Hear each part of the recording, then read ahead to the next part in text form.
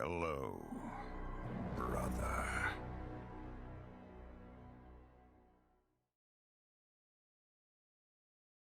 Hello, everybody. My name is Markiplier.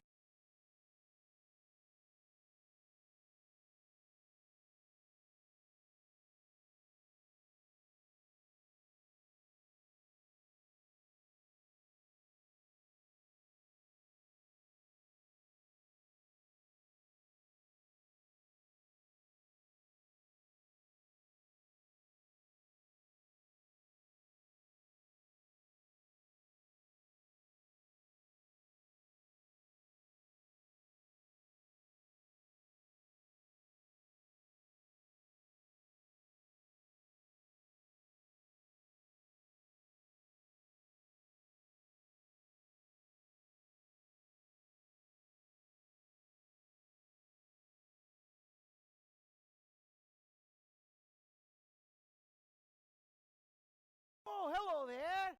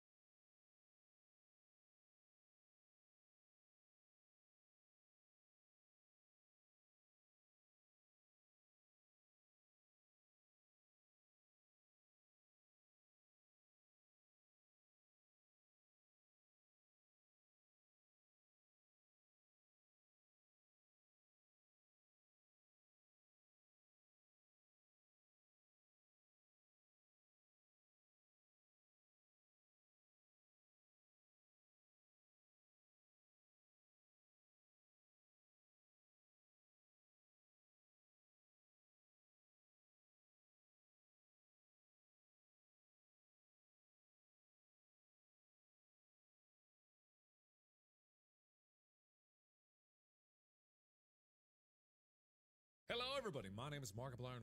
Chips, please not the spray bottle again.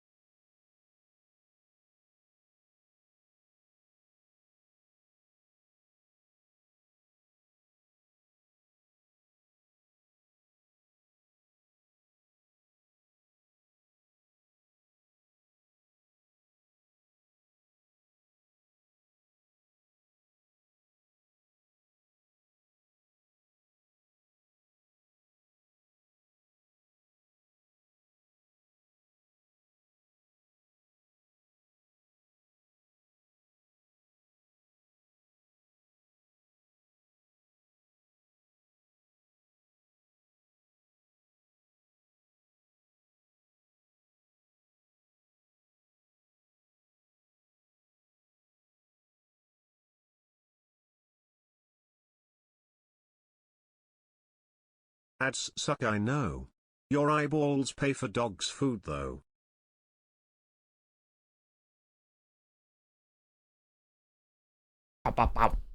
Hello, everyone. Don't actually watch female VTubers. That's fair. You're in the minority. Most guys watch female Most guys watch female VTubers. I get English. I should put my shirt back on.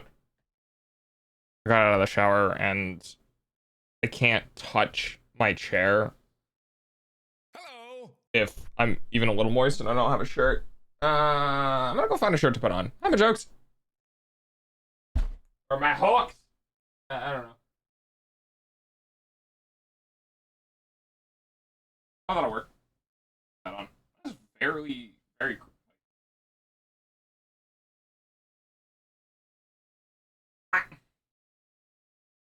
Put on some clothes. No, you can't make me. That's okay. I needed to put on a shirt anyway. I'm gonna open the window a little bit too. Oh, and it got warm in here. Oh, also apparently it's snowing again, so that's a thing. I watch female VTuber. If we have, I am not. I swear to God. I'll have to start bonking people today. But yes. I worked on housing plans today, and oh boy, it's complicated. Oh boy, it's complicated. I'm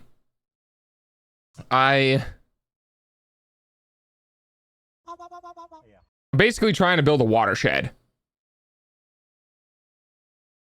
I'm 2 minutes away from showering. Yeah, I've been showering more recently. I don't know why. Hi, Banana. Hello, Banana time. Banana time. Yeah, I've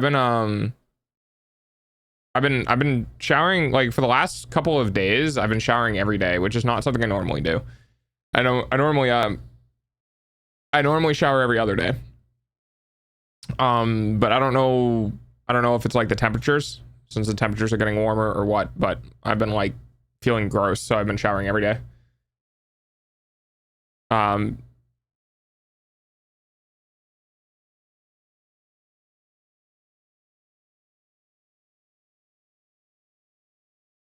I was trying to figure out if I wanted to talk about something else first before I jumped into the building the house. Did I miss something, or was dog always being... No, I was not always being called that. The people just like to say that. No.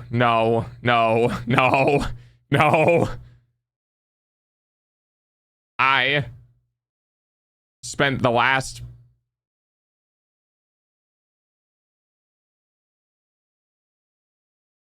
Did I do it? I think I worked on it before bed last night too.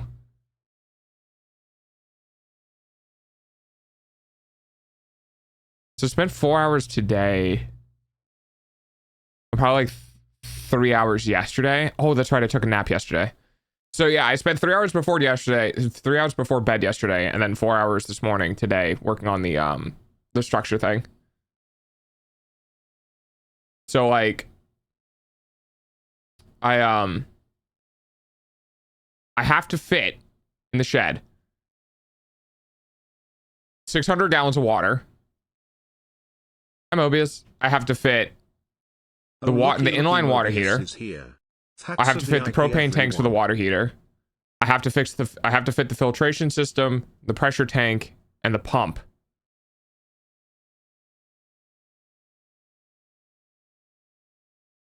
And I think that's it. Yeah.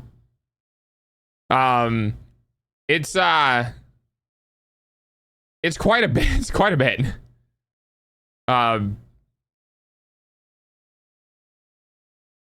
So I was originally working with a like 10-foot wide, and then the two containers are like 4 feet. They're 4 cubic feet. So my brain just went poof poof. I'm doing good. How you doing, my jokes?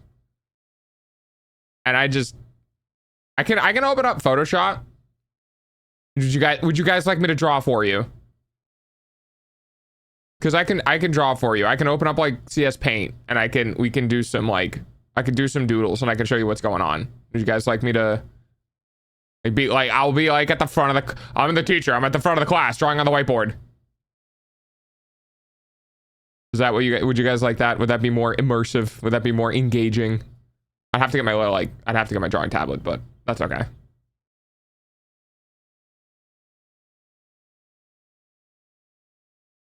I don't know if CSP supports like grid backgrounds though.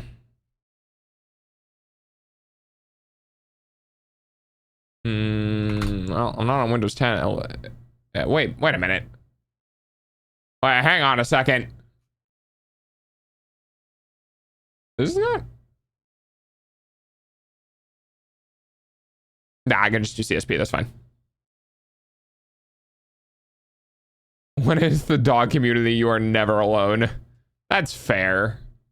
That's fair. All right, I'm gonna fucking do it. I'm gonna show you guys. I'm gonna open up CSP. I'm gonna show you guys. Let me get the drawing tablet. Hang on.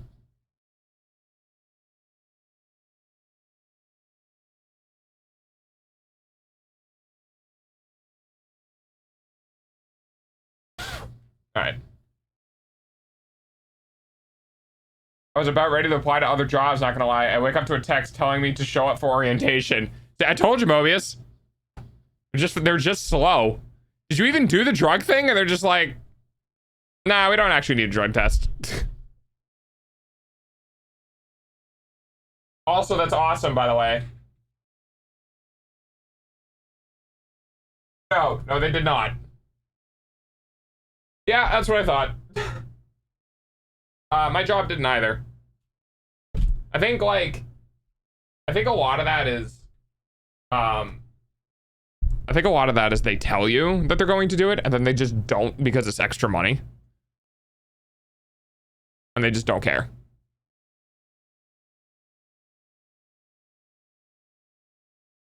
All right. Let me open up, Studio.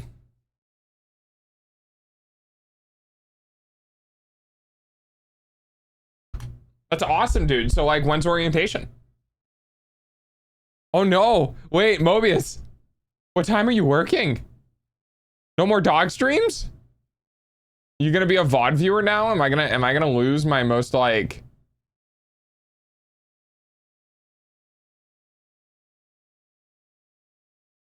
Why is this popping up on this screen? All right. My time to work for a bit. Okay, Arctic.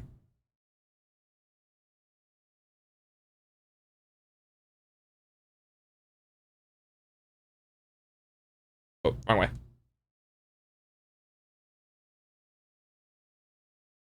$8:30 on Thursday. Don't know about the actual schedule though. Okay.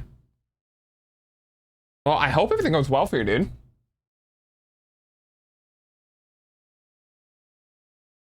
All right. Ta-da. So, also sorry for the flashbang. I'll get this fixed in a moment.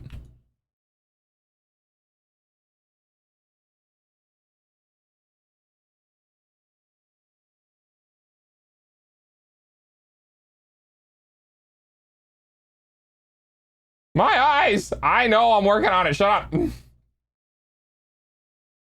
Let's do,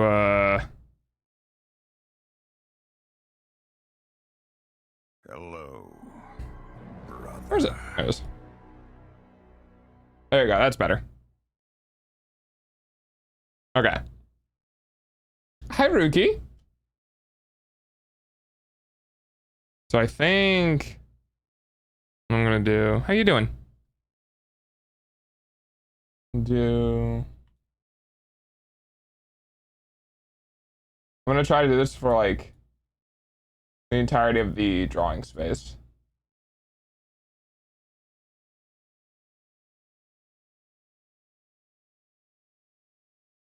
I feel like this is way too aggressive of music to be listening to for explaining things, so we're gonna swap this out. Minecraft. Okay. And I'll put myself in the corner. Wait. Oh, right, because okay, hang on. Hang on. Oh god. This is the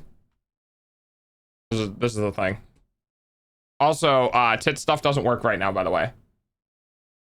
Because of the thing did the thing where it's like, oh, you need to log in again. And it's not working. So yeah, it's the throwing stuff doesn't work. I'm good. How are you doing? Okay, so the question is do I do black? Or do I do okay,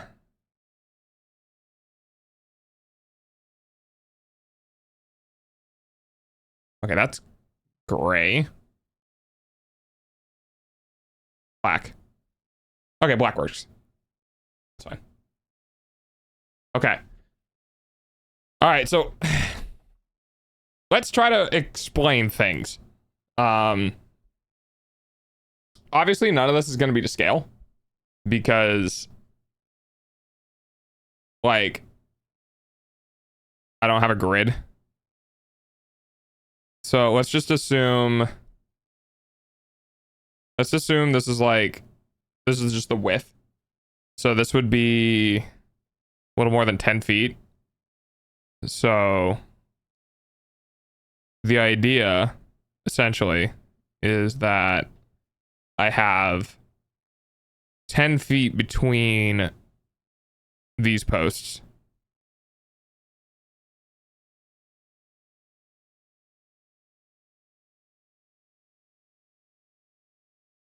Okay. So the problem in lies is that the actual like water storage things are 4 feet. So like that leaves me okay, so here's what you need to think about, right? So if I told you they're 4 feet wide, you'd be like, oh, well, you can just stick them together and have 2 feet left over. And it's like, well, no, see, here's the problem. They're roughly 4 feet wide, which means they could be 4'3". And then you would still need a couple of extra inches between them, like maybe like 2 to 3 inches between them when they're placed.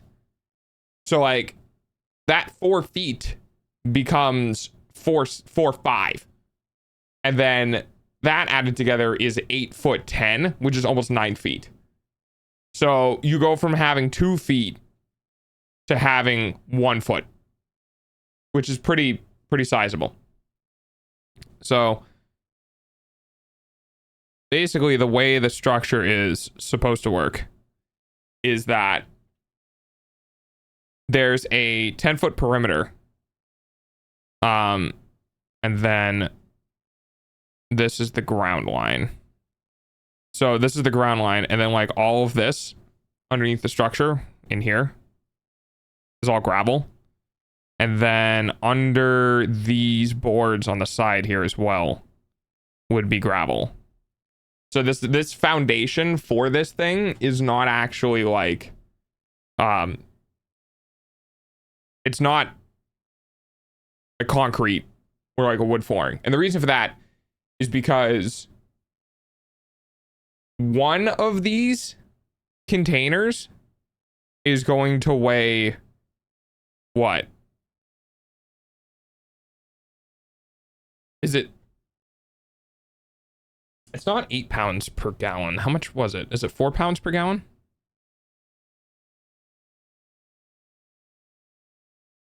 Water weight per gallon. Or is it 3? Oh, it is 8. Okay. Hi, Musty. So one of these containers, I want you to understand this. One of these containers filled with water will weigh over a ton. So that's why it's not on like wood or concrete. It's on crushed rocks. because one of these containers will have about 300 gallons of water. What's happening? I think I'm gonna be working today. Just kind of busy. Not a problem, Swap. I'm kind of going through the things that I was working on today regarding the watershed for the structure. So 1 gallon of water is roughly 8 pounds, and 300 gallons of water is 3 times 8, which is 24 plus the 2 zeros. So it's 2,400 pounds. And that's only one of them. So I want 600 gallons of water roughly within this space, which is going to equate to about, 2.5 tons of water. So, okay, now I'm understanding. Yes. So it's about 2.5 tons of water. So we can't be putting that on a basic wood floor. It would crush the floor. And actually, depending on a concrete slab, I'm pretty sure I would need like a 6 to 8 inch concrete slab reinforced with rebar in order to support that much weight, which is quite a lot of money, to be frank. Now, I'm not sure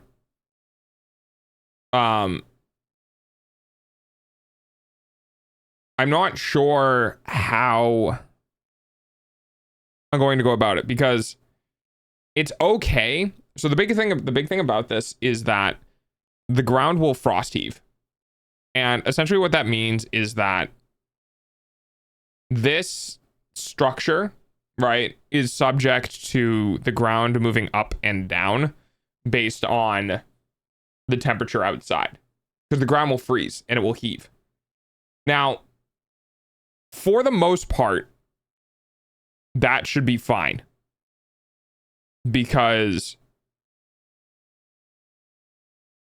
the connections between the tanks and stuff, like the tanks should be able to move okay without anything breaking, hopefully.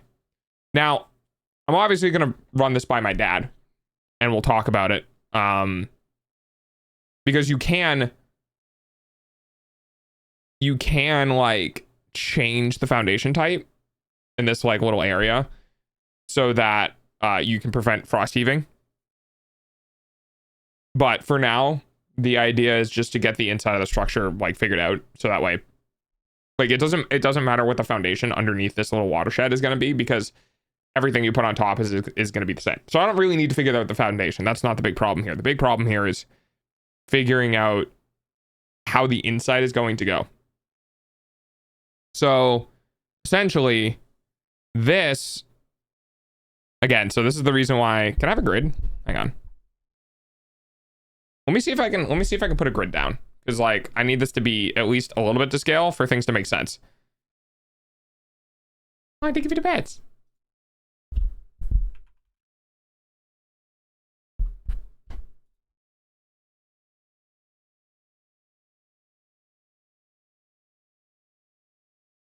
There's no automated grid ruler?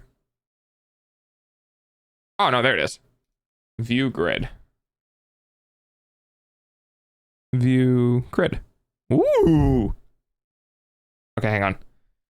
So 1, 2, 3, 4, 5, 6, 7, 8, 9, 10, 11, 12, 13, 14, 15, 16, 17, 18, 19, 20.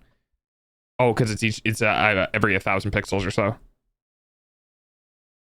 And this is 2,000 pixels wide.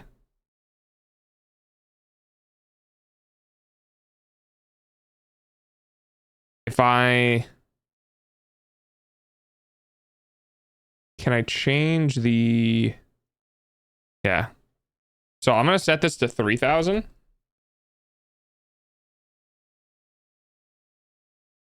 Oh boy, sorry for the flashbang. Nope, that's not what I wanted. There we go. So now what I can do is now we can go ahead and actually have this to somewhat of a scale. Is it okay if I put some picture I took of Carter on the Discord? Yeah, sure, go for it. Oh, let me check something real quick. Hello? Mouse? There you are. Let me see. I forgot to do this the other day, so I'm going to do it now.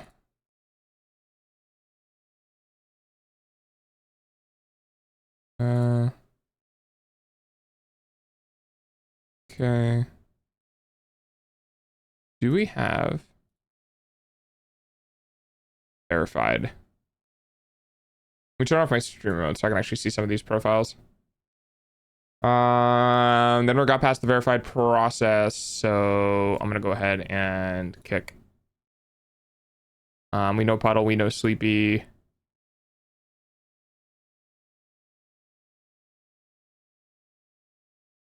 I don't know who KiwiCast is, but they've never got through verified. So we're going to go ahead and kick. There we go. Okay. Sorry, every now and then I like to check the join logs and just kind of like see what's going on. Waterproofing things is hard. Yes, it is. So the other thing about this is that what the it's because of the yeah. Hang on. Wait, am I insane? What's going on here? Okay, it was just the rendering software. All right, that's fine. Okay. So now essentially what we can do is, now that we have a grid, we can actually use it to some scale. So we can have 1, 2, so that's 1. So 1, 2, 3, 4, 5, 6, 7, 10. 1, 2, 3, 4, 5, 6, 7, 8, 9, 10. Okay. So essentially, this right here, from this line to this line, because I bumped it over one. So this is 1, 2, so this is 1 foot, 2 foot, 3 foot, 4. Nope. 6 inch. God damn it. Okay. 1, 2 foot, 3 foot, 4, 5, 6, 7, 8, 9. Is that still 10? 1 foot, 2, 3, 4, 5, 6, 7, 8, 9, 10. Okay. So what this allows us to do now is essentially we have markers for every foot. Because if you don't work in scale, things get really weird really fast, even just from like a like observational perspective. I think I fucked it up.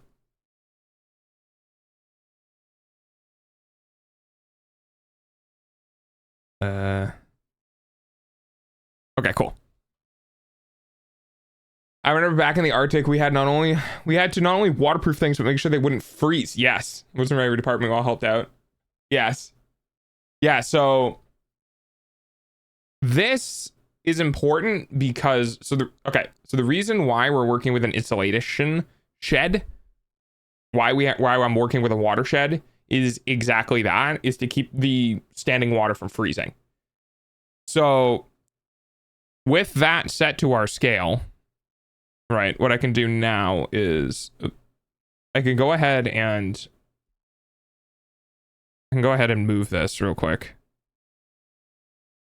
So we can just put like this down here.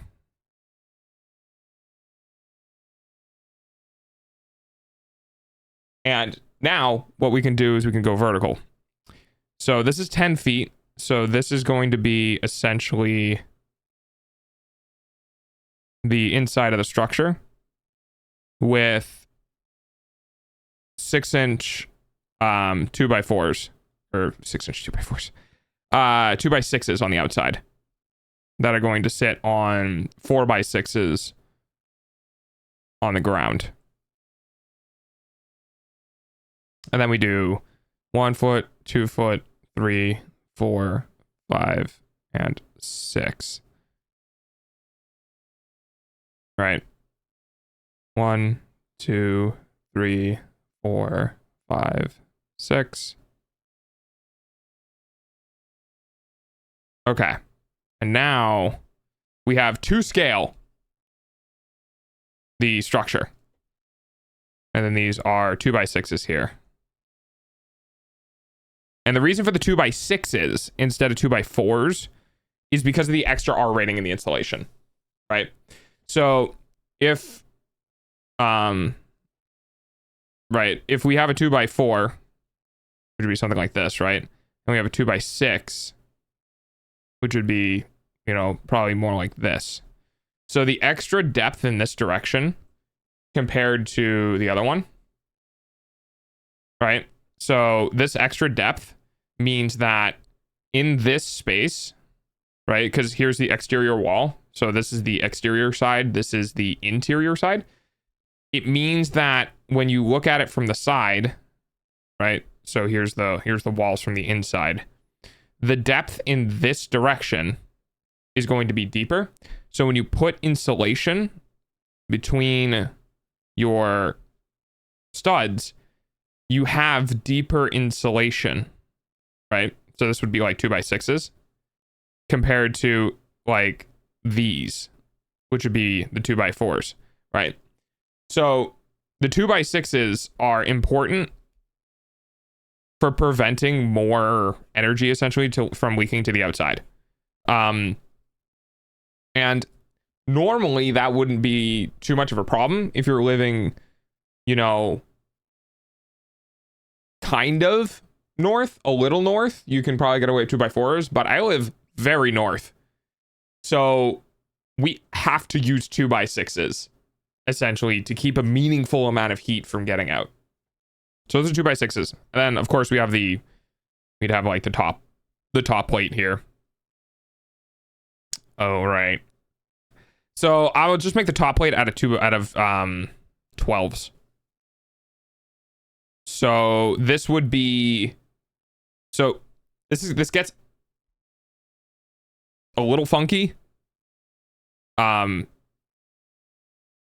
top plate here sitting down on the structure, and this is a little weird. So normally in this particular case, the interior dimensions is going to be 10 feet wide. And if you were to try to put a 10-foot wide here, it'd just fall down because it's 10 feet across here, right? So what this is this is going to be a by 12. So like this will stick out, like it would normally stick out an extra foot on either side or whatever. And I'm just going to cut a foot off of it to make it a by 11. Right? Because this is a 2x6 and this is a 2x6 and this is a 10-foot span. So 6 plus 6 plus 10, 6 inches plus 6 inches a foot. Right? So you take a foot off of the 2x12, it turns it into a, or 2x6 by 12 or whatever, and it turns it into a 2x6 by 11, which will sit on top of the structure and it'll be fine. So now within this space here, we actually have a solid 10 feet because normally that's not how the structures are normally built. Normally the structures are built like with them like this, I believe. And you'll notice that this is one way, right? And to make it even more clear, I'll do this. So this is one way. And the other way is like this, right? So you notice the difference of whether or not the outside boards or the inside boards are longer. Normally in a structure like this, you would do it where you'd have it like this top one here, right? So you'd be missing all of this interior space. Instead of doing that, I'm going to do it the opposite way because I want as much interior space as I can get. And because of the way the foundation works on this particular one, I can get away with doing that. And if not, then it's something I can fix in the future. So there's this. So this is the shed, right? Now, the thing about this is that I'm going to want like, let's say 3 inches off the wall, right? So this is 3 inches off the wall. It's in the middle of the 6 inches. So this is 3 inches off the wall and then 4 feet in. So 1 foot, 2 foot, 3 foot, 4 foot. Right? Nope. So that's 1 foot, 2 foot, 3 foot. This is 4 foot. So this is about where one of the totes is going to be. And then there needs to be a connecting pipe, right? And I'm just going to add this just for to show. The shed! Exactly. And then there needs to be a connecting pipe, which probably doesn't actually need to be that big. It's just going to be like, maybe like this, right? So then we want 3 inches as well here. So this is going to be, see, that goes into the middle. That should be in the middle. So it would be here, right? And this is why you do things to scale. So this would actually be in the middle here. And then you would want 3 inches to the other one. So there's the other one. So now we're going to do 1 foot, 2 foot, 3 foot, 4 foot. And now here's where the other one ends, right? So these are 4 feet tall. So this is 1 foot, 2, 3, 4. 1, 2, 3, 4. Right. And then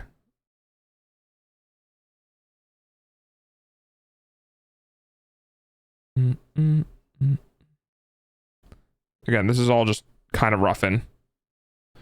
So these, right, are the water tanks. I am this tall. No, actually, I am this tall. So here's me. Woohoo. Right. So that's me. Obviously, that's not how that works. You have like legs and torso and stuff. Right. So that's, I'm gonna go bite Mr. Pillow. Okay, Musty.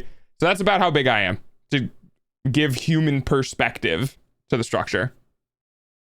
The issue is that I need to figure out where I'm going to put everything else in this. Right.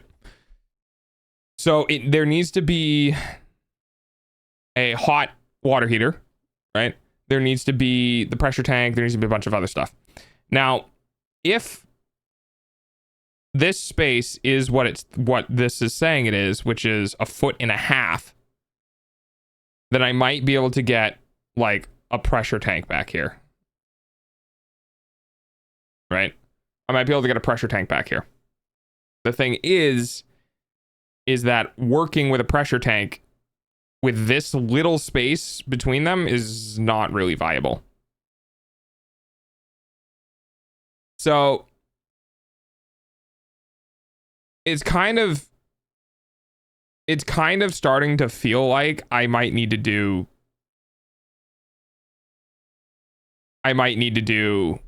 12 instead of 10 feet. Or technically it would be 11. Right? So it would end up being like the same, it end up being the same length as the structure, which is fucking hilarious. Because I don't know. Now I can raise it up. You raise me up. I could raise it up.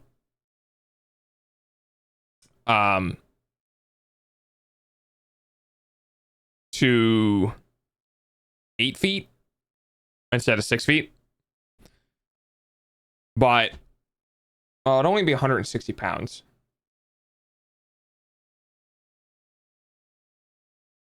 I probably could. So instead of doing this, right? Actually might need to. So instead of doing this at 6 feet, it would go to 6.5, 7, 7.5, 8.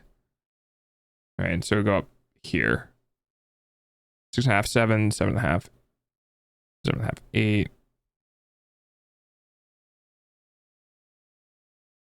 Right. So this goes up to 8. And then we put the top plate on. So this would give me an extra 4 feet roughly, which I think is what I would need. And if I do it that way, then I can enclose this more. And then instead of doing the weird sort of 10-foot ones, I can do it how it would be done normally, which would be, this would now be a 10-foot rather than an 11-foot, right? So it would come in. You'd have a 10-foot outline. A 10-foot kind of like, it's my brain's not processing it right now, but basically this could come in the 1 foot, and then these two things would get separated away from each other just slightly. But anyway, so allowing for some space.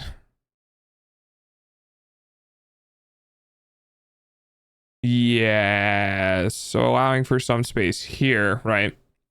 So if I did bring these in and I went 6 inches above the containers, roughly, I could put a 2x4 here. And then I'd have a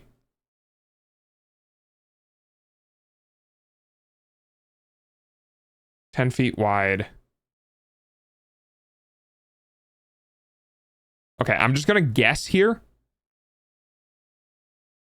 So if I have a 4x6 by 10,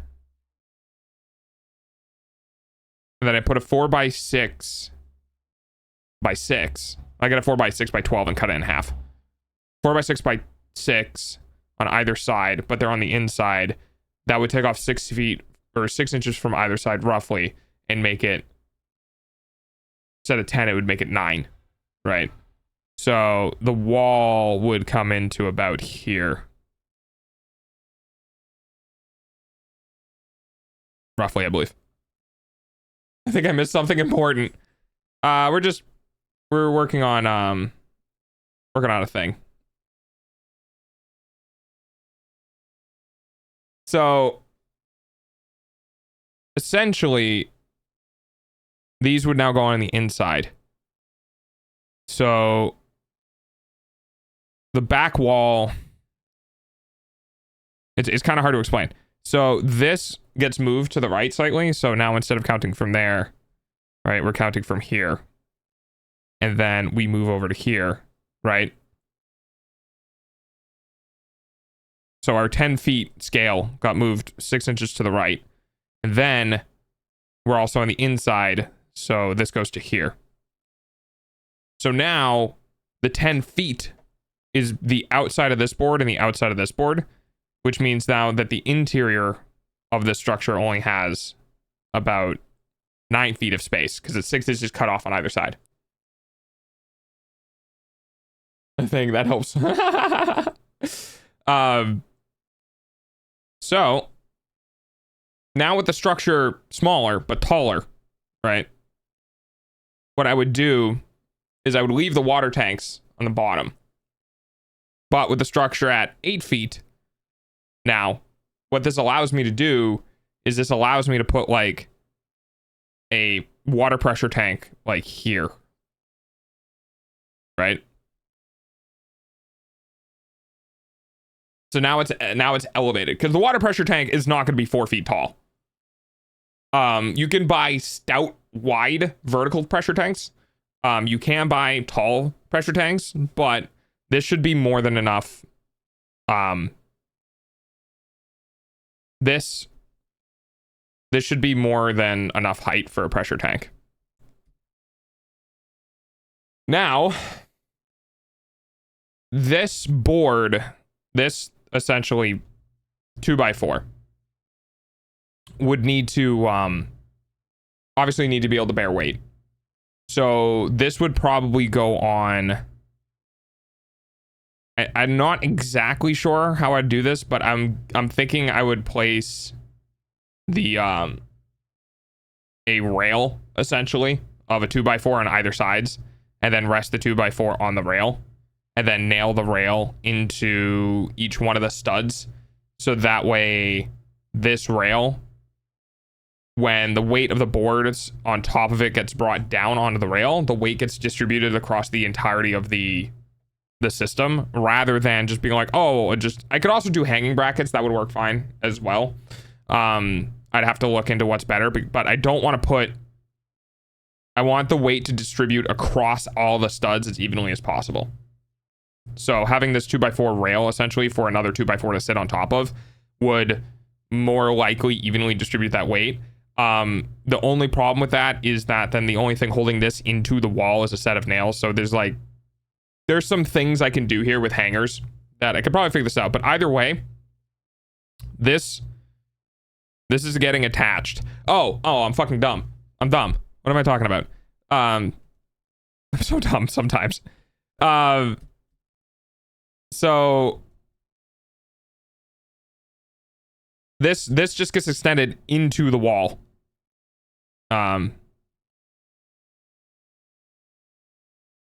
This just gets put into the wall.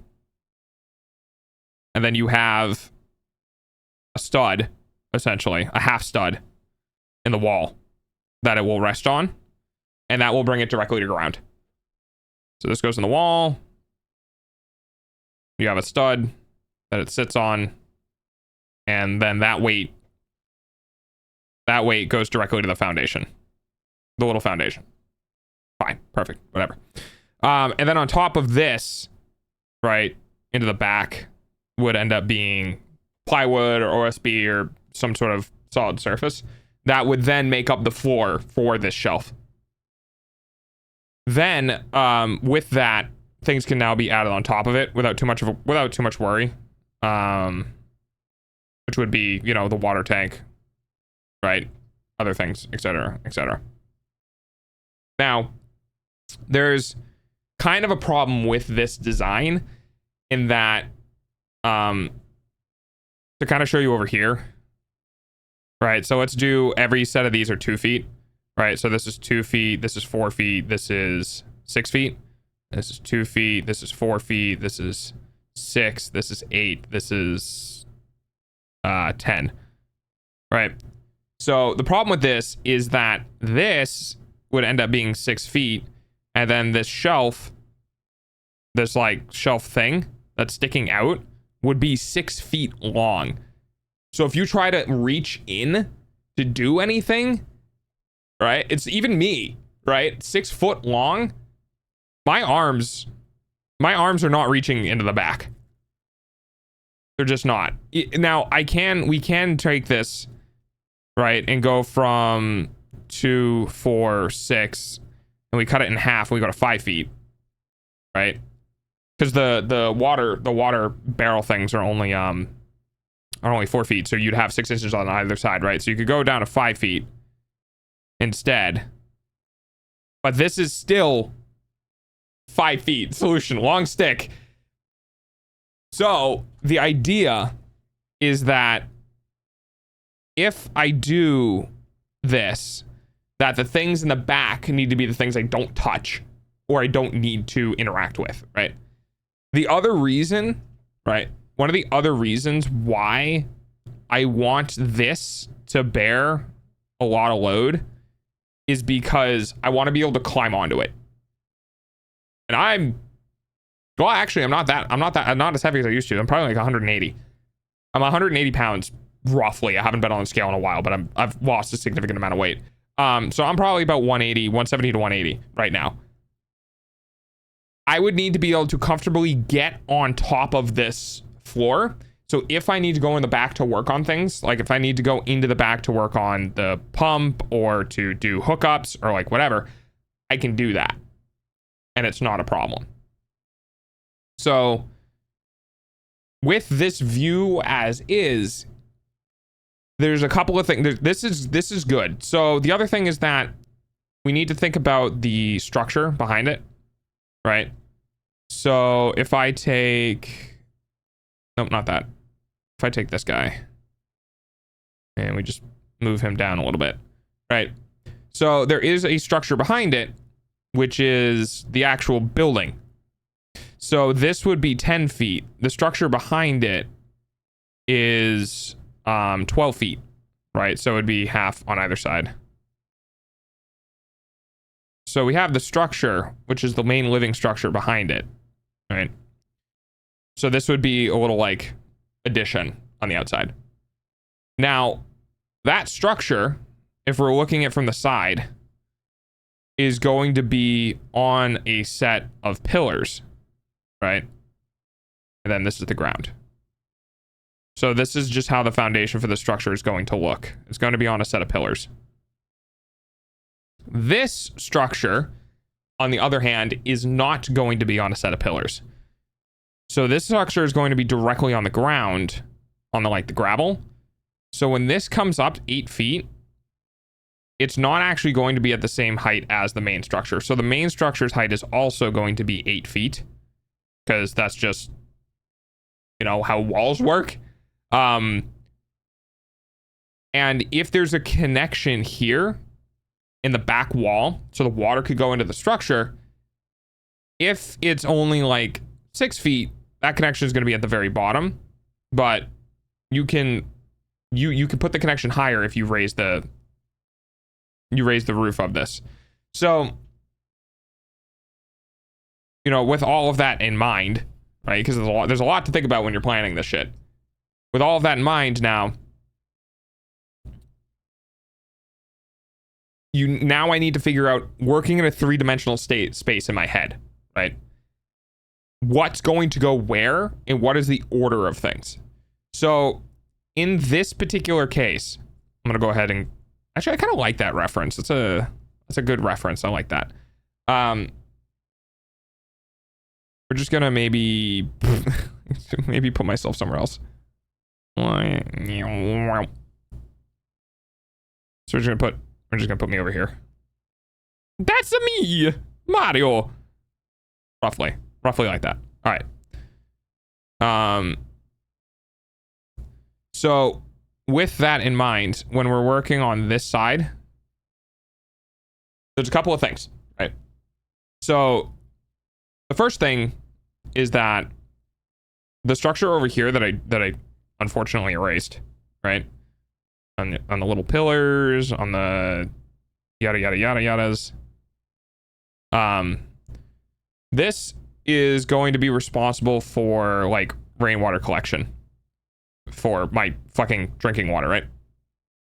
So this is going to have a gutter along the roof line that is going to feed down into the thingy.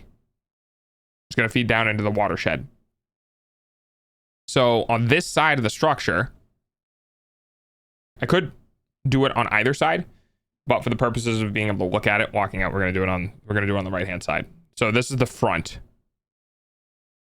and then this is the back of the main building, right? Obviously this is not the front. We're looking at the front, but when we're talking about the building behind it, the front is looking that way. I have to run, Mr. Dog Guy. Have a good rest of stream and good luck with the shed. Thank you. Have fun. All right. So with all of that said, there is a box that's going to need to be here. I'm not sure how tall it is. I think it's probably like a foot or more. But essentially, there's a box that would need to be about here, which could work out pretty well. So there needs to be a box. And what this box is it is essentially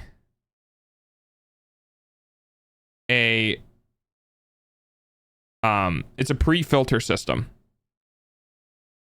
So this box takes the input that is the rainwater that's coming from the rooftop, right? So this is water.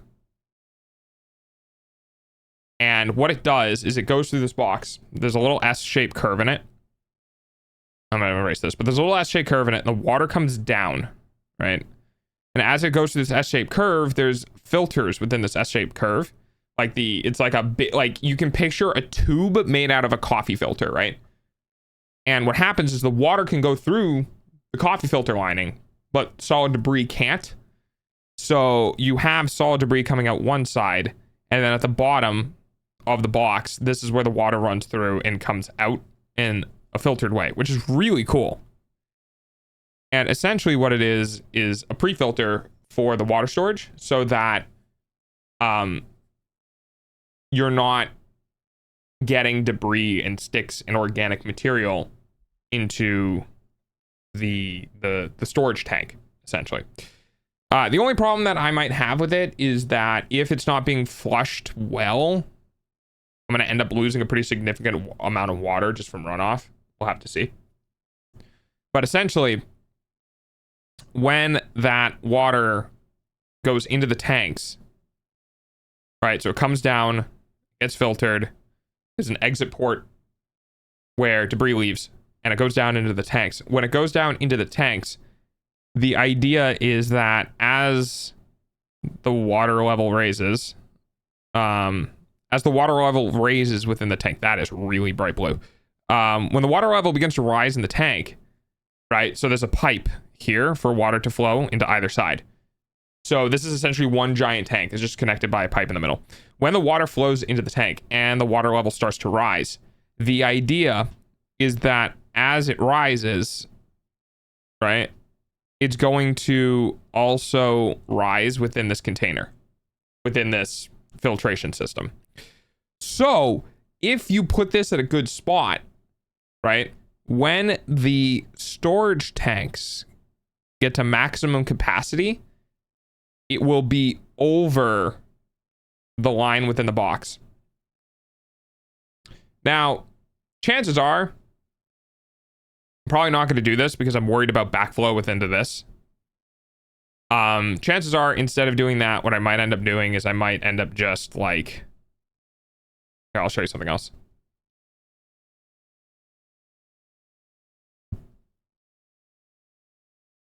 So instead of doing that, we'll put the box like more up here. And we'll have the same sort of like rundown, right? Except here, what we do is we have a Y. This is a WYE, and that's what it's called. It's called a Y.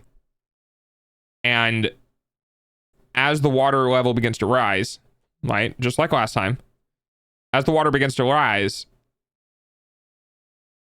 this bottom of this, when we get to the top, would need to be low enough, essentially. It's that corner part. So let's do like right here. So this right here, right, goes into the tank. When the water level gets to a certain point, water goes all the way across its storage, right? It's filling. It's almost time for dogs. So as this water gets too high, it will start backflowing into the feeding PVC pipe. And in order to control overflow, right, because you don't want it overflowing within the shed, that would be bad. To control overflow, essentially what happens is the second the water level gets to this pointy bit right here, it's going to not be able to sit on anything, and it's going to go directly down this way. Never mind, that won't work. I mean, it can, but you need this to... How do I put this?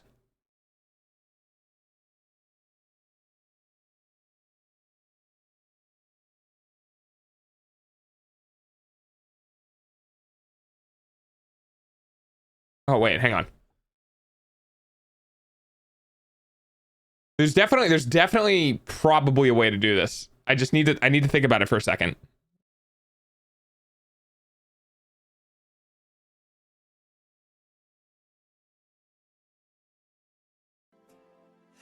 Hi, Ovio. There's definitely a way to get the overflow to work properly.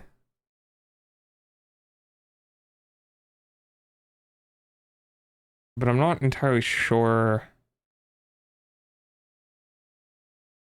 Oh, it would need to be above it. Oh, okay. I think I kind of... kind of understand. So essentially what I'm thinking of is that the flow down the tube would come this way, and then the hole would be here, and you would need something above it, right? So if it goes in here, right, and this water level fills up to here, then it should rise up out of this pipe out of the top. Let me look up. Let's see if I can look up an overflow management thingy.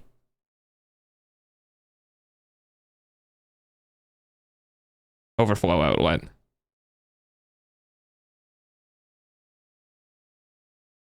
There's probably a way. Flanged overflow kit.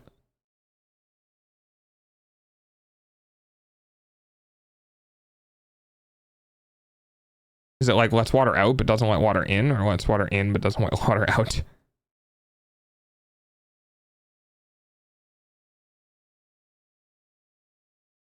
I guess.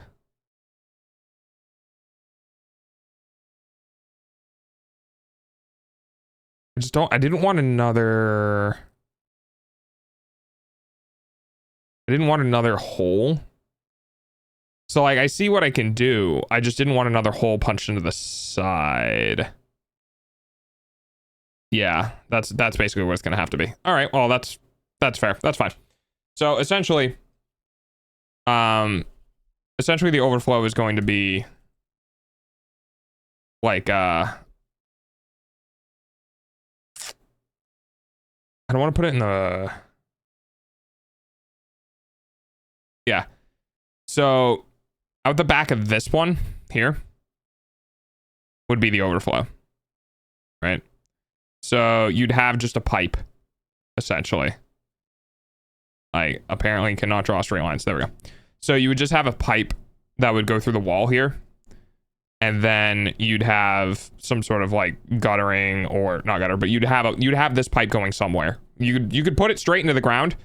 You know, you could have it going straight down, or you could have it being through a long PVC pipe with holes in, like small holes in it, so it can go a longer distance, whatever it is. So essentially there's a box here, takes rainwater in, box goes down, goes to the wall, brings rainwater into the storage tanks,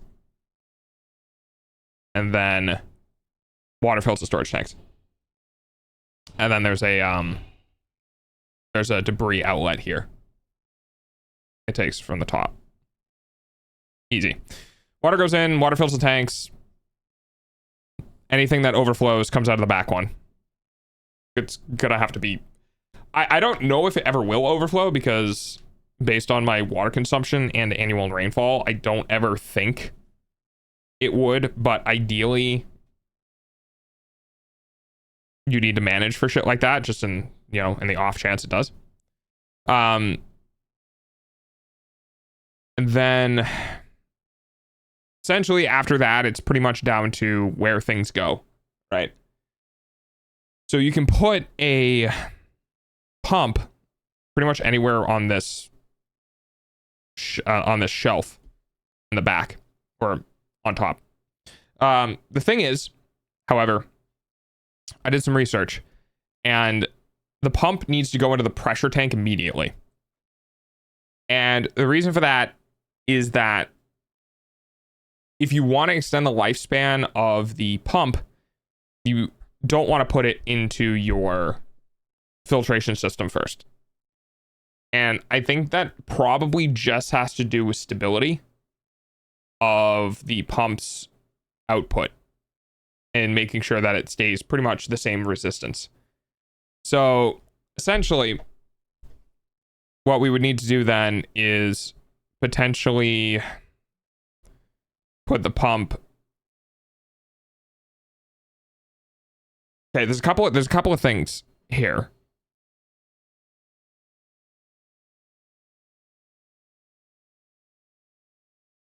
There needs to be a water tank There needs to be the pump. There needs to be the hot water tank. There needs to be the I filtration know. system. Your eyeballs pay for dog's food, though. Appreciate you paying for my food. Hi, Fox.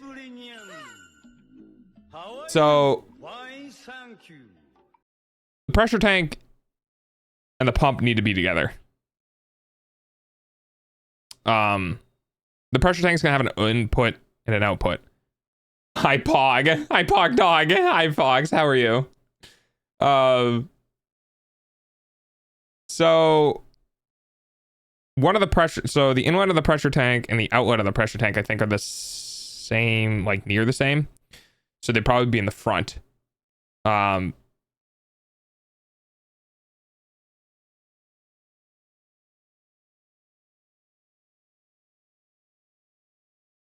Okay, so I'm thinking like if we put the pump here and then we put the pressure tank here. If I can get on this board and go in and work on this, that's okay. I put the pump there and I put the pressure tank there, and the outlet of the pressure tank would come out here. No. Yes? This is where things get weird because it's not real life. So the actual size of the objects, unless you're getting the size of literally everything you're working with, can get a little wonky. So if the inlet goes into the pressure tank from the pump here, the outlet from the pressure tank then needs to be fed into the filtration system. And then the outlet of the filtration system would be fed into the structure and into the hot water heater. So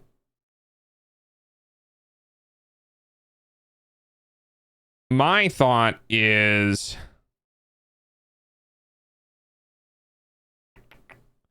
the pump needs to go in the corner. First off, the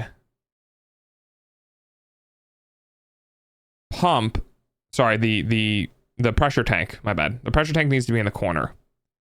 The pump itself should be in the back.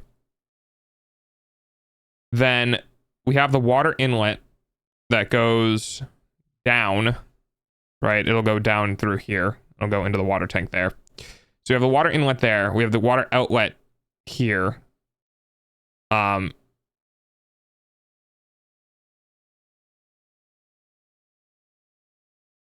Yeah. Ooh. Is that fine?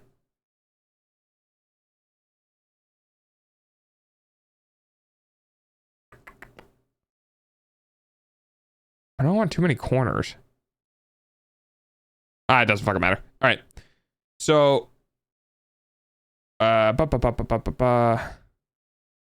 be best just to pipe this directly. Yeah. So, water comes in, water comes out, goes into the pressure tank. Pressure tank water comes out, and then the problem with this would be it would have to make pretty much a 180-degree angle. Which I don't think it's much of a problem, but it's just weird for a water flow. So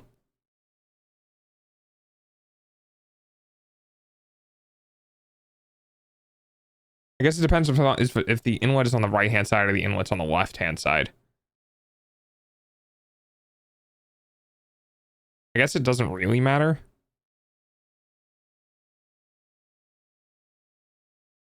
Yeah, it doesn't really matter. It's gonna come out from the pressure tank. If it's on the right hand side, I can have it go down and under the inlet line and then to the back wall. If it's on the left hand side, I can just go directly to the back wall. So, because that would be the warmest wall. This being this close to the wall will mean it's more likely to get warmth from the building, which is good. Okay. So that goes to the back wall, then comes up and over. So this is where things get a bit wonky, right? So it comes back up and over and then hits the filtration system. Okay. So now if we draw it here, I think it's 30 inches tall. We're just going to get rid of this line here because this doesn't match the perspective. that we're actually dealing with. Right.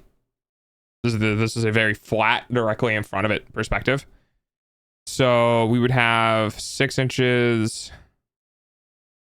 So this would be 6 inches, a foot, 18 inches, 2 feet, 2.5 feet, which is 30 inches, I believe.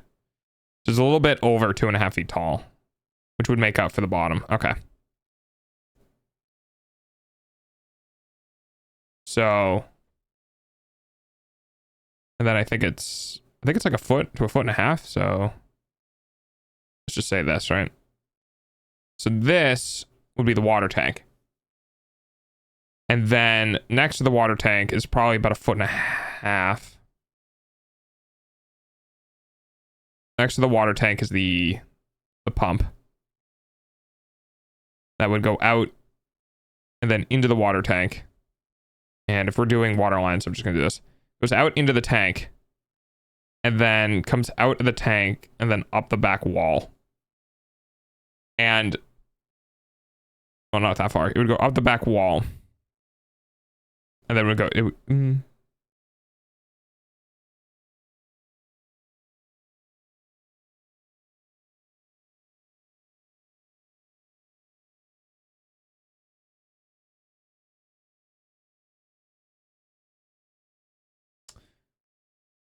hang on, I'm thinking. It'd go up the back wall. I could have the water run this way into the filtration system.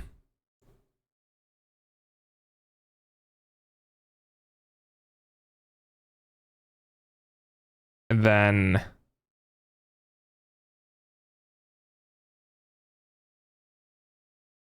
oh, I guess I could do that.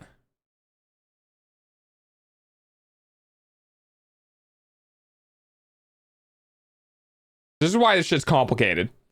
Because you kind of have to think of, you kind of got to think about the least amount of bends and shit in the pipe. Just so it's easier for water flow.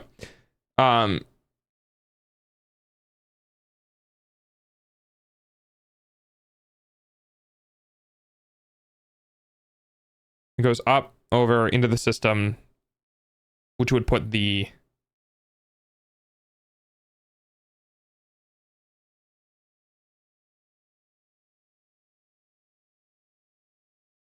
oh right, the propane.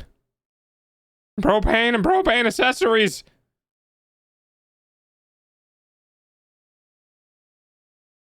Propane would have to be over here, likely, or it would end up being over here. Oh, stream. I know, right?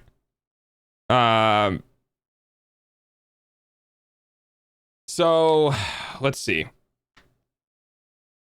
The actual propane box itself, I think it's 2 feet tall.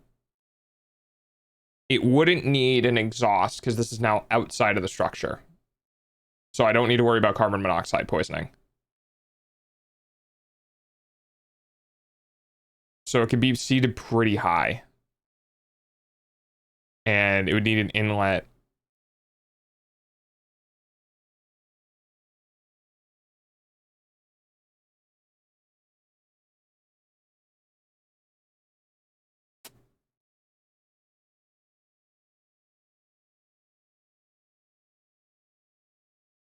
I mean, if I'm going to do that, I should just put the filtration system right there.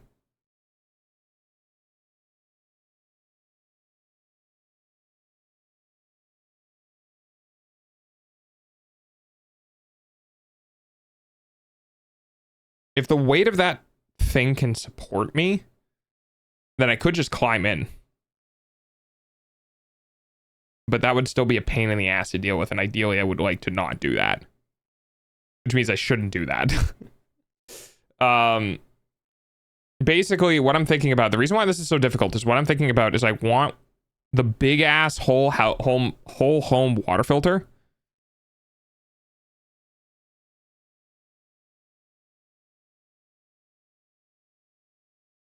I mean, do I really need it?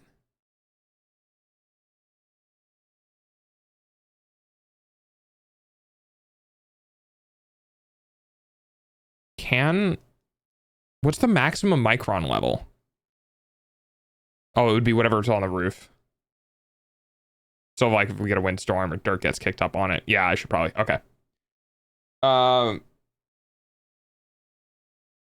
So back to what I was saying. I want this whole house water filter to be at the front of the watershed. So when I can open up the watershed and I can just reach in, twist it, replace it, and then close the watershed. And I don't have to climb into it or anything, right? The problem is getting it to that position gets a little wonky because the flow direction would have to be coming at me, which is directly away from the structure, which would mean that after it's coming at me, it would need to go back up and around and back to the structure, which I don't like.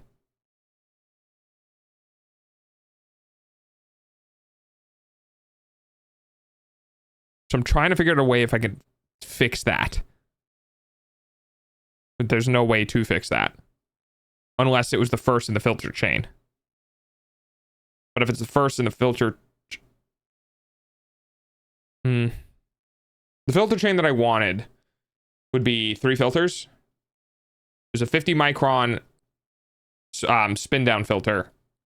Then a 10 micron carbon filter, which is this. And a UV filter.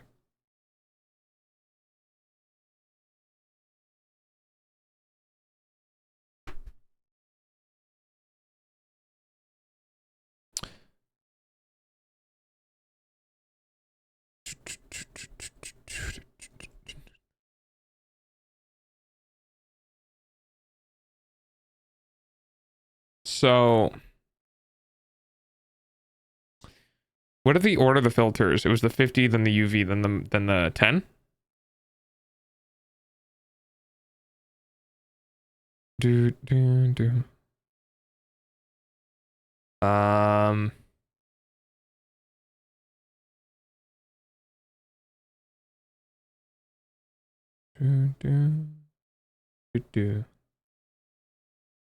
What I could do... No, I don't want to do that. That would take away the storage space that I kind of want to also be able to use this for.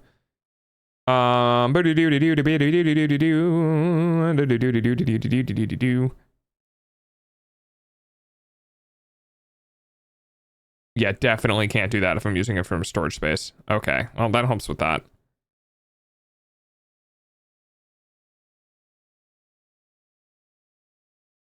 I guess it depends on the check valve.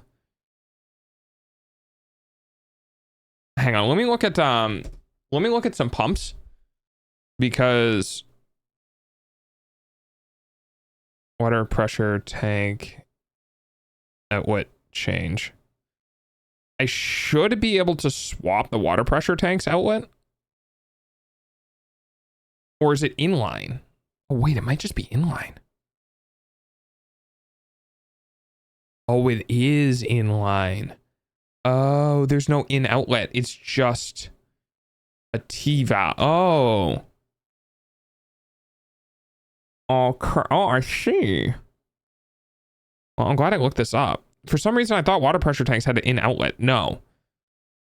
No, it needs to charge the whole system, which just means that it doesn't need to be a part of the system. It's just going to apply constant pressure to the system. Okay, that changes things. That changes things.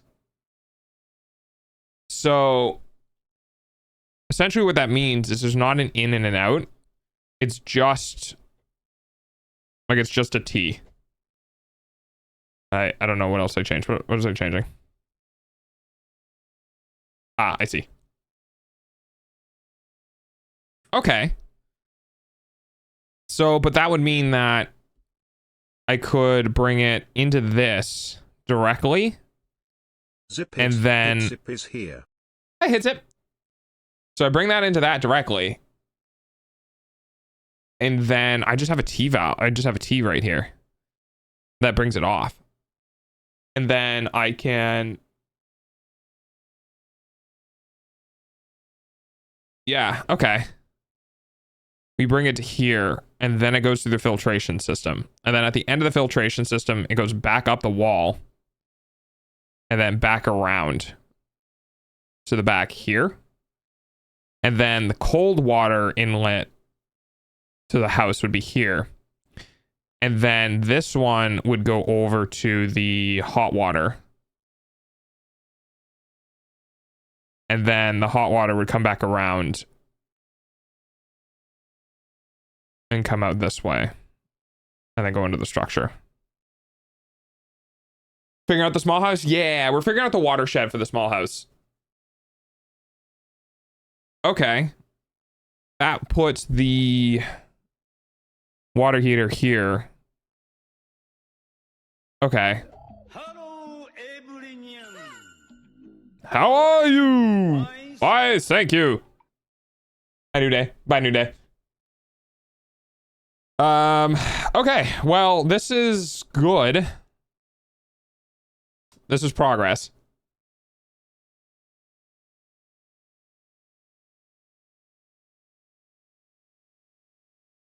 Because that would put the big filter here for the water.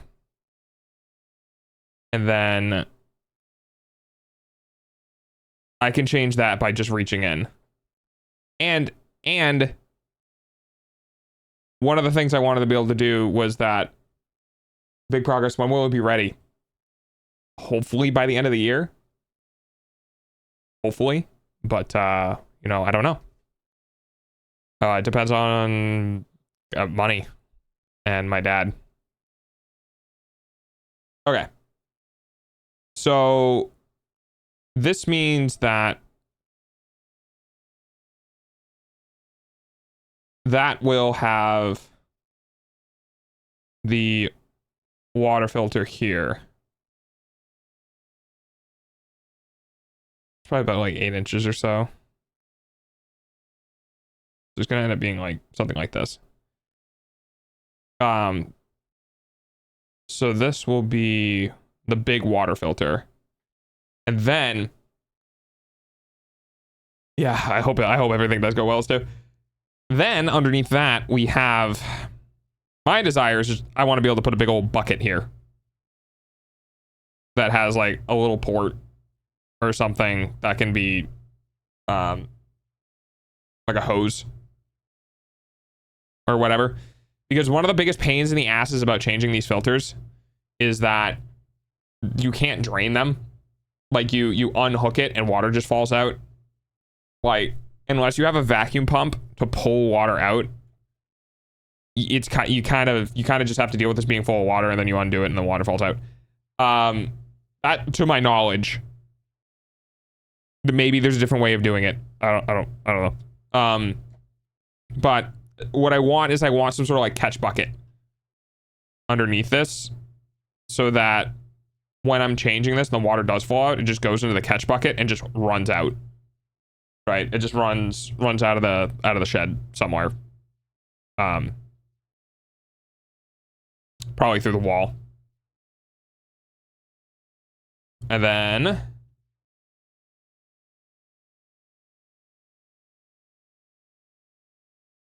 so that's pretty good. So this gives me water out here through all the filters.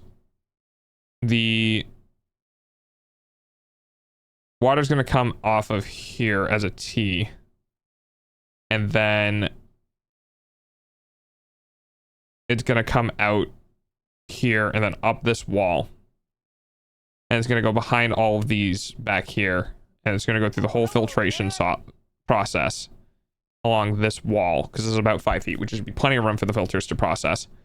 Then it will come out here and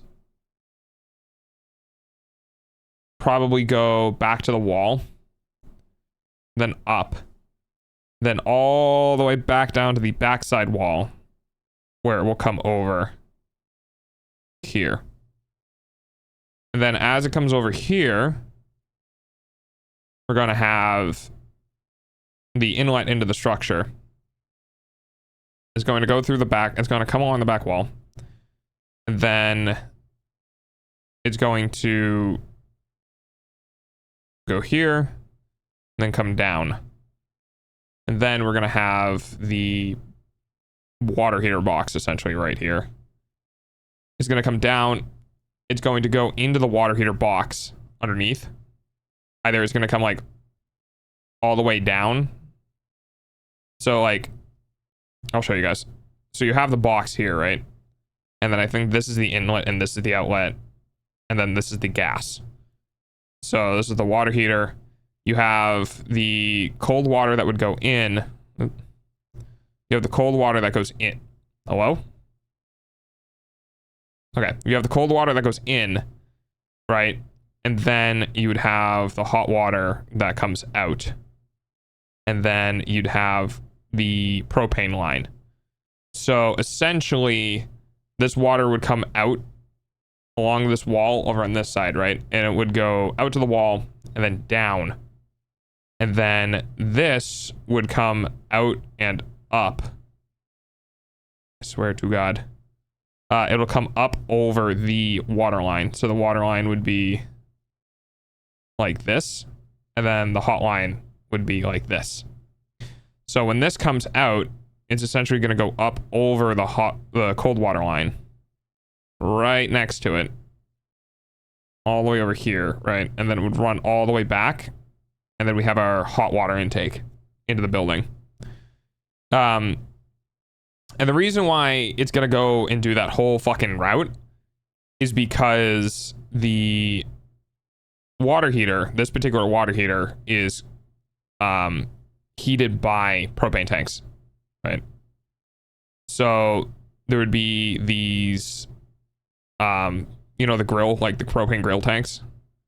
You could have like 2 or 3 or 4 or whatever, right?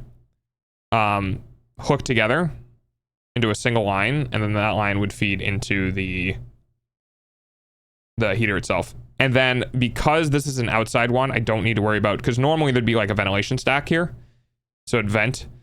But because of the fact this is outside in a shed, essentially, I don't need to worry about carbon monoxide poisoning. Okay. Amobius says, do you have plans for freezing temperatures? Yes. Literally this. So the reason why I'm essentially building an internal structure shed thing is because it can be insulated. The tanks themselves, the whole thing for this, right, is that there's a couple of things that help with this from freezing. So number one is that it's near or connected to, probably just near, might be connected to, depends on how the siding goes, but it's near the main structure, right? Number two is that it is self-contained in an insulated environment. Now, what that means is that it will just slow down the transition of the temperature. The insulated environment will help. The water itself, okay? The water itself is a gigantic thermal mass. So you would leave the doors open in like summer and try to get the water inside of these tanks as warm as possible. There are ways to keep the water in the tanks warm. You can cycle them through pipes that go outside in the sun, or whatever. Like there's different ways to warm the water. And essentially, at some point during the year, you just close the doors up, and that keeps the heat within the water itself, the multiple tons of thermal mass within the water itself, right? And as the temperature drops outside, the water inside does not drop as quickly, because in order to cool that much water, it requires, it needs to lose a significant amount of energy. And if this structure is insulated and the air inside is above freezing, then, or even if it's below freezing, right? So it's not about keeping the air inside above 32 Fahrenheit. What it is trying to keep the air inside as big of a temperature differential as the air outside, because the air outside can go as low as 0 or -5 or 6 or 10 Fahrenheit, right? But if the inside of this is 30 and the outside is 5, there's still a 25 degree difference, right? Versus these tanks being in 5 degree. So the insulation itself will help prevent the energy transfer from the thermal mass within the water itself. So that's one thing, right? Number 2 is that the water will be kind of moving, not really moving. I can have an agitator, I can hook up something to keep the water moving, but it will kind of be moving in the fact that by drawing water out, by using water from the system, right? You're moving it. And I will be using this water literally every day. So every day for some period of time, the water will be moved at least a little bit. Not significantly, it's not like it's aerated, but it will be a little bit. And that's like maybe a degree. But the other thing that's happening here, which is probably one of the most important ones, is that the hot water heater is within the structure, right? So this box itself is probably mostly thermally contained, which means it shouldn't, like, if you touch it, you're not going to burn yourself, right? The difference, however, is that because there's no exhaust stack, the exhaust coming from this box should, for the most part, occupy some of the air in here, right? So the actual process of the actual process of heating the water as it comes through will also help heat the air, which will also help potentially make up for losing, right? It might help make up for losing some of the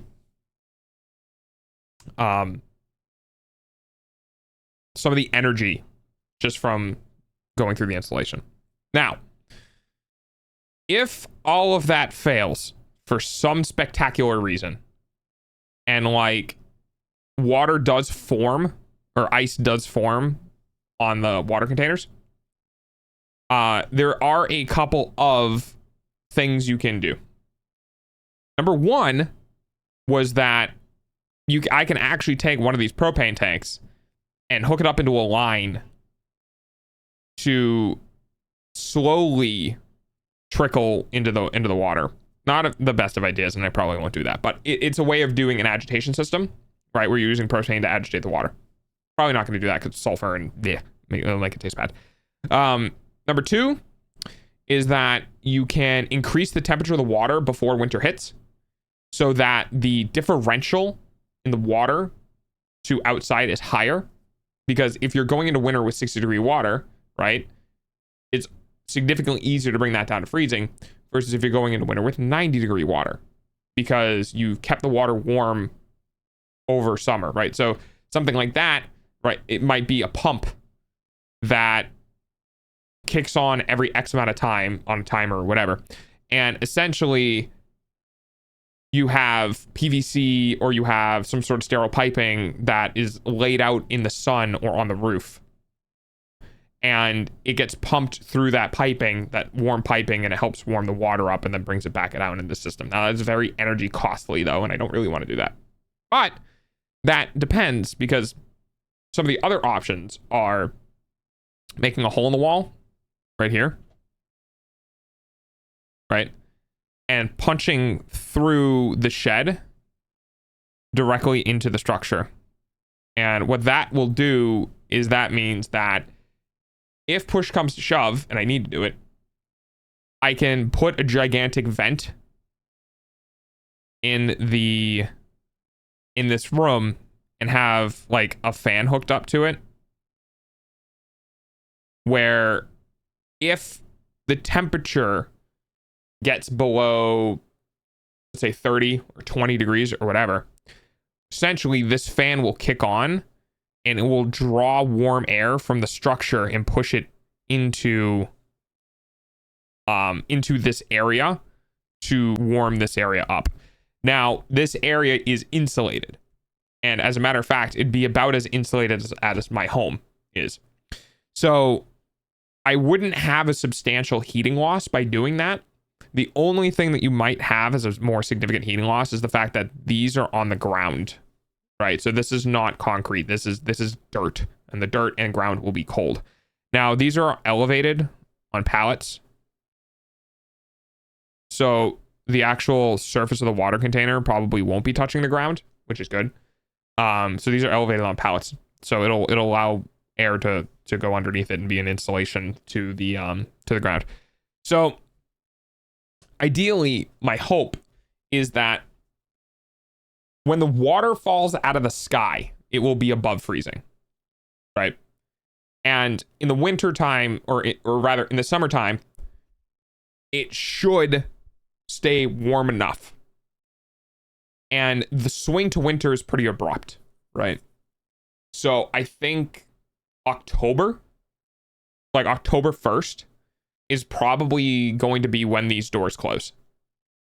Because between October and November, I believe, is the biggest transition in temperature.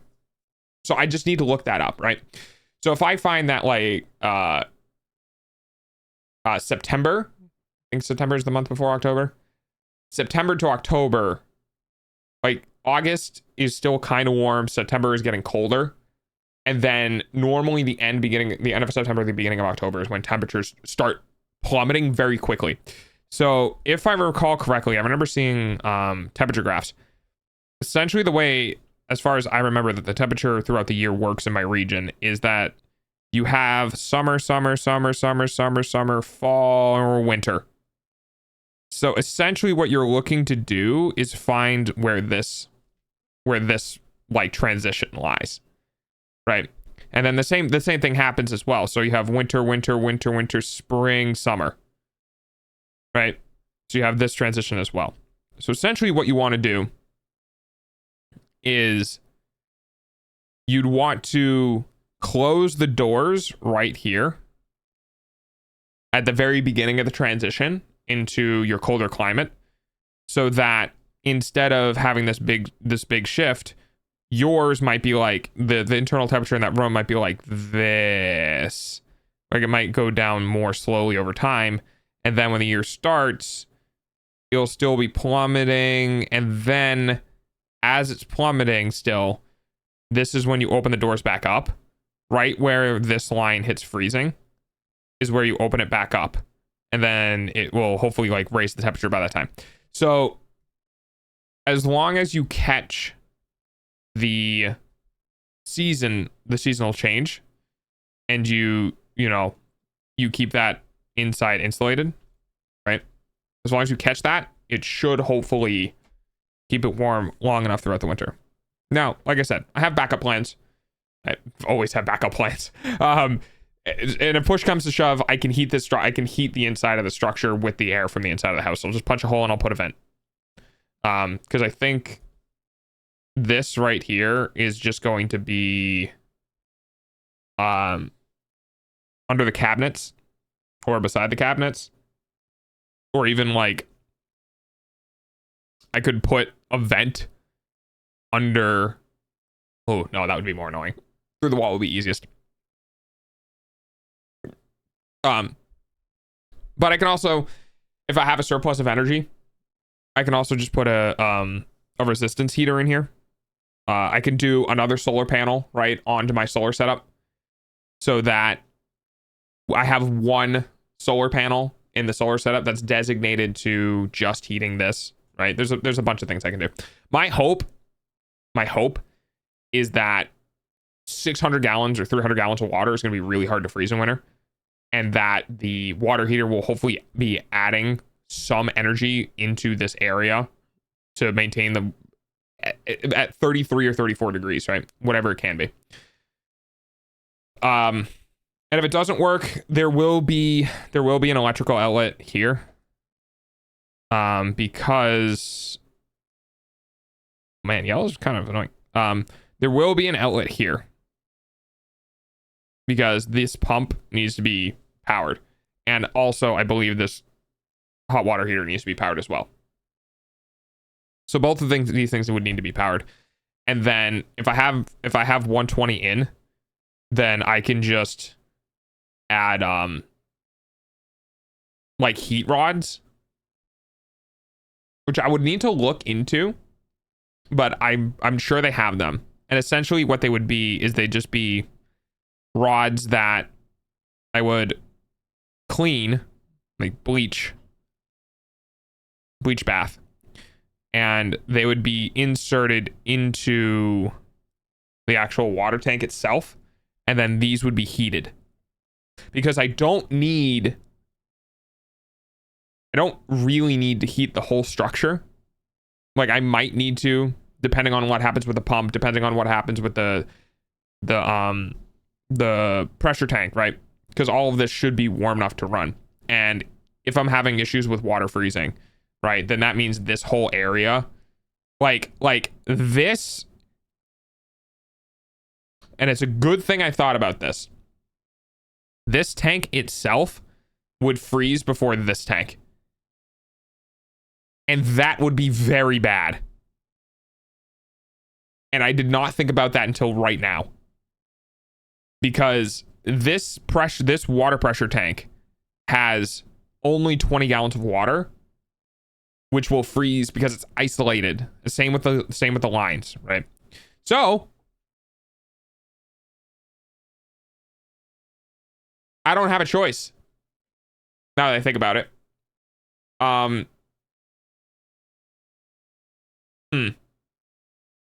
Yeah, this whole area needs to be kept above 35, because it has to be. Not even to keep the water storage from freezing, but to keep the water lines and the filtration from freezing.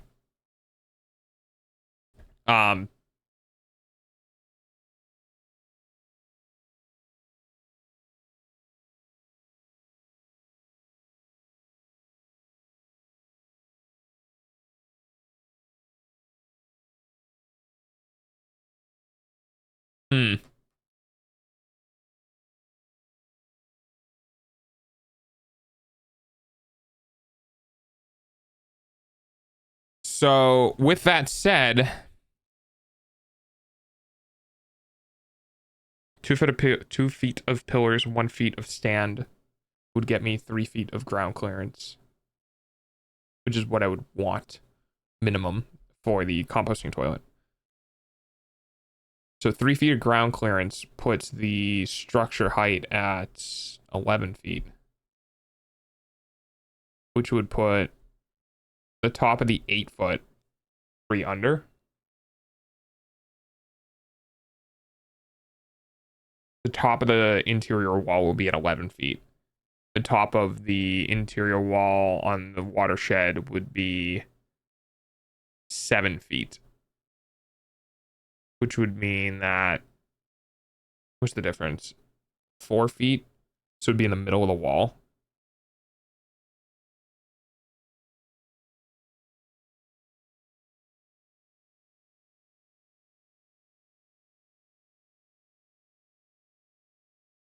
Now I could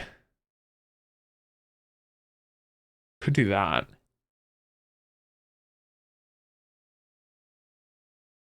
It's probably what I would prefer to do.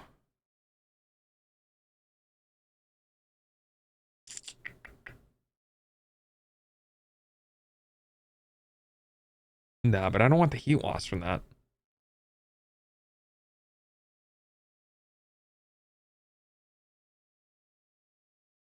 So what I'm thinking about is how I'm going to share the heat with the building, with this structure. And obviously there needs to be a hole in the wall. just to transfer the heat.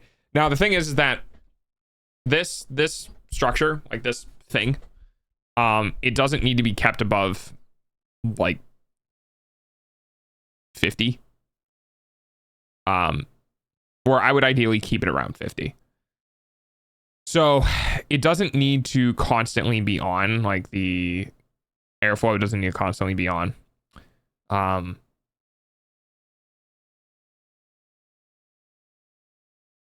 What I'm thinking is that I might add like insulation board or something right here around the actual water containers, just to prevent the warm air from being leached into the ground, right? Because the ground is going, like, I know hot air rises, so the likelihood is not as high, but basically trying to limit as much heat transfer as I can. I will probably try to surround the actual water containers to some degree with some insulation, whether that's insulation board or whether that's fiberglass insulation or what. So it's actually also good to do it in this way because it raises all of the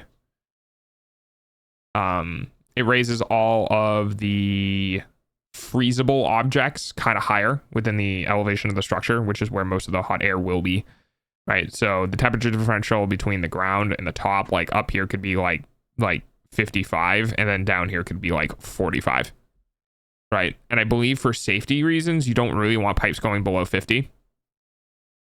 So this could be safe and this could not.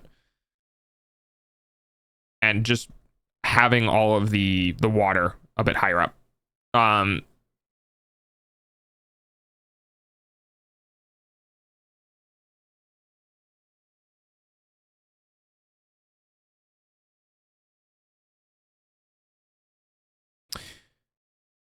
I could put it in the cabinets, right? So with this, essentially this input, right? Like this would be a cabinet. I know it's not to scale or whatever, but like these would be cabinets because there would be like a sink down here, and then there's like the bathroom thing here, like whatever, right? So this whole wall run is going to be cabinets. So what I can do is I can essentially hide that input fan box, that input box behind a cabinet door. Or something.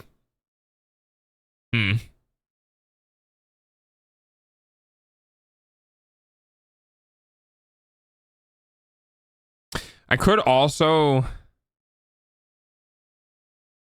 have it.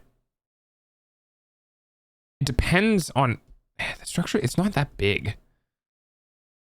So like I could have between the walls something like this, right? Where the airflow, because it's being pulled in by a fan, can exit the bottom and intake from the top, like so. And I could do it that way, so that essentially it would be here, right? But here is, here, which might not be high enough. So I think we can do that. All right, so in order for safety reasons, because this is literally, my drinking water and showering water and like important shit, doing a probably like an 8-inch fan or something like that. And then the water lines can either go above it or below it or whatever, but essentially having an intake from the main structure, just so that we can keep an eye.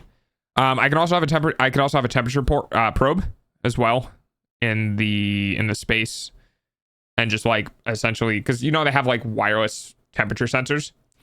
I can have the temperature sensor mounted on the inside wall here, so that if I look at the vent and I look next to the vent, I can look at it and be like, okay, it's like 60 degrees in there. Okay, it's like 50 degrees in there, whatever. And then if I start having, problems, right? Because there's going to be natural heat transference between the structures, because the second you have a hole in the wall, right, there's going to be some heat flow. So if the natural heat transference isn't high enough and it starts getting below 50 degrees, 55 degrees, what I would probably most likely do is take my Arduino or buy another one, hook it into the electrical outlet that's in here, hook a temperature sensor probe into it, and write code that if temperature sensor probe gets below X value, turn on fan. And then it'll keep the fan running until temperature probe gets to X value, and then it will turn off the fan. Now I can have that set to a PWM. I can have that set to a curve and a whole bunch of other stuff. I'm probably not going to do that. It's just on or off. And then I don't even need to worry about it, because essentially what will happen is that if that interior gets too cold, the Arduino will take care of it. As long as the Arduino has power, then it'll be fine. And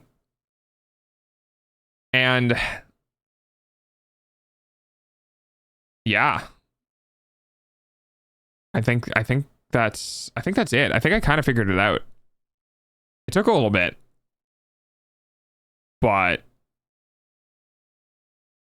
I think that'll work.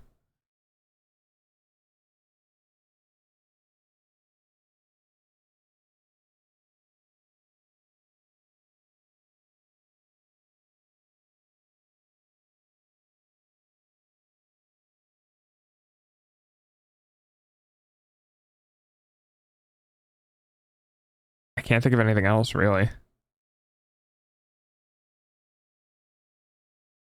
Cool.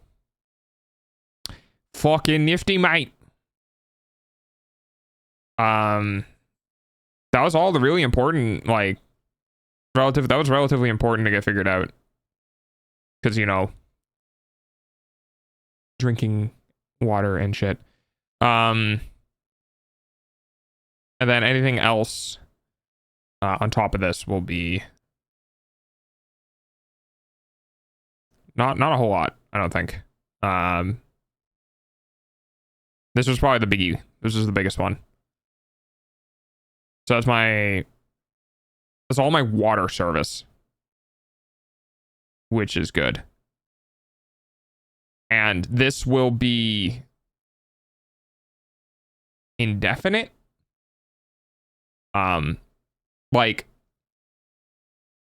if the system is shocked appropriately the first time and everything is clean and you know, kept relatively nice, I shouldn't have to worry about the system for like 10 years. Hi, Moki. Oh, it's Hinata. I haven't seen you in a bit. I shouldn't have to worry about the system for like 10 years. At least the citrine, whatever the fuck the name of that system is. The water storage, I shouldn't have to worry about that. And then everything else can just be doing good. I'm working on a design for the tiny house for the water storage area. And I just kind of figured it out and finished. It was very complicated and kind of annoying, but he's good. Yeah. And in my state, there is no regulation on rainwater collection. The only thing that I'm potentially worried about is just like there's something about like no, I don't think it matters because it's not pressurized, so it should be fine. I did find out, by the way, I don't know if I mentioned this on stream. I did find out that there's two system types. There's primitive and alternative. And the alternative system is allowed to be under pressure. Like the structure can be fed by an alternative system and can be under pressure. The alternative systems can be supported by an alternative toilet as well as a gray water disposal. So the next thing is dealing with the gray water disposal. That's going to be a whole other thing. That's not too complicated. Basically, you can just buy a drum, dig below the frost line, stick the drum below the frost line. The only issue with that is you kind of need a perk test. You need to make sure that the drum can drain into the ground. I think if it can't, there needs to be like a minimum amount of gravel or something. But all that can get figured out because that's fine. And then there's a limitation on how many systems within the house can be fed by this. And it was a toilet, a sink, and a shower. Basically 3 systems max. Now, with that said, I found a legal loophole. So, essentially, you can hook up a washing machine, like a clothes washer, to your sink. So, like, if I unplug it, it's not fed. Therefore, it is not illegal. And then, if I want to use it, all I need to do is just hook it up to the faucet on the sink and turn that on. Hot water or not, just turn that on. And then the sink pressurizes the line into the washing machine. And then the washing machine can run off the sink. Very cool. Now, it could also technically be wrong because it depends on how it depends on how the literature is written. I have to look back because I think technically speaking, I might be wrong because I think technically speaking, it's not that the water services the 3 things.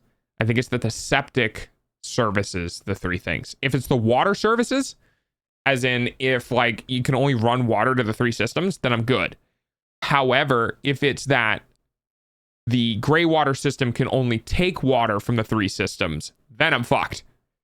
Because the gray water disposal would be taking from the output of a washing machine, and then that's not permitted. But if it's only about servicing things and not about, like, if it's only about how much, like, where the water goes into, then I'm good. Also, no one's gonna come find out. I live in the middle of fucking nowhere. As long as, like, the plans get approved to some degree, then no one's gonna give a fucking shit. No one cares. You know, you just live your life. It's whatever. So I can get that. And that'll be good. Yeah, because being able to wash your clothes is kind of a good thing. The only problem with that, though, is this is all potable water. So if I wash my clothes, thanks for the poke. If I wash my clothes, or I take a shower, or I do whatever, I'm using my drinking water, which you don't really think of when you have a well or you're running on city water or whatever. It like doesn't matter. But when you're on a fixed water income by literally the heavens deciding to grant you water, it's a little more spooky. It's a little more spooky. So. It's almost time for Dog's hourly payment using your eyeballs. Bowls. I think that's it. I don't think I have anything to add on to it.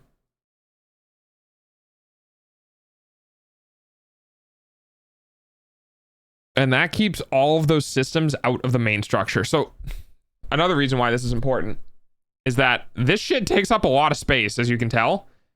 And if I can keep all of this out of the main structure, I can have the main structure's footprint for more of the things that I want, which is empty. So it is important to get these things out of the structure.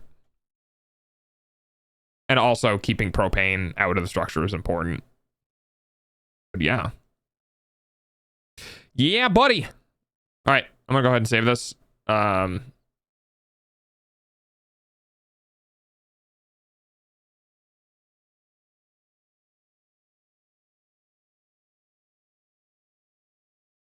Because I'm probably going to need to reference this again and I'm going to forget it. All right. That's that. And then we got some other stuff that I figured out.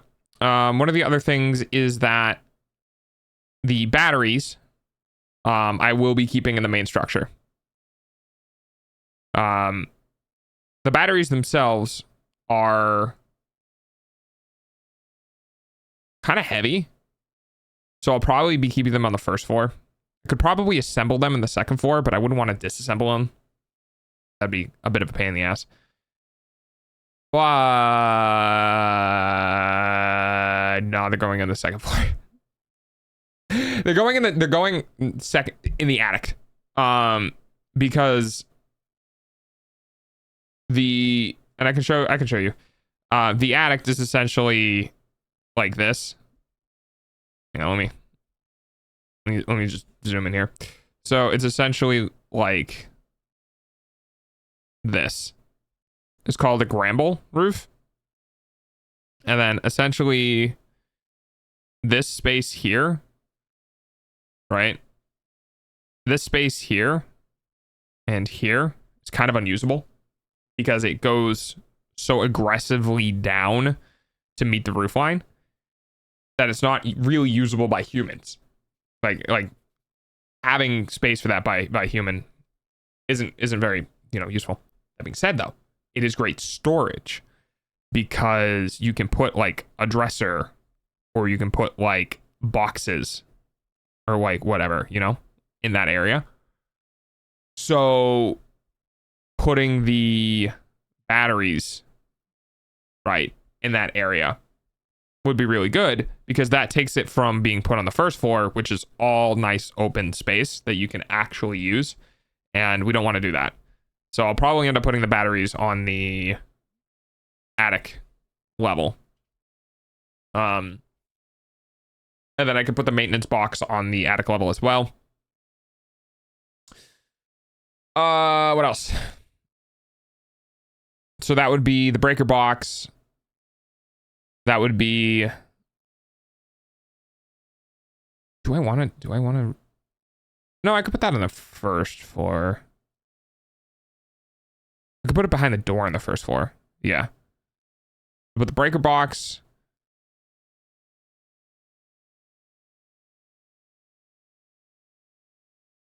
I want that to be close to the actual...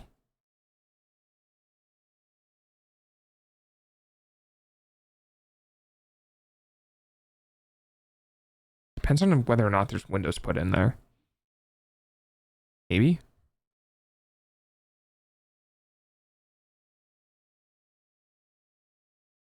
Yeah, it might need to go on the first floor. I think it could technically go outside though. I don't think I have to worry about the electronics freezing. Might have to worry about the capacitors. I'll have to look in to see if I can put the inverter outside. But yeah, the inverter might need to go inside. But I don't want to be running... It's only 48 volts. Yeah, I could do that. I'd want the inverter on the second floor with the batteries, though. That's the only problem.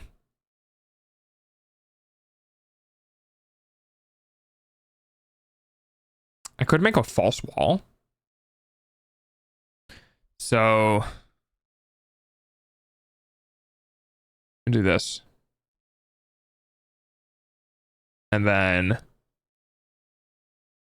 whoop, and it's all gone. So essentially what I'm thinking of right now is... like the actual roof is going to be... it's like 5 feet over 1 feet. So this would be 1 foot.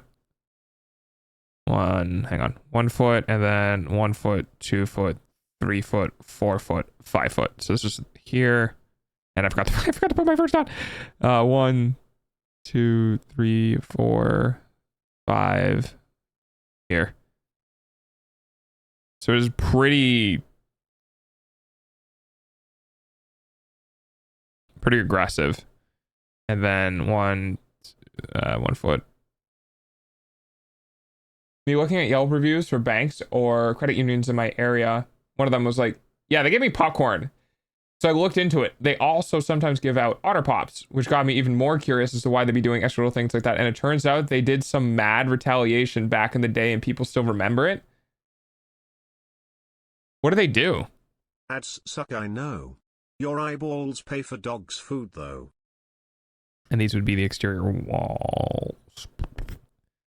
1, 2, 3, 4, 5, 6, 7, 8, 9, 10. So that's 5 feet. 1, 2, 3, 4, 5, 6. That's 8, 9, 10, 11, 12.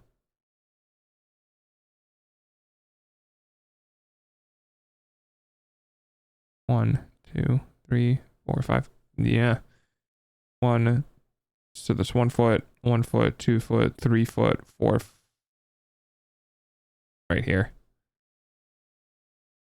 And then in the middle, which I think is this one here, would be like this.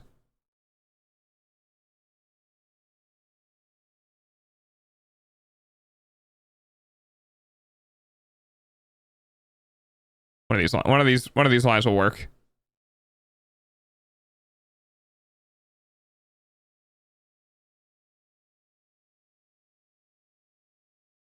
So essentially this would end up being the roof.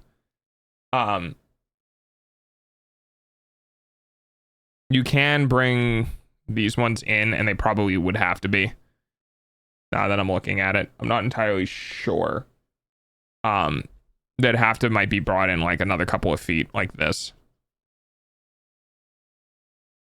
And then the roof line would end up having to be more like this. I'm not entirely sure. I'm gonna figure it out. Essentially, like what I was thinking of is essentially walling off this space.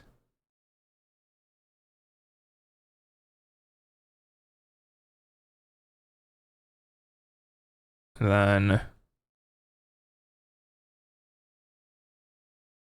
right, so this is kind of three-dimensional. It's hard to imagine, but there's like a window back here or whatever, you know. Walling off this empty area here, and then having essentially a room here, and then on this wall would be the inverter. And then the batteries would be underneath it. And then like the wall could even be cut out here so the batteries can get pushed back into the wall. So that only the front panel is out. I'm not sure how well that would work, because this would only be 8 feet, I think. I think that would only be 8 feet, because it'd be... I can't remember. I think the whole structure length this way would end up being 12 feet. But the problem is that doesn't take into account for the interior walls, which would be 9 feet. Or 12 feet to 6 to 11 feet. I guess if it's 8 feet, that's pretty reasonable though. I could do that. I could do that. From what I understand, a bunch of people decided to leave, and they retaliated against each and every person who left for fear of losing clients, and then unsuccessfully spent shareholder dollars to combat a bunch of startup banks because the non-competes had expired and people left abruptly. This image keeps flipping between pentagonal Roman oddly dimensioned house, and my brain does not like it. Yeah, I know. I'm sorry. So I'm not entirely sure how I want to do this. This is the problem with not understanding building. Like I understand building to a degree. I guess I could just write it out. I hate this sound. So the overhang, so this is 6 inches. Let's just do here. This is 6 inches here.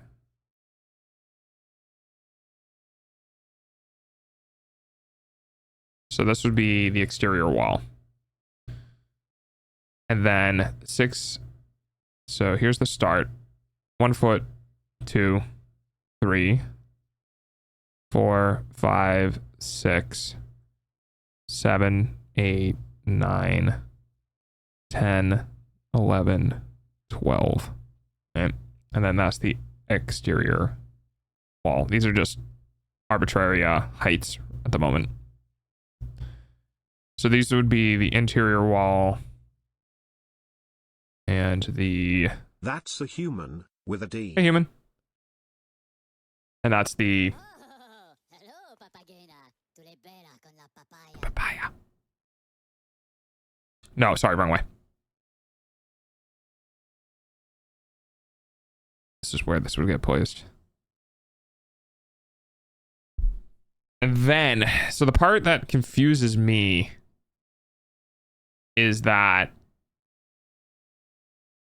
this here does, like, because this would be the overhang, because you would need an overhang, right? So you have like a board, and then this is, I think this is a bird mouth joint. So the part that confuses me is I'm not exactly sure where that starts. Is it halfway here? So like, it's like this.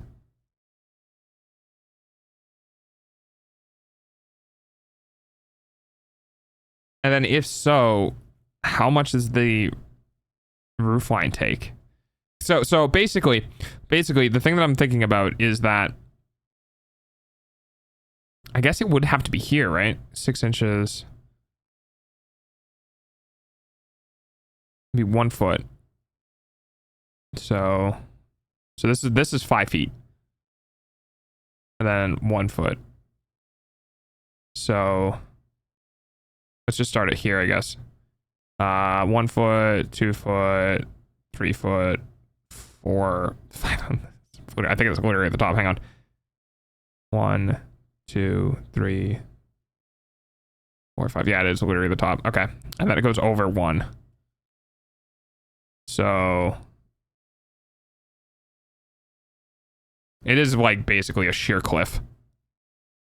It's 1 foot over 5. It's really, really, really aggressively heighted. And then the same thing on the other side. So this would be the same point, right? So this would go here and then here. Right. So also very aggressively heighted. And then, oh, actually, we can't really do that because it needs to go up to 6. So, and you're going to grab this, and we're going to move it straight down.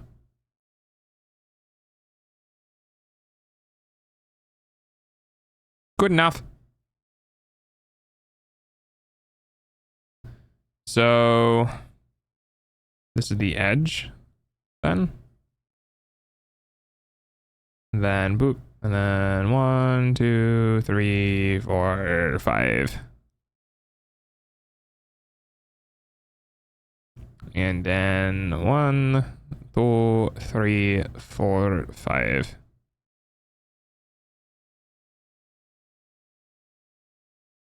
So it's either going to be that, or it's going to be probably more likely to be 2 feet rather than 1 foot. I don't think that's gonna work.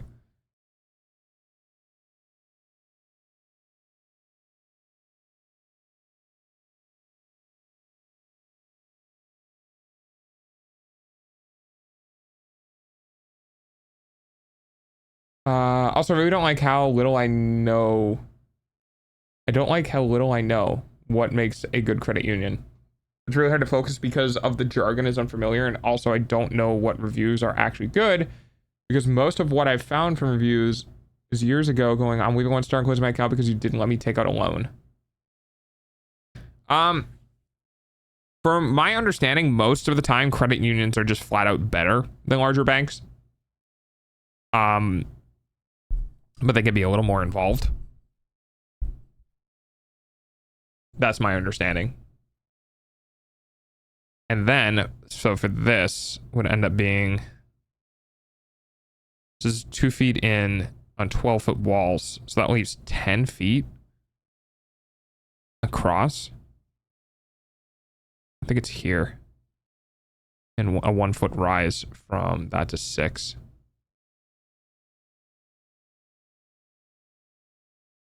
Right. Okay. So here's the part that I don't get, right? My brain doesn't know if this, like, if the way this works is now this is the interior, or is this the interior. And I think it's that way. I think this outline maybe is for the bottom of the boards. I don't know if they're for the bottom of the boards or the top of the boards. It's probably for the top of the boards. But I'm not sure. Because that matters, right? Because if it's for like the bottom of the boards, right, where you have, you know, all of this enclosed, that you're missing this. And if it's for the bottom of the boards, where it's like this, then you do have all of this interior space. And that matters too. So I'm going to my guess is that the boards are placed on the outside, but I'm gonna have to look it up. If I look it up, I mean, I'm gonna ask ChatGPT real fast and see if its nonsensical answer can be validated.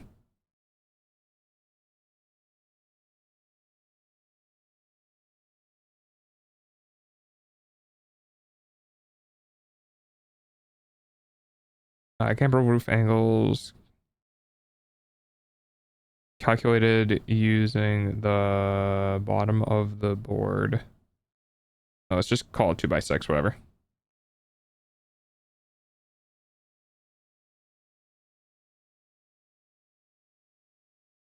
I.e.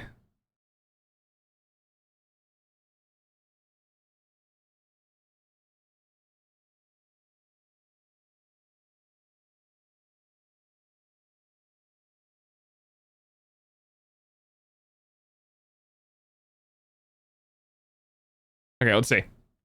Let's see if ChatGPT can figure this out for me, because I really don't want to ask.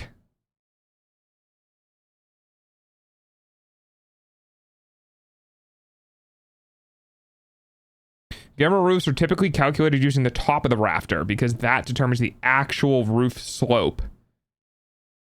And how the pieces fit together structurally. However, okay.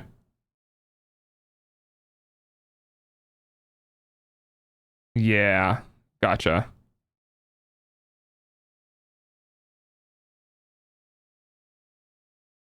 Okay.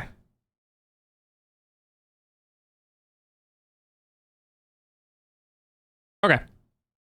So it does seem like, I think it does seem like these are used at the top. So that means essentially that when these are calculated, that it's actually going to be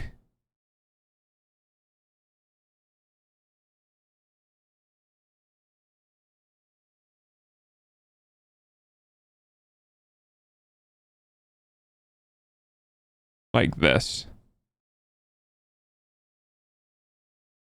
Right. So we're losing, and this does matter, because if this, you know, if this is true, right? Essentially what we have here is this is 5.5 inches, because it's a 2x6. So I'm losing in this height, I'm losing about 5.5 inches, which matters because this right here is exactly 6 feet. Which is how tall I am. So now that means that whenever I'm up here, I have to duck. I don't have to duck much. Like I can like crouch a little bit. Like I can deal with that, or I can hunch and like bend my legs. But the fact of the matter simply was, if the rafters were calculated using the outside, I just wouldn't be able to stand as tall. But now it's calculated not using the outside, I now need to flout. A little flout. Also, the idea was basically to build a wall right here. And that would make, right? If you put up a wall like right there, which I believe these are called knee walls. If you put up a wall right there, then the usable space becomes what? And I think this is roughly correct because I'm doing 45-degree angles on these joints and they're about in the same spot. So this will be roughly correct. So we'd have about a half. Okay, let's just do 1, 2, 3, 4, 5, 6, 7 feet. It's pretty narrow. Let me see if I can figure out what the maximum angle permitted is.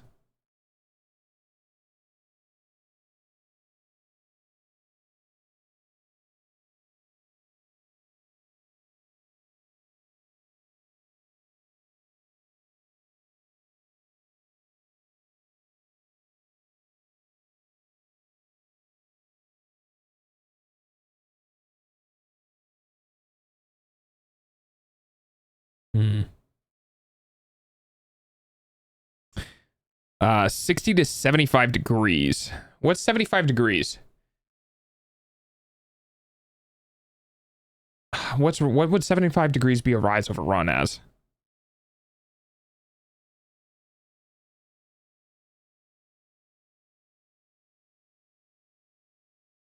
So anything beyond 75.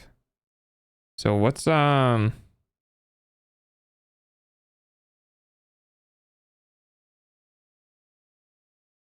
me figure this out.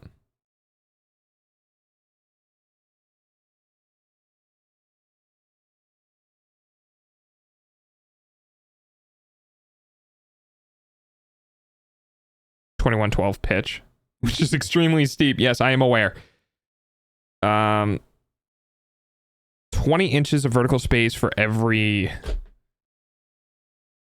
So if we did that to 21, right? So it's 21 for every 12 inches, it'd be 21 inches. So we would need to be 5 feet. So 5 times 12 is 60 inches, which is fine. 5 times. And then it would be 5 times 21 inches. No.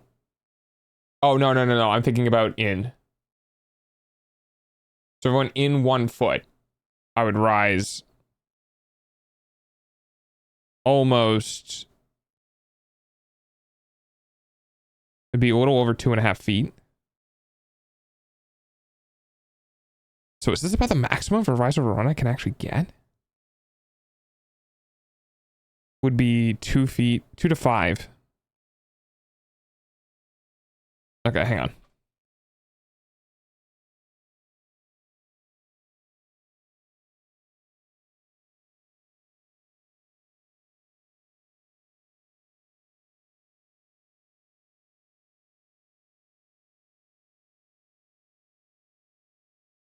Oop.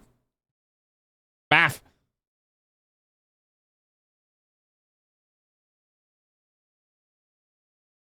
.68 degrees roughly is what I have right now. Yeah. Yeah, I think that's about where it would need to be. And then it would be a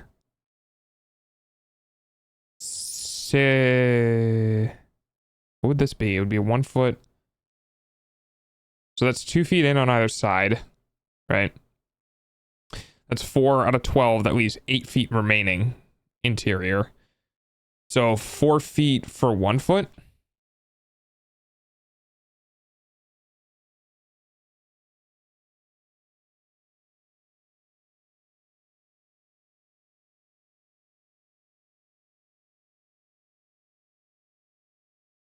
.14 degrees. Which is not the best. It should be steeper.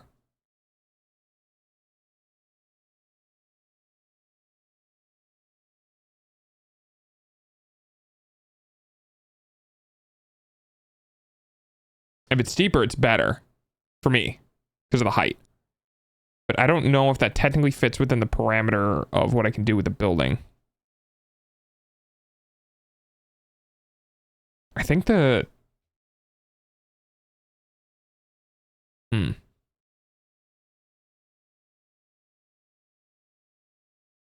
This is where things get a bit complicated. Because moving this inwards changes this length. So things get a bit wonky. Unless you're using a calculator. Which I am now going to use. Can we? Can you not?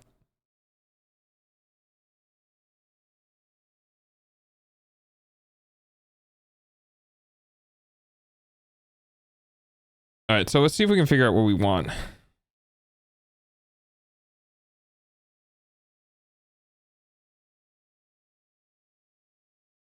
So the building length is... I think it's 16 by 12, right? Yeah, so the building length is 16... Or, well, actually...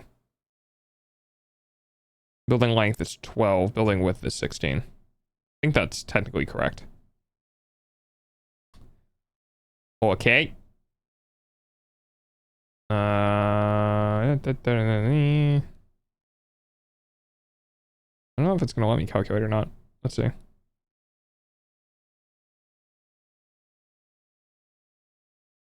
Okay. Total roof height. Upper roof angle. What if we wanted 20 degrees?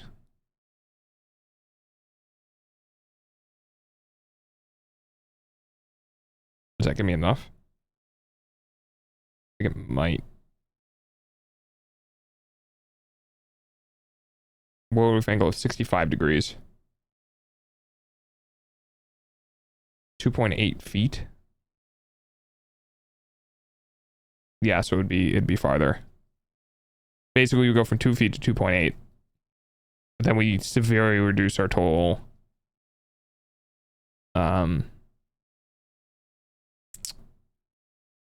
interior space.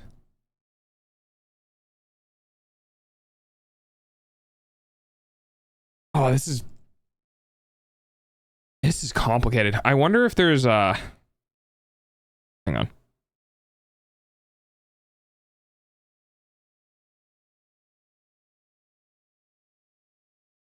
Why does that keep getting auto-corrected?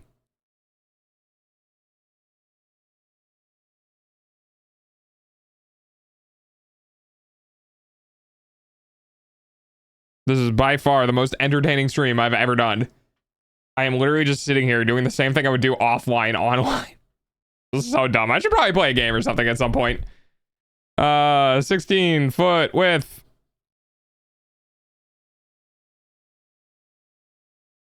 Oh my god.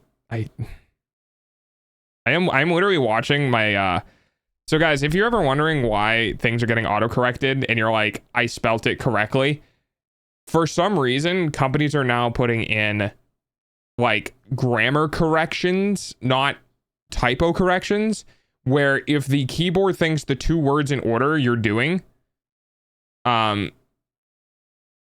don't make sense, it'll try to guess like the word you're meant to use. And it's really fucked me up a couple of times, and I absolutely hate it.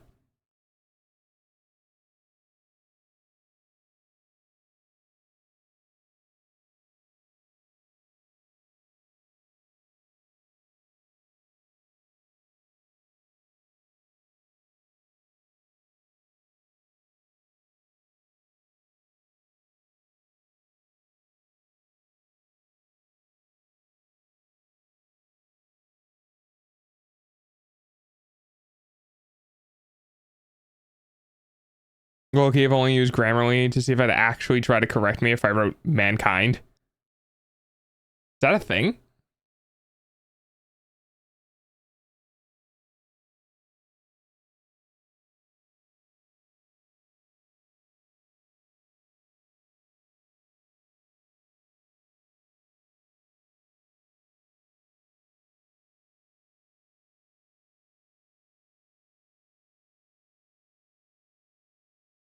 Oh no, it'll only be 12.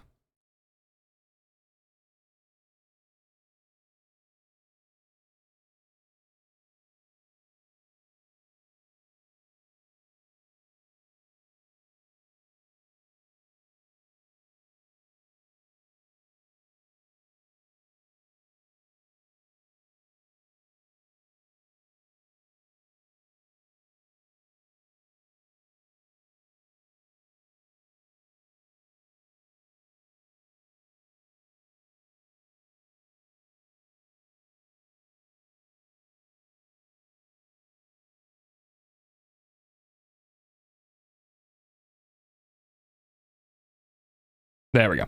Okay. Yeah, they want you to write humankind now. I think it's superfluous. I've never said mankind and been thinking only about men. Yeah, that is weird. Also, human, like, literally has the word man in it.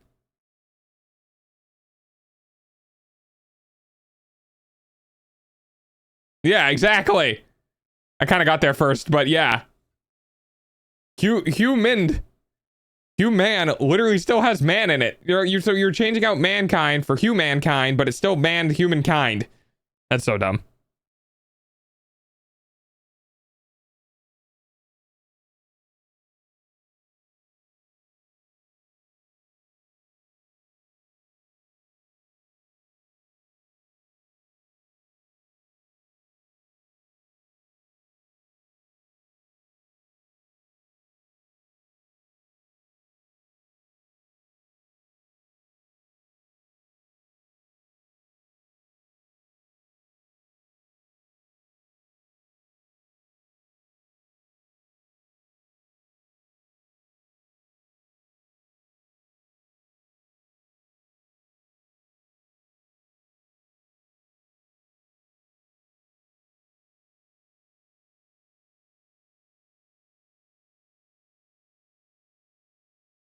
Ah, get fucked. Get fucked. I refer hues to when I say humans. That's so funny. I'm just reading something. I'm trying to figure out how to do the angle or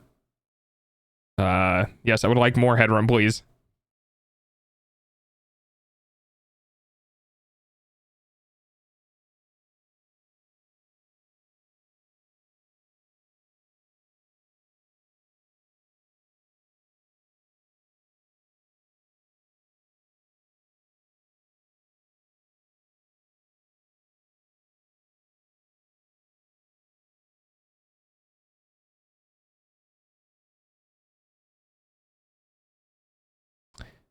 Oh, you just make the upper slope steeper. Okay.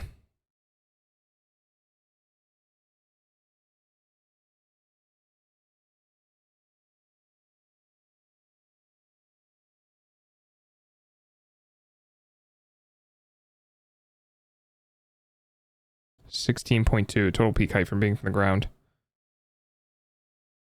Interior spaces.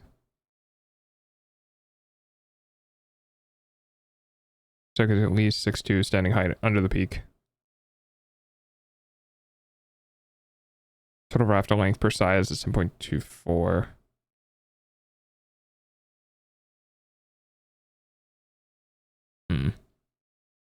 Greetings. Hi, Panzer. Yeah, so it still wants... So the upper slope basically is trying to go from what we have here and just going up higher, essentially. I don't know if that's technically like structurally sound.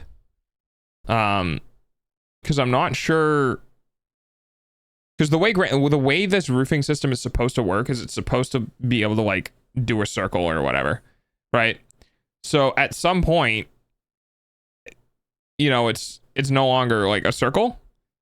So I'm not entirely sure, but it was basically saying like, oh yeah, you could just move the dot up here essentially, and you just do 30-degree roofing, right? And do it that way. And then you have higher space. So dog, it may be beneficial to use a floor planner for this. Kind of, sort of. So the idea is that I have a master carpenter I could work with. It's not too much of a problem right now, but it's more of a trying to understand what I have available to me.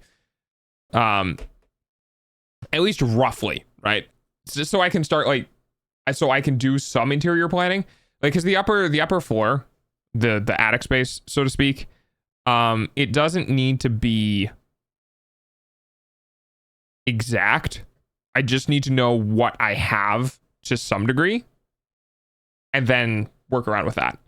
So like, this is just so I can see if it would be okay, essentially, to have something within the structure. So like, as it stands right now, these are kind of my main concerns, are these walls, because of how far in from the outer these walls would be. So I can figure out roughly how much floor space there is up to these walls. Because within these walls, I could just do like embedded drawers or something. Like, I can still use some of this area for storage. But rough estimates. But yes, you're not wrong. A floor planning tool would be beneficial.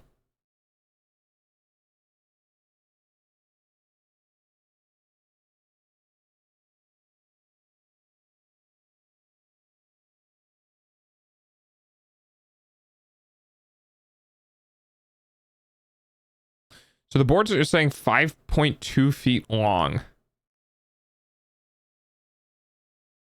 Yeah.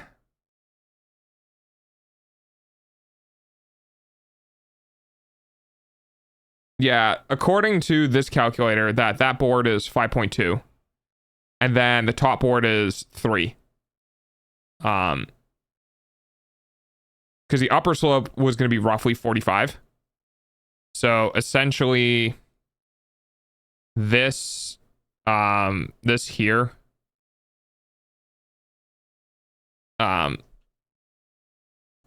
doing some of the calculators, this here is going to be a 45-degree angle at 3 feet, and then this here was a 60-degree angle at 5.2 feet.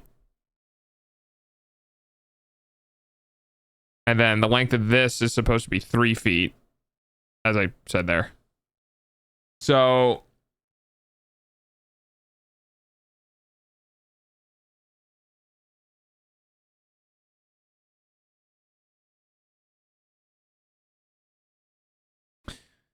that puts this at 8.2 feet total, right?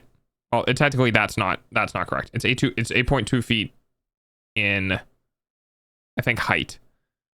I'm not entirely sure. Yeah, because this would be 5.2, and then this would be 8.2. But that's the top, right? Sorry, that's the top. 5.2 here, 8.2 here, taking off height for the rafters themselves.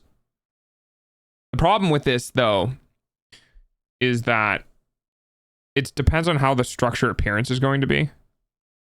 Because, like, the way this works right now is that we're kind of dealing with one of these.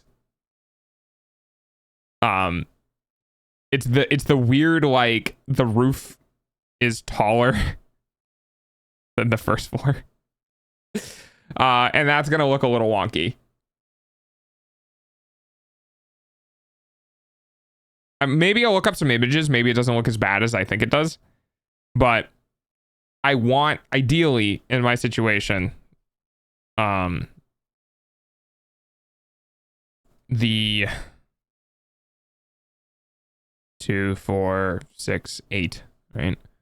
2, 4, 6, 8, 10, 12. So this is 12 feet deep, and then it's going to be 16 in the direction that we're looking at. So this would be roughly the structure. And then the height though, right? Because you would end up having these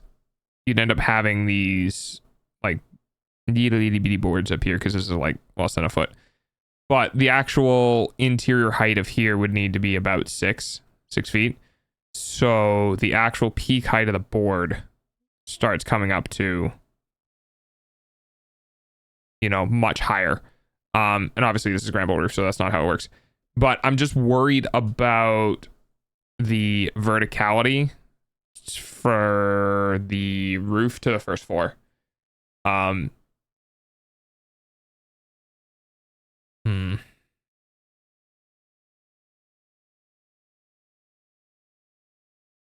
I'm just going to kind of look up some images. Oh, it looks fine. Oh, it looks fine. Being taller in appearance than the first floor. Okay.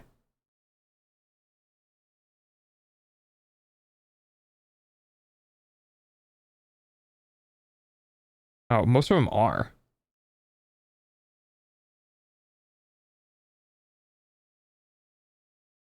Interesting.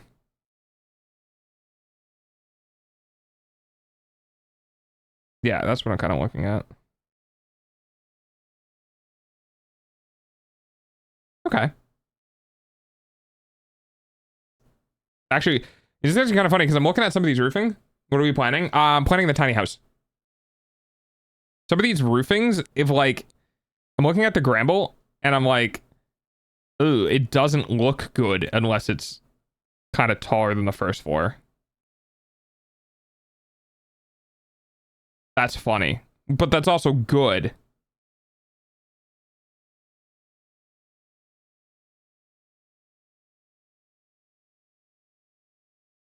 That's really nice though. Okay.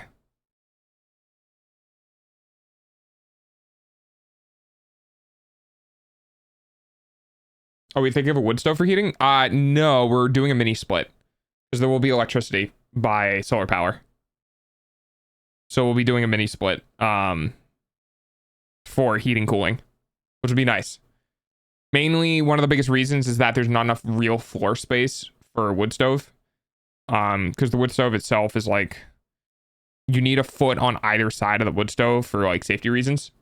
As well as having to, you know, to be honest, going out and getting wood every winter is not exactly fun. I wouldn't mind putting in like a small wood stove, just like as a makeshift, like fire pit. I might look into an addition or of something like that, and just like, because like part of me wants fire inside, but I don't want to put in a fireplace, you know. So like part of me is thinking maybe I can get a really, really, really tiny wood stove, and then maybe putting that in. But for the most part, the mini split should take care of a lot of it.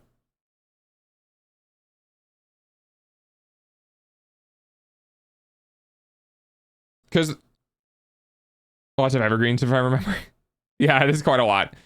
There's I have nothing wrong with a campfire or wood stove.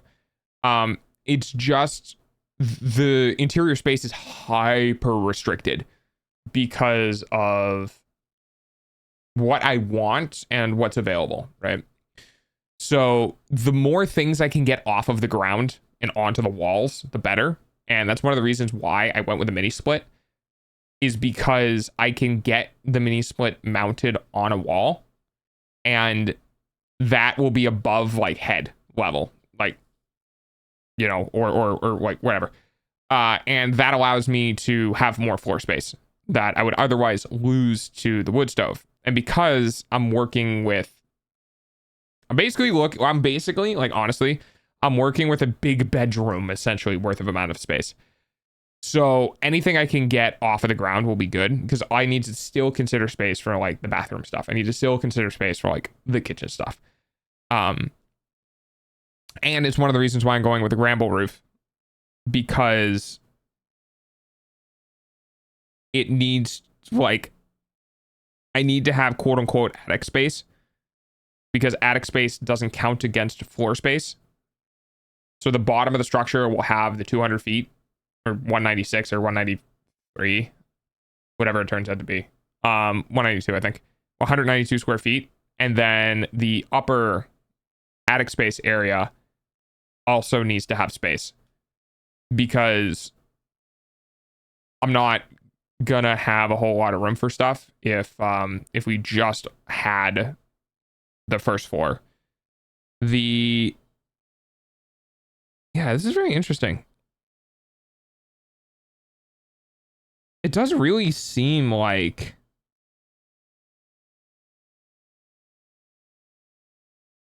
I actually really kind of like this roof.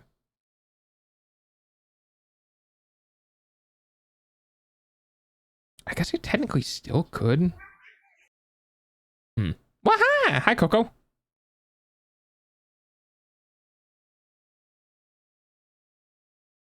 Yeah, it does not look bad. I could even put windows in it. That'd be cool. I don't think my dad's gonna want to do that though.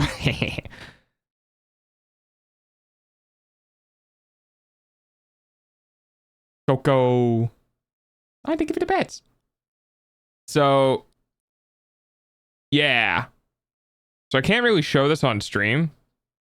Actually, I probably could. Hang on. I'm gonna screenshot something. I'm gonna send it to Plushie with no context, and then I'm gonna copy it from Plushie's DMs to stream.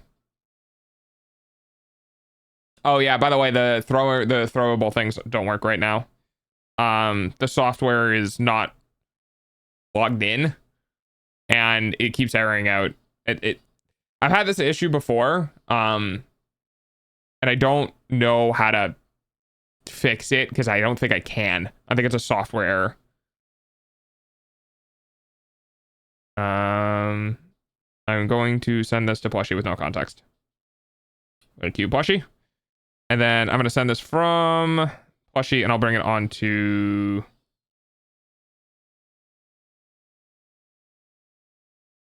I'll bring it on stream here. Okay. Planned outage today, I think, to encourage updates. Of what? The Twitch API? Okay. So I'm going to bring this on to stream just so I can show you guys. That's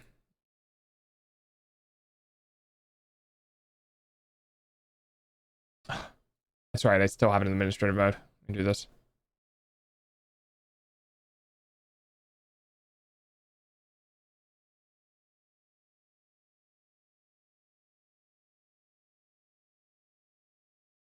All right. And now we're going to bring this on to stream. API stuff. God, I would hope that person isn't using the old depreciated API. But yeah. Audio application, image.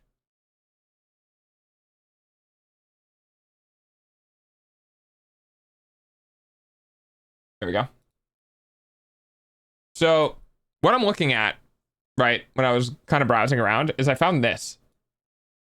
And I know it looks kind of weird because this roof is like much bigger than the first floor, right? I can't really mouse over it, but if you look at the ridge line on the left-hand side of the structure, and then you follow the roof line up, and then you go to the center of the structure and draw a line down, the roof legitimately is bigger than the rest of the structure. Now, the part of this gets weird is the depth of the structure.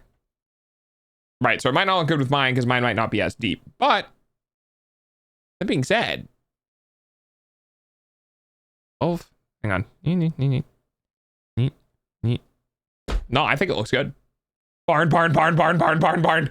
Yes. So with that said, I actually don't mind. I actually don't mind the roof line being as tall as it is, which is good. I think as long as the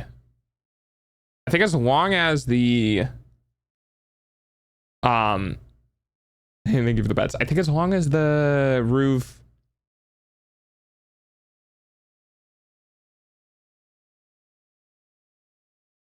roof structurally remains sound, I don't think it's that big of a deal. And that's kind of the reason why, like, I wanted to use a calculator for this, because like if I was to match, okay, so the problem is that I can't do, obviously I can't do 8 feet this way, right? And the reason for that is because the excuse me, the box that is the building is 16 feet this way and 12 feet this way, right? if you have a roof that goes up to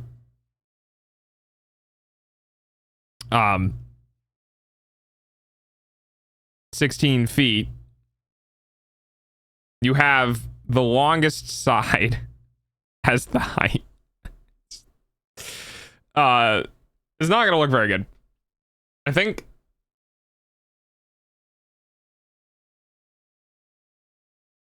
that's why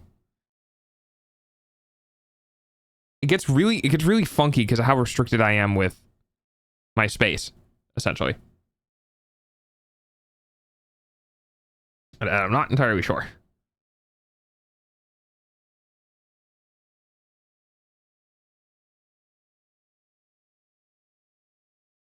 I wish there was a way of previewing it. Maybe there is. Let's see if I can find something online about like something like an SVG preview where I can just like input like height desires and see if it can spit out a preview.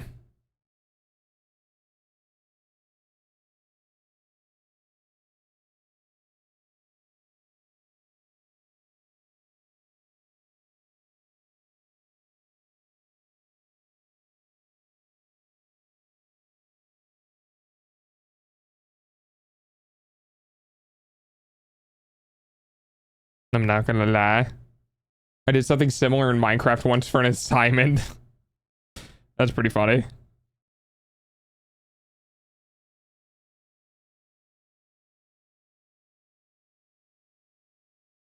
Yeah, I just need a visualizer.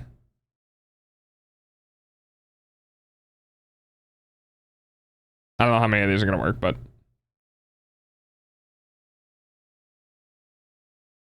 no, not that.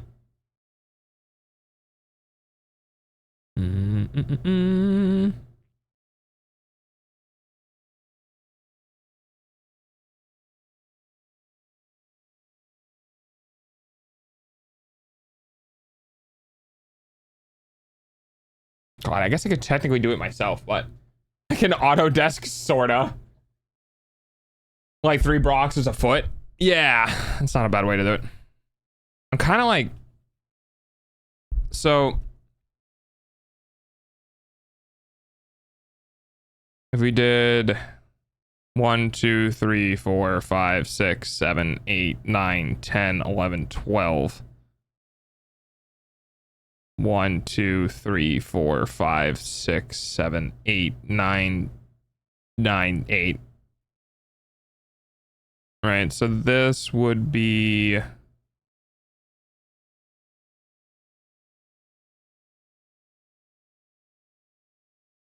the wall. I'm gonna go to sleep. Bye Coco, have a good sleep. So this would be the wall, and that essentially it's saying, what's the rise over run? Hang on, I gotta get back to the calculator I was using. The lower slope is a 3-foot run. or a 5.2 and a 5.2 rise. So it ended up being 3, 1, 2, 3, 4, 5, and a fifth, roughly. And then 1, 2, 3, 1, 2, 3, 4, 5. And this is the top.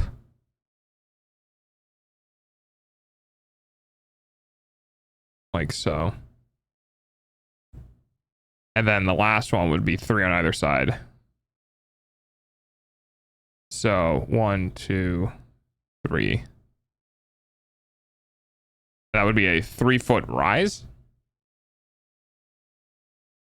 Yeah, so it's a 45-degree angle. So you'd end up being like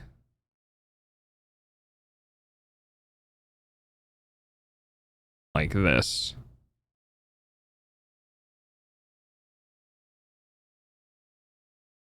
And that would be the bottom. That would be the peak. That would be the top. Oh my god, dude, go down. Fucking kibble market. And then there would be about 6-inch boards. So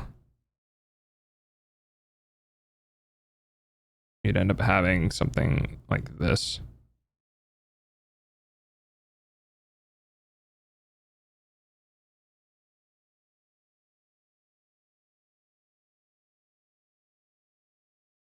That don't look that bad.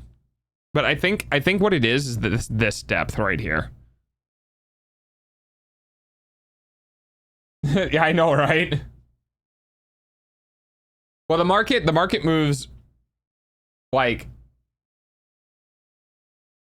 4 times in an hour, so sometimes it gets really wonky, but yeah, I checked the code before and it looked fine. I'll have to check again. But yeah, it's been going up.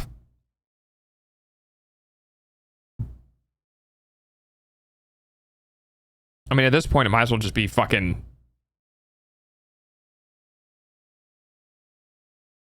That's that angle? And then we have this, right?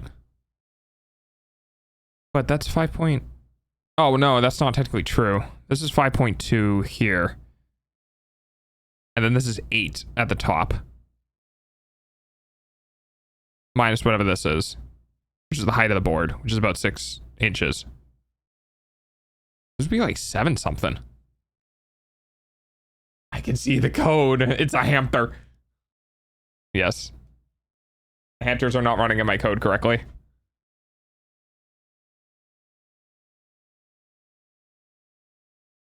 That's only a 60 foot or 60 degree run though.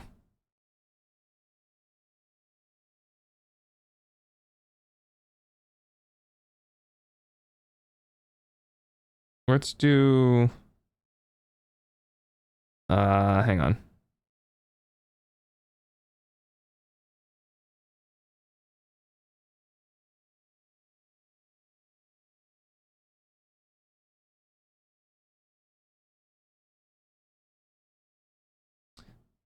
It's let's almost do time for Dog's hourly payment using your eyeballs. eyeballs.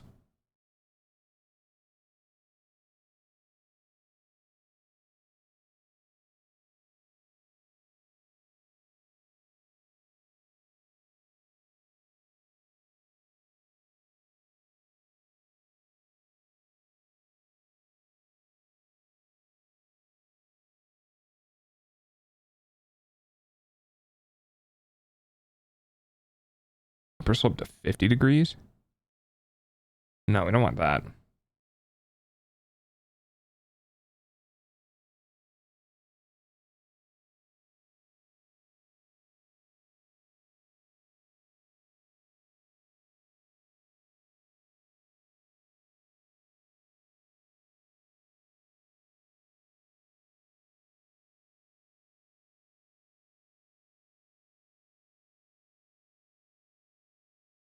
So the lower slope at a 2-foot run would be 70 degrees. So, oh, wrong one. So the first slope being a 70-degree incline, because I think that's what I had before. It was 2 feet. 5 and change.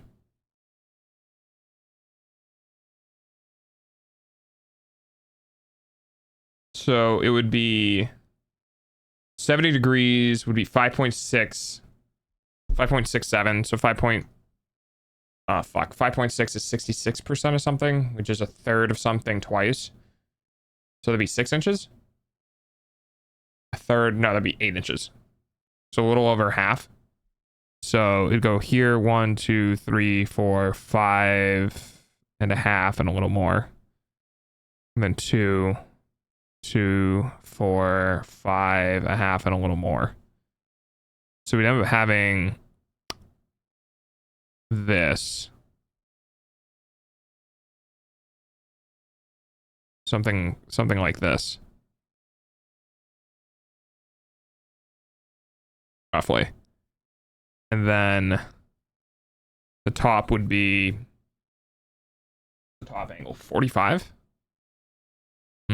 Probably want to lower that just a little bit. So it would end up being 4 feet. Because that would end up being way too tall, I think. Yeah, it ended up being 9 feet or something like that.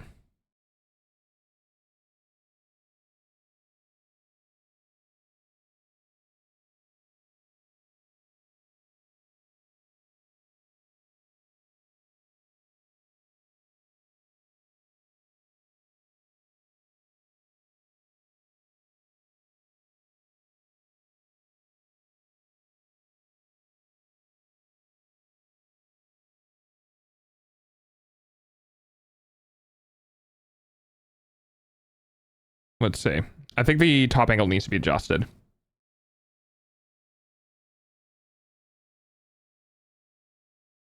.40 It'd be 3.3.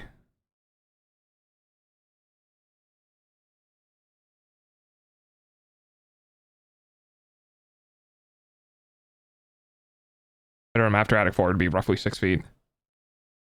So it would end up being a 3.3 rise over 4 feet. So what would that give us? It gets really close to exactly 8. Yeah. So we can do that. 5, 6, 7, 8. 5, 6. Just because I can't fucking see. 6, 7, 8. It would be right there, I think.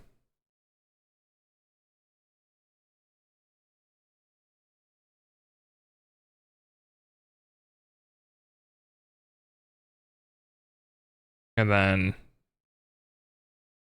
you'd have the boards here.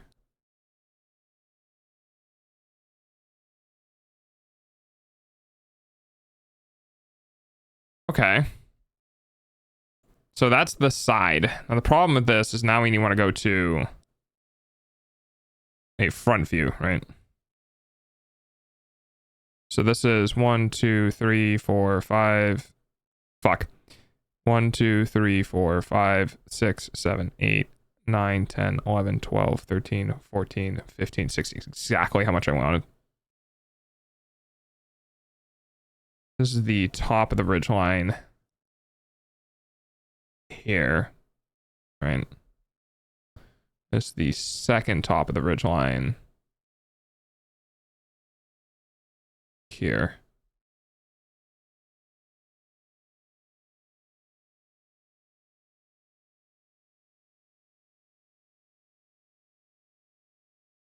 Okay, let's snoop it. No, it's not too bad.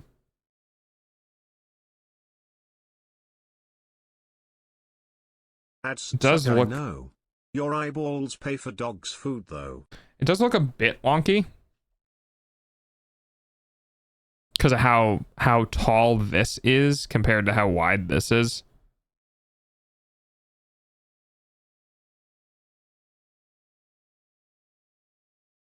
The profile from the side looks fine though. What do you think? Because this would give me what? One, you know, obviously we need to take into consideration the fours, right?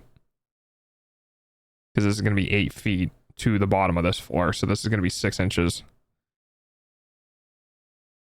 So that's going to run right through the middle here. We have 6 inches, then 1, 2, 3, 4, 5, 6, 7? Oh, that's a lot of headroom. 7, that's 7 and that 7 and a sixth of an inch. 7 and a sixth of an inch. Yeah, sure. Sure, buddy. 7 and 1 6-inch section, which would be 7.6 inches. We could probably bring the ridge line down a little more. About 7 feet instead. It doesn't look bad.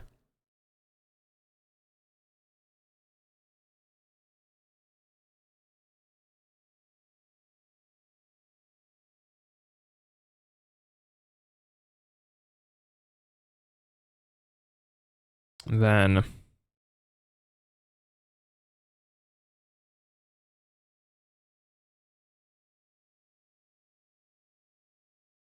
6 inch. I said 1, 2, 3, 4, 5, 6. That's 7 feet in total this way, which is still not a lot of space.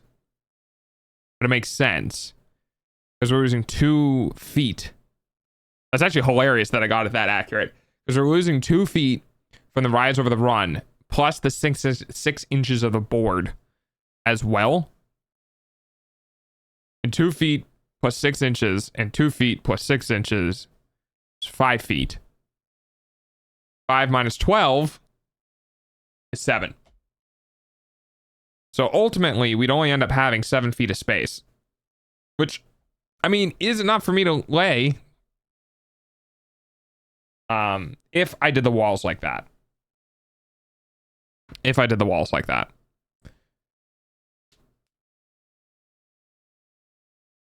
How much is a full XL? It's 84 inches? 7 times 12? Yeah.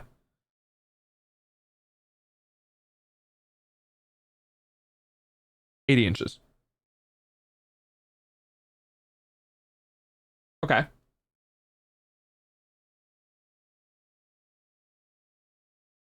Well, if that's the case, I guess I could do that.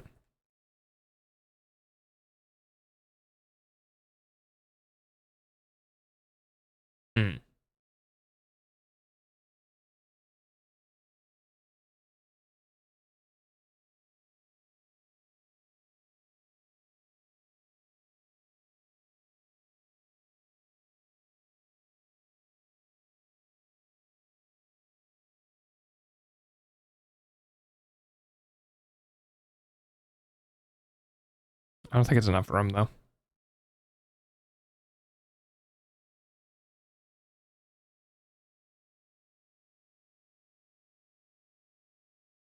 But I'm not entirely sure.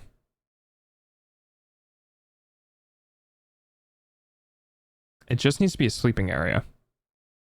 And I wanted the walls to mount the electronics onto.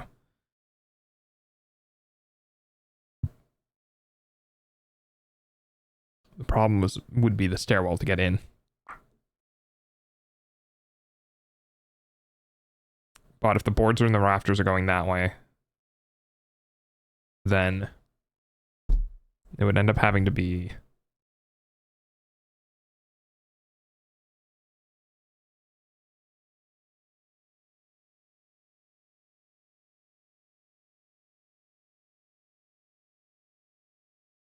I'm not sure how I got that the last time. I'm not sure how I got that the last time. I think it was even at a 45 degree angle, I would need the opening here would be 7 feet. I think I can get higher than a 45 though with the double tread stairs. Hang on, let me check.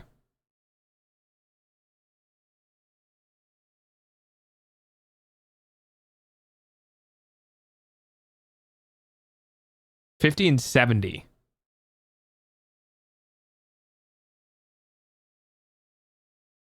$50 and 70 degrees. Interesting.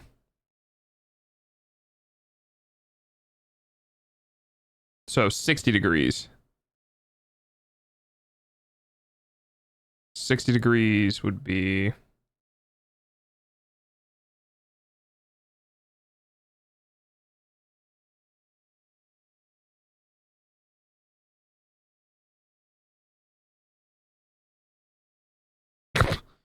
Yeah, okay, thanks. But I want the opposite. All right, rise. Let's do a run of 1 foot. Let's do a rise of that. That'll be 45. That's correct. It's that. Closer. Closer. Okay. So 21 inch rise over 12-inch run. So a 7 foot long would be 78 inches. And the rise over that would be, oh god, 12 times 7 and 21 times 7. Wait, 78? What the fuck am I talking about? It's fucking 84. And then 21 times 7 is 147? Nope. That's not how that works. Out of 7. Oh, wait, is it 147? Yes. It's 147 inches. Divided by 12 is more than 10 feet. So I wouldn't need that much. But that being said, it would mean that I could have the hole be here, right? So this is 2 feet in from the outer wall, roughly. Yeah, roughly 2 feet in from the outer wall. And then this is where the stairs can go into and have it drop down.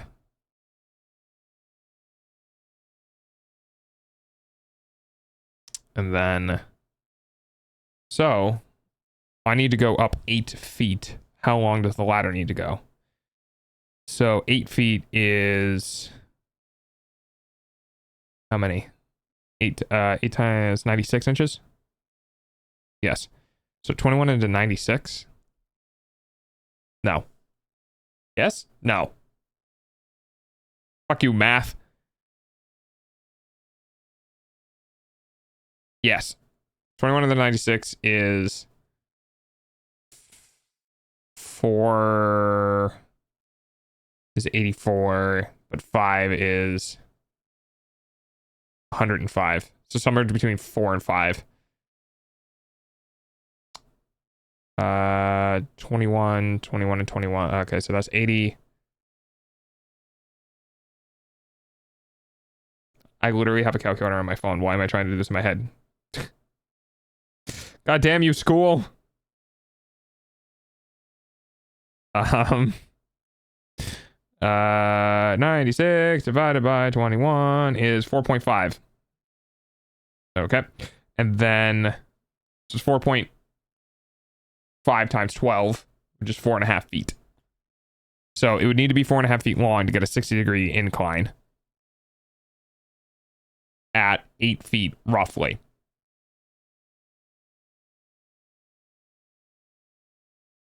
No.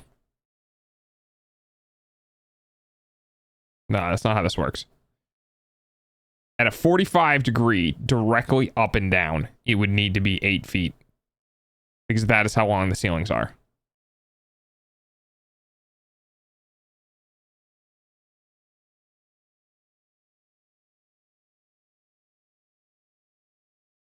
That's why I was getting confused.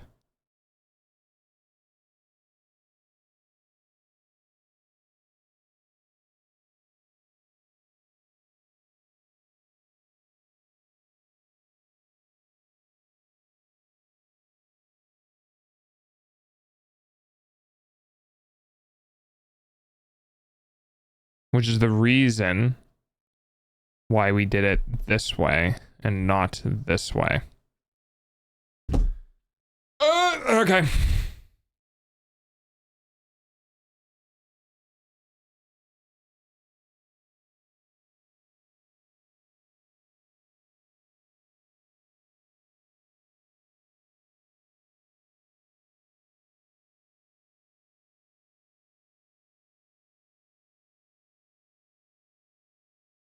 It means I need to rise 8 feet. So I need 8 times 21 for the length, which would be 168 divided by 12. 168 divided by, this is what I do for fun, by the way, guys. 14 feet long. Holy shit. Okay.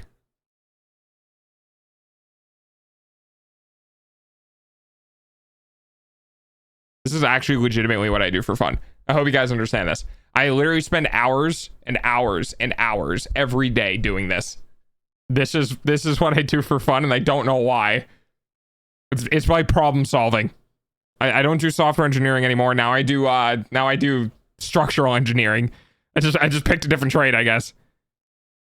So in order to get a 60-degree incline to go up 8 feet, I need a 14-foot long hole. Or I need a 14-foot long thing. Is that correct? No, I don't think that's correct. Because at 45 degrees, what would it be? What is math? I didn't actually do my geometry class, so if I don't get it, you know, it probably would be easier to do that, huh? Well, if this is 8 feet, what is this and what is this? Knowing the angle of this being a 45 and this being a 60. Ah!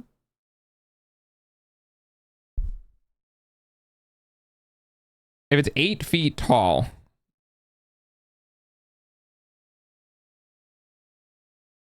at 90 degrees, it would be 8 feet long to get to 8 feet tall. And then at how does math work? So this is 8 feet to get to the ceiling. And as you begin to move this out, it needs to get longer to stay at the ground level.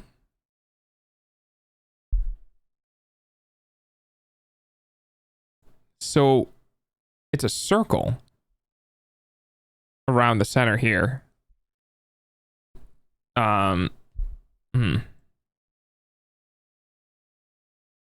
But at 45 degrees, you have 8 feet here, and now you have a 45-degree angle instead of a 90.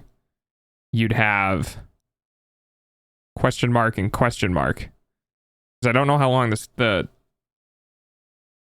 I don't know how long along the ground the ladder is. Hit it with a hypotenuse of the powerhouse of the cell or something. I know, right?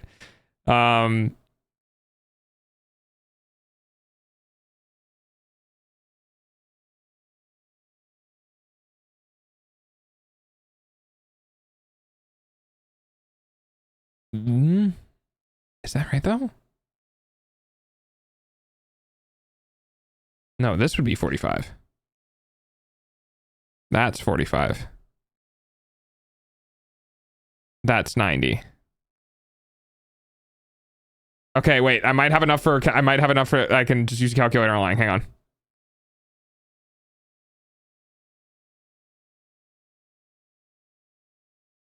Shut up.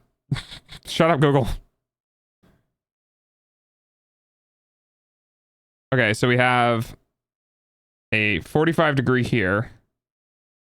We have a... No, that's a 90. My bad. A 90 degree here, and we have a 45 degree here. And this is 8. Give me the rest. Well, fucking, I don't know.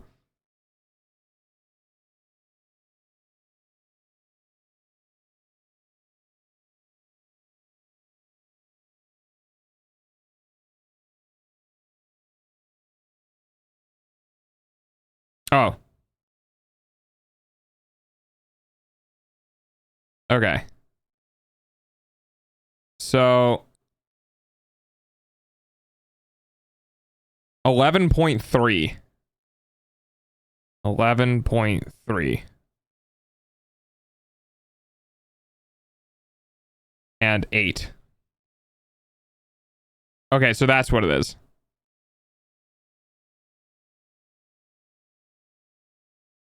The length of the... Okay, so this is fucking math. You ready? So the reason why all this is important is because the reason why we're forming a triangle with a ladder, right, is this length is how much this is going to be, right? So when this folds up and has to go into the ceiling and it's flat, that's how much of the ceiling needs to be cut out, right? This is how much it needs to go vertically, so how much you need to climb upwards. And then this is how much floor space it's going to take up when it's actually swung down, right? So if you wanted to go up 8 feet and this slope was 45 degrees, right? So the stairwell is 45 degrees. The length of the stairs themselves are 11.3 feet. So if you were to swing this up, you would need 11 feet to do so. Okay. Okay. 45 degrees is not what we're working with. On average, we're working with about 50 to 60 degrees for alternating tread stairs. So,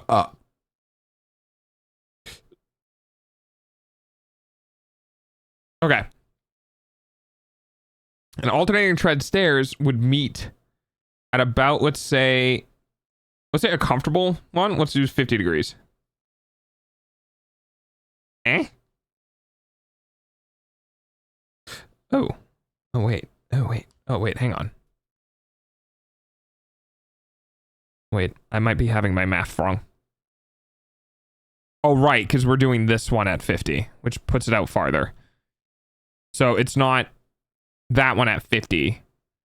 It's 40 degrees. Because then the other side will be 50. So that's 10 feet. Well, technically it's 10.4. So that goes down to 10.4 if this is 50. So then let's do that at 30, which is basically as steep as we really want to get. 9.2. Okay. So 9.2 feet, huh? And, well, obviously we're not making that work here, right? Because at most we'd have this to here, which is 2.5 feet subtracted from the length, which is 12, which would be 9.5. The problem with that is you wouldn't have a landing. You'd climb up into a wall.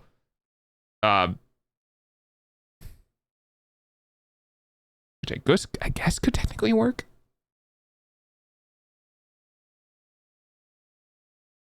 Oh, I'm sorry. I don't have 12 feet interior. I have 11 feet interior because of wall thickness. So that doesn't work. So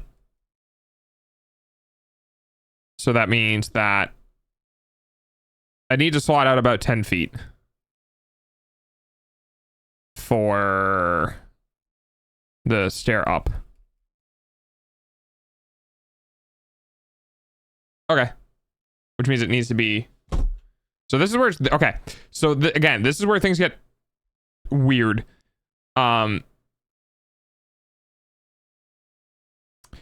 This run here needs to have Probably not a 10-foot cutout. This Monster Hunter be hitting different today. I know, right? It's not a 10-foot cutout. It's a 10-foot long ladder. But like it comes down from the ceiling, so I'll show you guys. You ready? Watch this. So here's the like ceiling board, right? It goes back. There's another one here. Right? And then there's another one here. So and then you have the thing that this connected to, right? So here's your ceiling. This is how you'd want to put a ladder, basically. You'd put it in between them, like so. And then you go up in between. Unfortunately, due to the orientation of the building, that's not going to work. What I have to do is I need to go this way. And that's going perpendicular to the joists, which fucks with the structural integrity of the building. So, in order to do this, and the best way possible, is that you'd have the ladder like not flush with the ceiling, right? You just have the ladder. It would be it drop down, right? So it wouldn't be in the ceiling anymore. It would be against the bottom of the ceiling, and the reason for that is that brain. So you have, let's just say you have the joists like this, right? So if the ladder was to go into the ceiling, right? If that's the ladder, you would have to cut all of these joists, which you cannot do. Well, you can, because then they would just mount to boards, and then you'd have a perimeter around it, right? And then it would all mount on these boards. But the problem with that is that you need these massive fucking chunky ass boards on the either side of them, right? And then you need these massive boards here, and then your 2x4s. So you box this in, but that's a lot, and we don't want that. So instead, right? Instead, you essentially you cut out maybe two, and you form the box like this, right? And then you have the swinging mechanism, right? So the door that, it swings, it comes up. When that's seated against the ceiling, right? Instead of it being flush with the ceiling, it's not, it's bumped down. And by having it bumped down like that, it basically means the only thing you need in the ceiling now is just the space to walk through. So when it swings down, right, and it goes up to the ceiling like so, you only need the actual opening you have to go through. And that opening is going to be, I think it's like half of the stairs or something like that, half of the length of the stairs. So it's easier to manage. And essentially within the building that I'm going to be building, I'm going to have to I'm going to have to essentially have the stairwell basically dead center. And if the stairwell is dead center, it's going to be like this, right? It's going to come up into the space. And if it's doing that into the space where you stand on, I needed to figure out how that's going to work. So I'm going to need a clearing on the other side for the landing, right?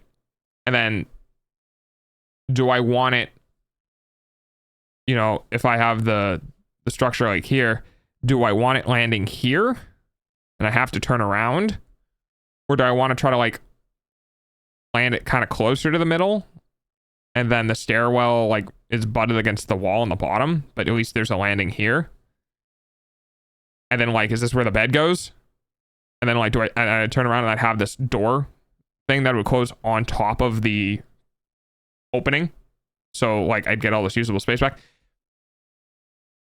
There's a lot of questions. There's a lot of questions to be had with this. I'm just glad we figured out the watershed. And the whole reason why this happened was because I was thinking about, well, if the inverter and the batteries are no longer going to be stored within the shed, like I originally had them planned, then I want to put them inside. But if I put them inside, I don't want them taking up room on the ground floor because there's not enough already. So I was like, okay, I could put them in the attic space. If I put them in the attic space, how am I going to mount the inverter? Do I mount it into the wall? But the only walls that I have available to me is this back wall and the wall that's on this side, right? The front wall. So that's where I could mount it. But that might be where windows go. So if windows go there and I can't mount it there, where can I mount it? And I'm like, well, then I can do these walls here, right? And then I can mount it to those walls. And then I'm like, okay, if I mount it to those walls, I need to have those walls. And if I do that, how much am I losing in space here?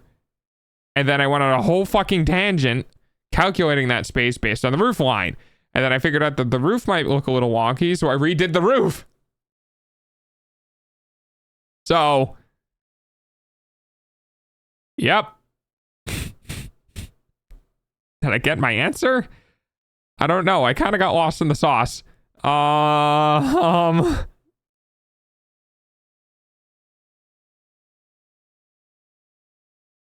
Kinda?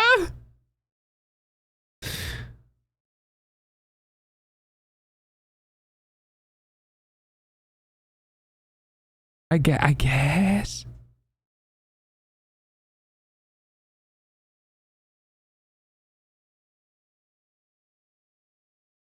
If it's made out of the same material as the floors, the only downside would be this thing right here. But if I'm putting them on the things that go across like that, it wouldn't be too much of a deal. And technically, it'd be safer to put it on that because it's not going to have as much dead load as the first floor.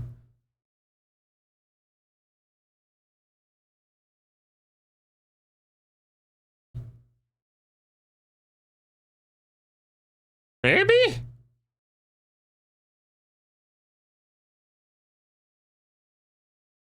I'm thinking yes. I'm thinking yes. I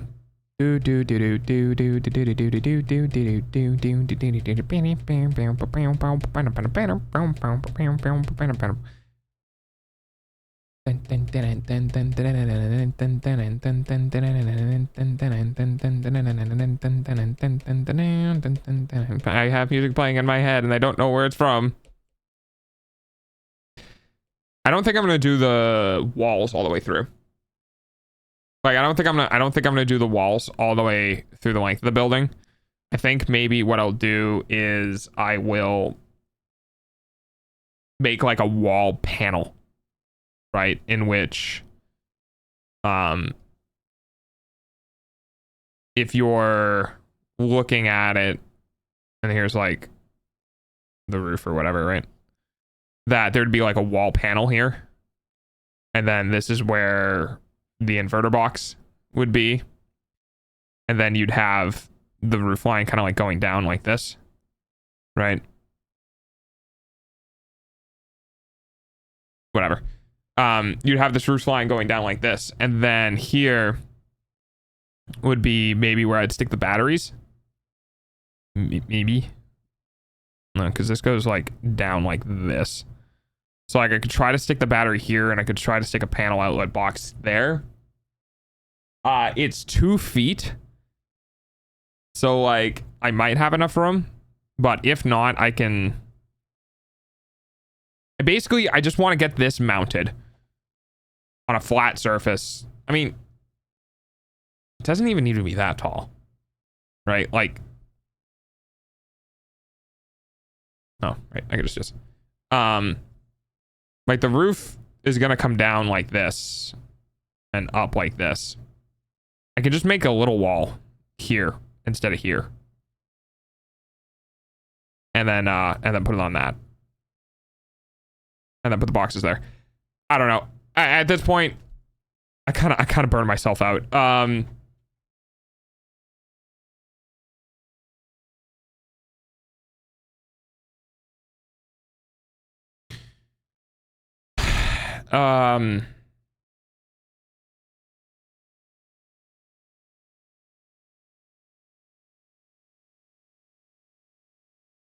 Yeah.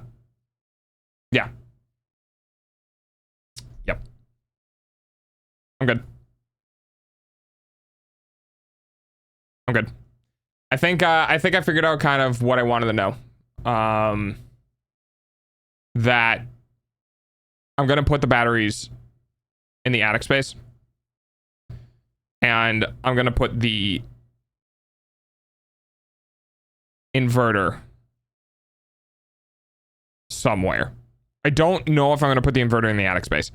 I might put the inverter on the bedroom or the like bathroom wall, the exterior of the bathroom wall. I might put it in the bedroom. And then I need the breaker box somewhere. So, you know, ideally what I would want to do is I'd kind of want like a little wall on the top floor and mount the inverter box to that little wall and mount the breaker box to that little wall and then have the batteries around that. So that all of the electrical stuff is basically in one location. And then the, you know, whatever the voltage lines would be coming in from outside to there. Now, I don't know if the operational temperature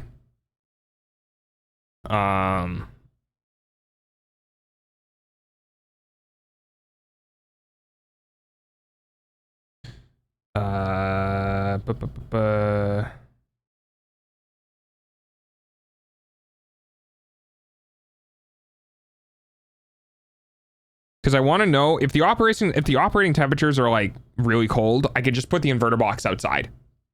I don't actually need to have it within the structure. But if the inverter box has like its own capacitors and shit that could have a problem with them freezing, then I don't want to do that. I don't remember what the inverter was though.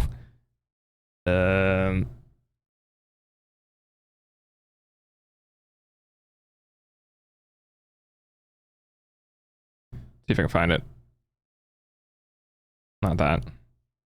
Actually, I don't know if I'm gonna be able to find it again.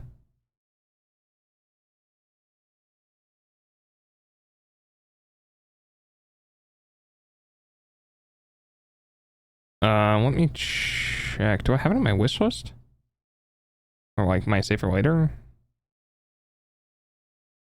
Or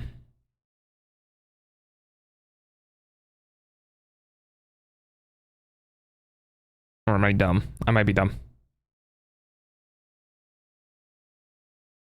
Oh god, what was it?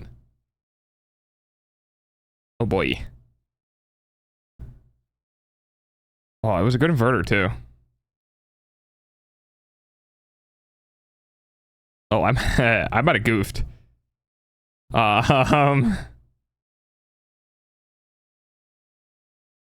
Oops.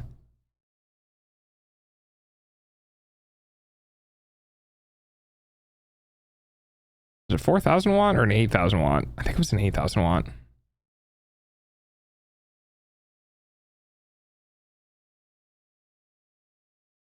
I know it's all free. I know it's like about $1,000.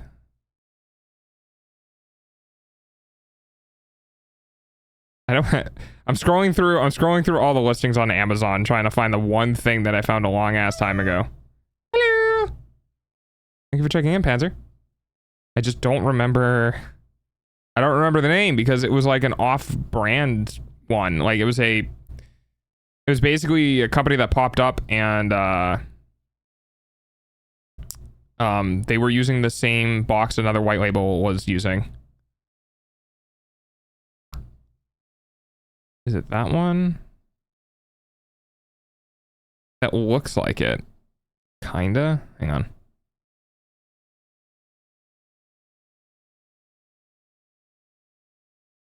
I guess it doesn't really matter which one I go with. God, I can't remember. I'm pretty sure it was 8,000. It was two 4,000 inputs.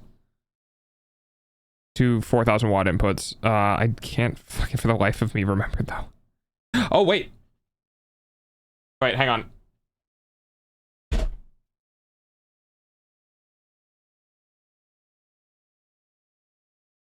See? Sometimes I know what I'm doing. I wrote it down. I wrote it down on a whiteboard that I have on my, well, air quotes whiteboard. It's a Microsoft whiteboard. I wrote it down on one of these, and now I just need to know which one. They think that one? I wrote down all the items. Thank God. Thank you, past self.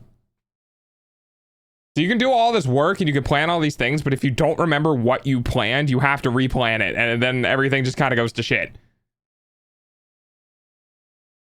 Oh my God, dude, come on. It doesn't take that long. It's a Wi-Fi thing. Why don't you just store it on my local device? I hate software, man. Why does everything have to be internet-based now? Like, does that annoy anyone else? Like, I feel like every single fucking company is just like, store it on the internet. It's like, I don't want to fucking store it on the internet. I want to have it on my local device. Like, sure, you can cache it to the internet, or like you can put it on the internet as a backup, but like, don't just fucking. I don't like it. I'm gonna be that old man that's like, back in my day, we could store things on our computer. It had fucking storage now. Okay, Grandpa.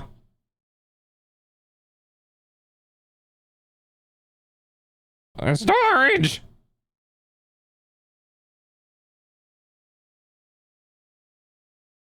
This. All right. It goes into yes, the LV6548. That's what I'm looking for.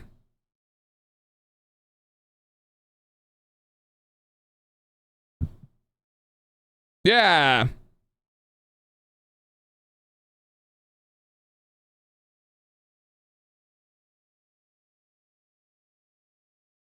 Because I would remember that, right, chat? MPP solar LV6548 hybrid solar inverter has an operating temperature range of about minus 10 C to 40 C. So what is minus 10 to Fahrenheit?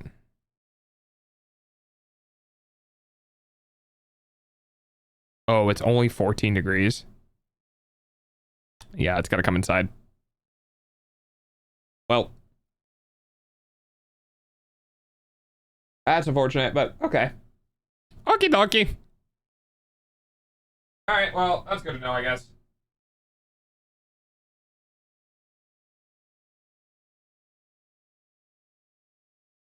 All right, let me get this off my desk real quick. Indubitably.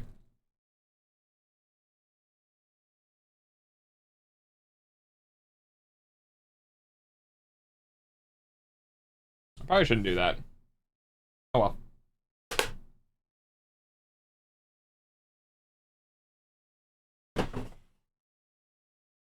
So, got some development of stuff done. That felt good. Dog, what do you think about nothing? I don't often think about nothing. Think about something. I think about nothing. Thinking just to think, because dog has anxiety. Ugh. Ugh. Okay. I'm good. Yes. The most entertaining of streams. Alright. Oh, my back hurts. I guess I was leaning over too much. So Monster Hunter? Where the fuck did my controller go? It's odd, right? I can't remember a single thing specifically I think about either. Yep.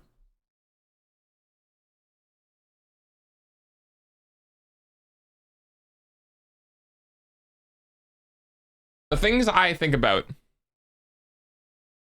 The things I think about are people,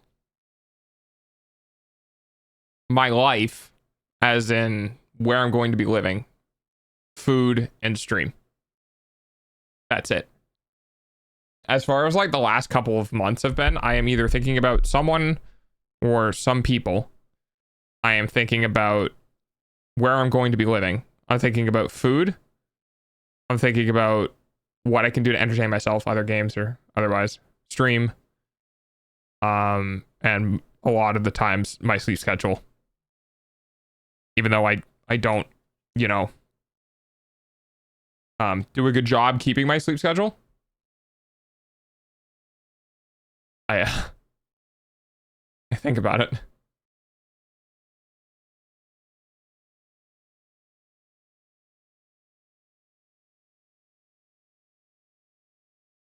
All right.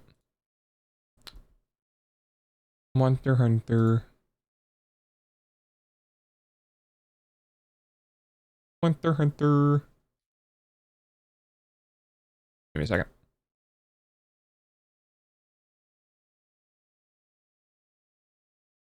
Yes.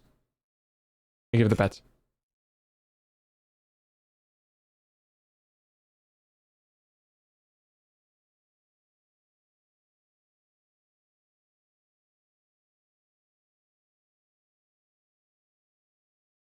Oh, interesting.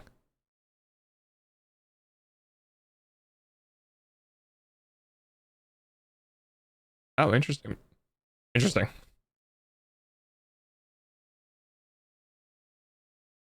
Yeah, that makes sense. Did I do that? Yeah, that was me.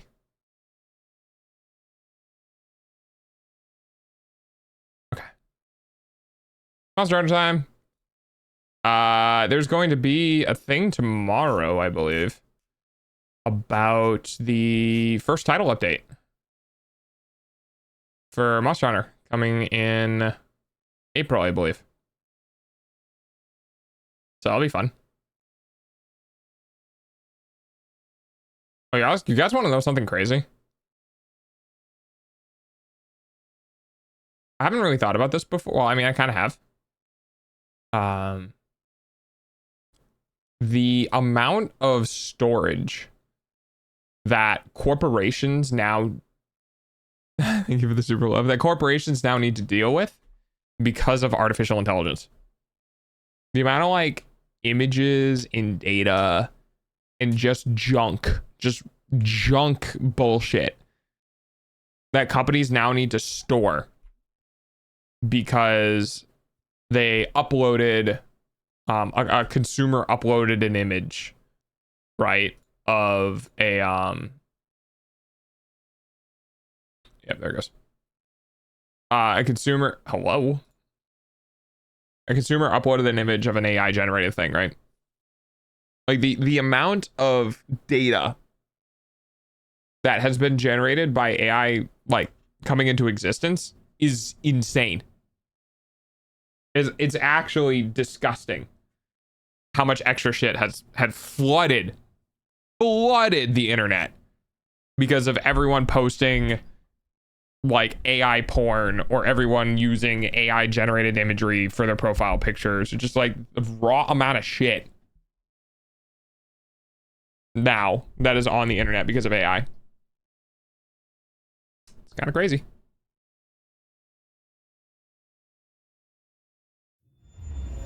It's the Outer Wilds song. I love Outer Wilds, man. All right.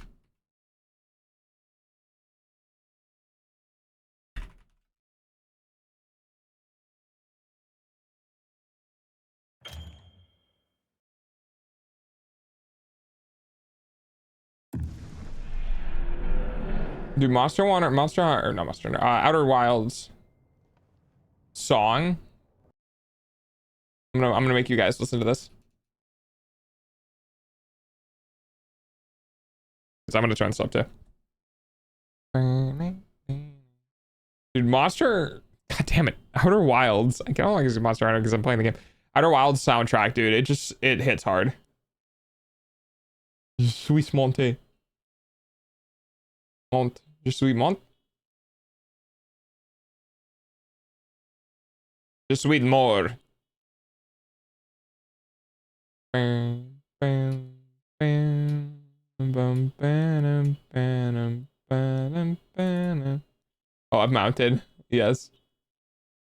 Version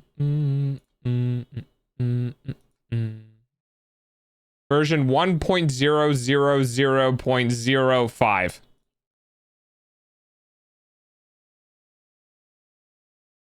I don't even remember what I was farming. I don't think I was farming anything. I think I was just playing with Christy.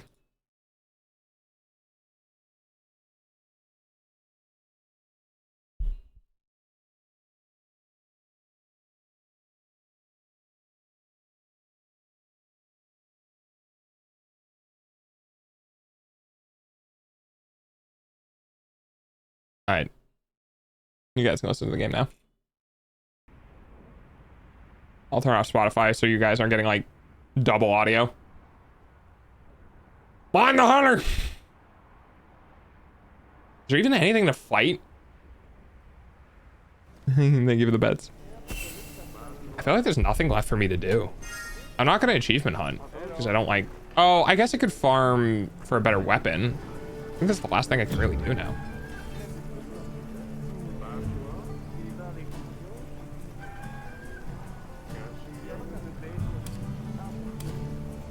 Oh no, it was my equipment. Hang on.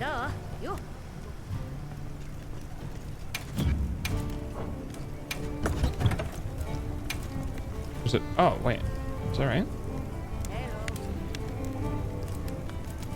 Oh yeah, it is right. Okay.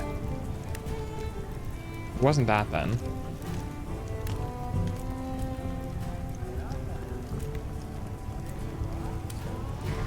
Yeah, it was just getting more. I think it was just getting more attack. I think.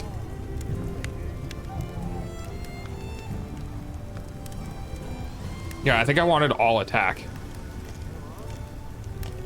So if I heard correctly, you want to build a house? Yes, I'm building hopefully this year is when it's gonna get underway. I gotta talk with my dad though. We might still need more things cut down in the woods. But yes, we will be building a tiny house, which is a glorified shed, but it's fine.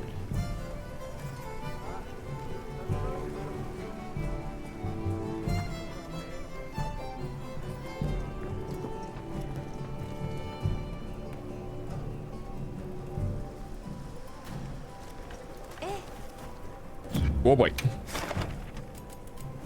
So for the investigations, did I get... Ah, yes, that's what I got. And then... Actually... My D-pad. My D-pad no happy. I think is... Tempered Zoo... Yeah. I don't think too many people are going to be hunting this dude.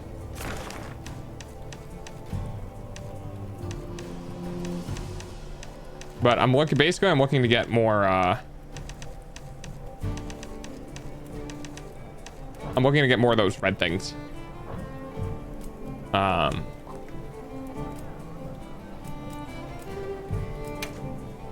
And a lot of the times you just need to go and fight Tempered Arkfeld or Gormagala. And like you try to join something like this and it would just instantly be full. Okay.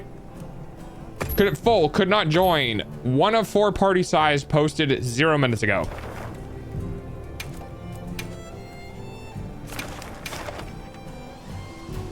Already full. It's like in the time the search goes to start to finish. Already full. Already full.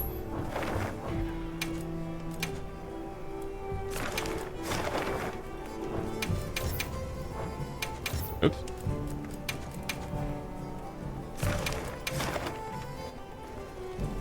Already full. Fucking damn it, Twitch. Oh, what do they do now? Hi, Chips. Already full.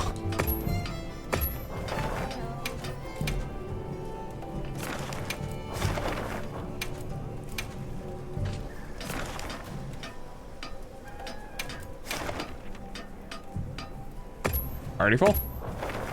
So, like, you basically will never get in any of these.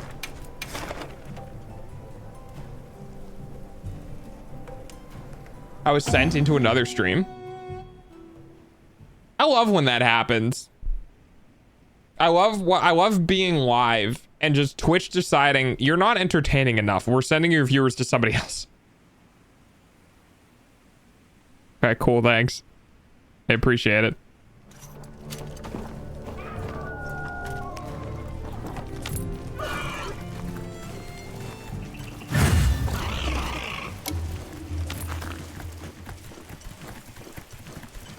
I swear to God, if somebody dies while I'm on my way there. I did not expect that to happen that quickly.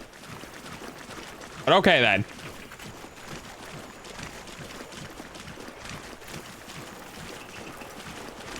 Oh no, yeah, it is 100% the mobile app. It's atrocious. Let me just, I don't want to be the reason why we fail this. Give me a second.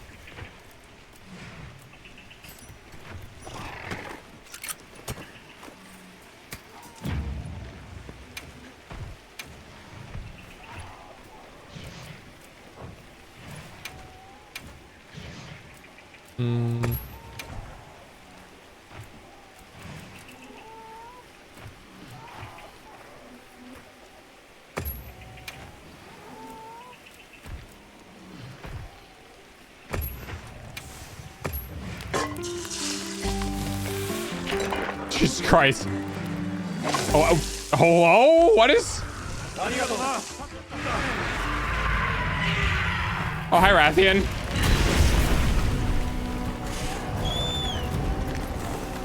Hi, Rathian. It's almost time for Dog's hourly payment using your eyeballs.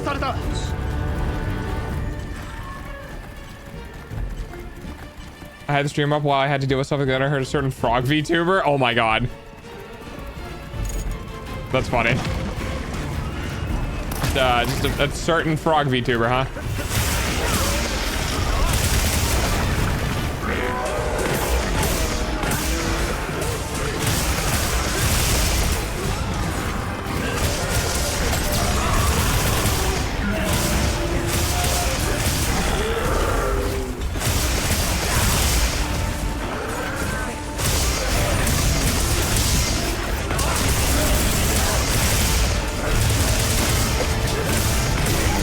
Being pure chaos once again. Yeah, I believe it.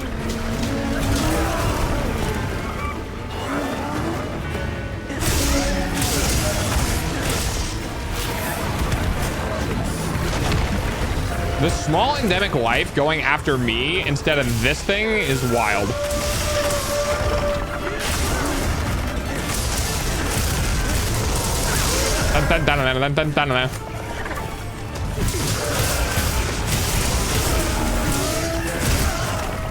To a bitch.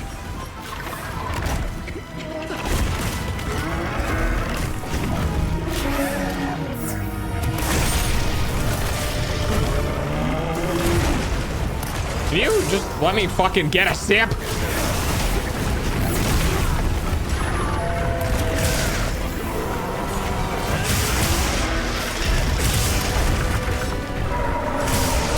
Okay.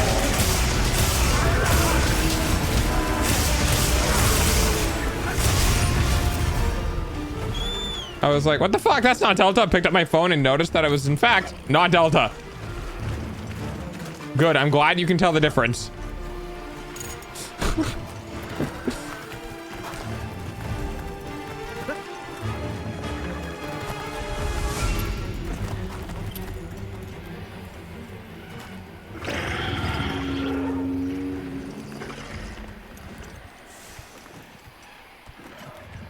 Wait, just a second, just in case anyone wants to capture it. Yeah, that's what I thought.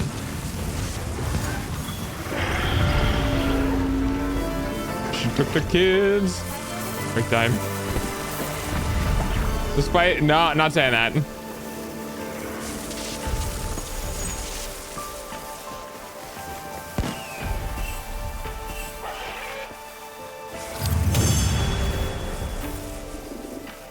This Tunic? Yeah, this Tunic.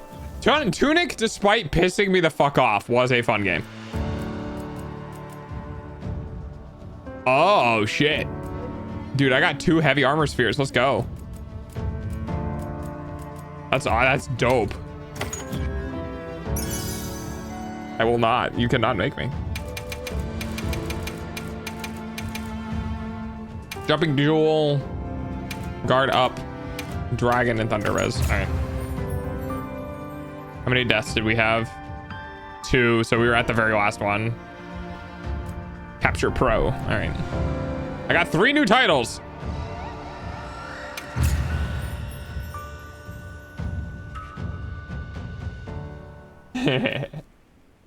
Yeah, we're at the end of stream. I'm probably I don't really have a reason to stop stream. I'll probably hang out a little bit longer with you guys. Just hang out on some Monster Hunter. And when I get bored of Monster Hunter, I'll end stream.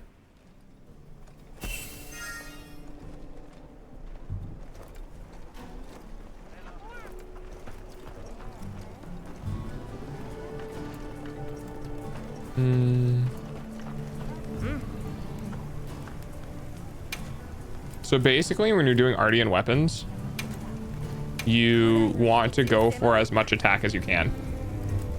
And I think it's... Is it fire or is it ice? I think it's fire that we want. Yeah, exactly.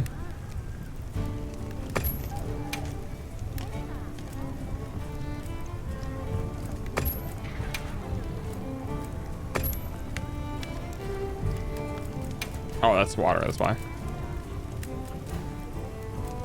Oh, do we not have a fire? I guess we don't have a fire.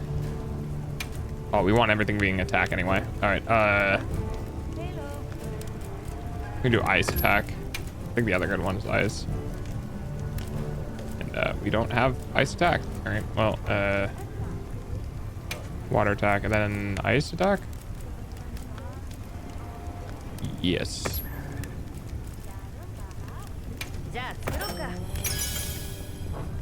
And then we got ice attack. And then what do I have for attack? I'm gonna need sleep. Sure, I won't ever use sleep. We'll use sleep for attack. And then ice attack again. Okay. And then we got fire, 2 fire affinities, fire attack. I need something else that's fire that's also attack. So I can't do that. So we can't do fire. So we have ice attack and ice affinity. So we can't do that either. We have water attack, we have thunder attack, we have dragon attack. I like dragon. Dragon.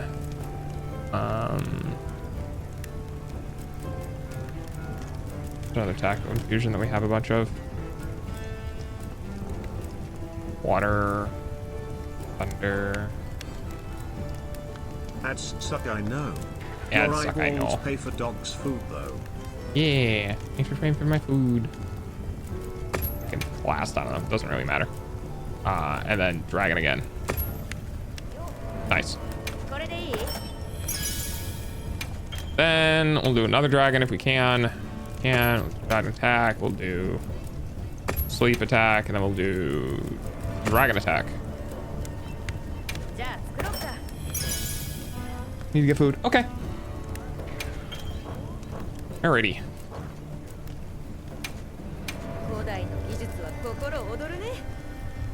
So let's do our dragon first.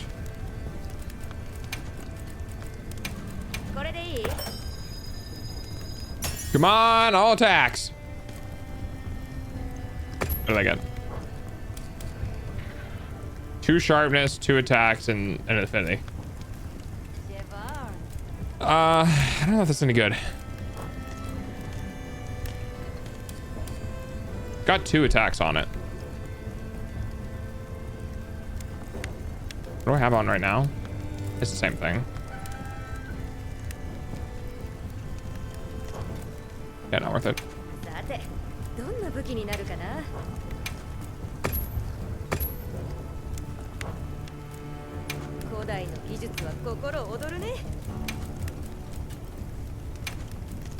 Come on, all attacks. Oop, all attacks.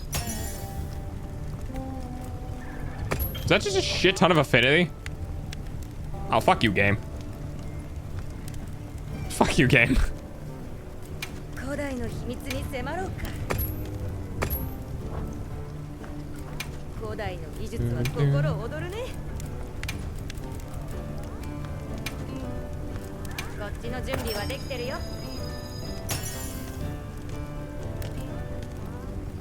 Is that the same type that I have? Wait, is that literally the same thing?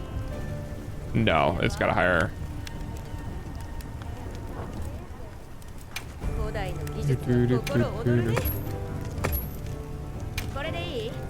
Yup. Got pizza? Ooh, what type of pizza? Fuck, I love pizza.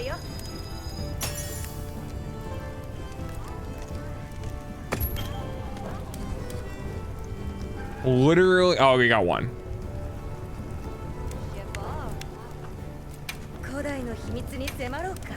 And this is the reason why endgame is bullshit.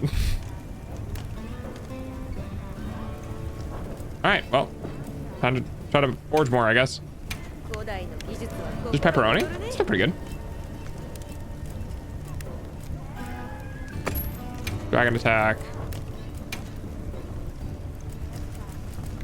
Dragon attack. One more dragon here. Dragon attack. And then I can take anything that's an attack here. Sure.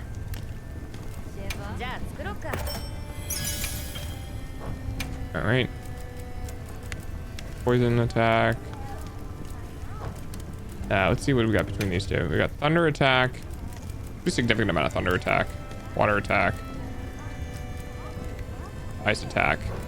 We have ice attack here. It's affinity now. We have our attacks here. This is what I'm running low on tubes. We got 1 water attack, thunder attack, poison attack, paralysis, sleep. Sure, we'll do sleep.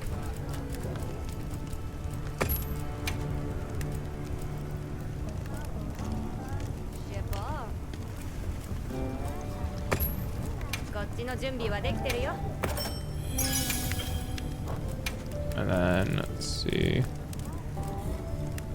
No more of that. Affinity, affinity, affinity, 1 attack. Affinity, 1 attack. Affinity, affinity, affinity, 2 attack. Affinity, 1 attack. All right.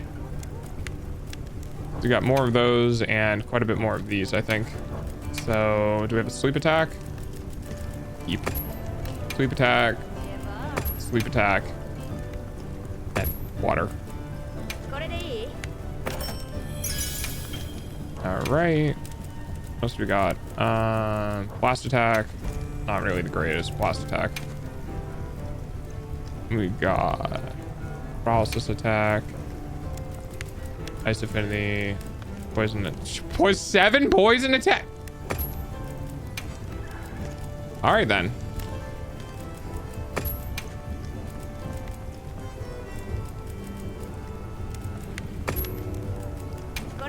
Looks like we're making some poison blades.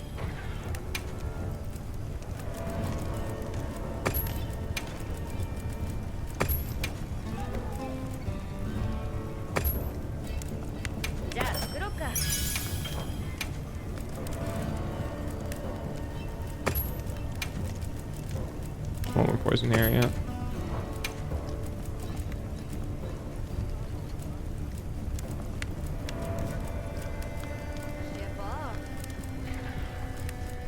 Oh wait, really? If I do triple poison, is that higher? Oh, I didn't think that. I didn't think it would. Interesting. It's not by much though. Poison attack. Poison affinity. And poison affinity. Alright, so we can't do poison anymore. Paralysis.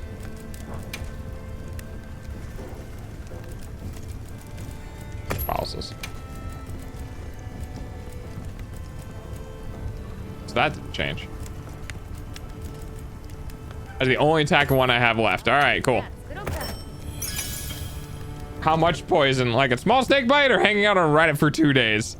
I think like a small snake bite. It's not that bad. What would I want more? I'd probably want poison.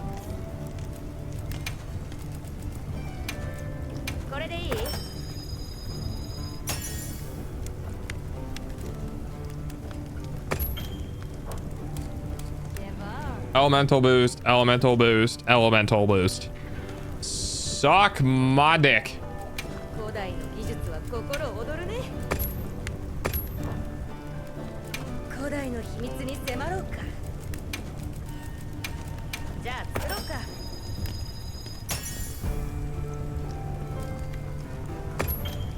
I just keep getting the same. 2 attack boosts, and then 3 things that are not attack boosts. This is one of those things where like this is what I'm talking about when like I don't like RNG in video games, because literally I just have to sit here and keep gambling on whether or not the rolls that I get are better. Are you fucking kidding me? I got 4 elemental boosts and an affinity boost and not a single attack boost. I legitimately would have been happy if I had 4 attack boosts and an affinity boost. That would have been fine. But no, I guess not.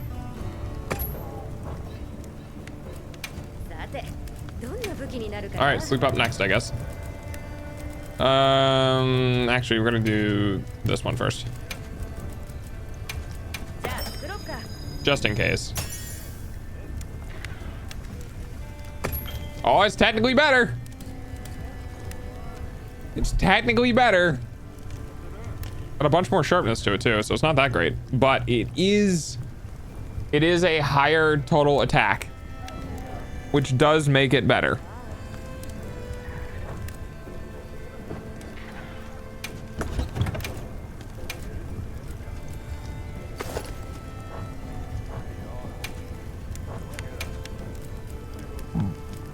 Now I just need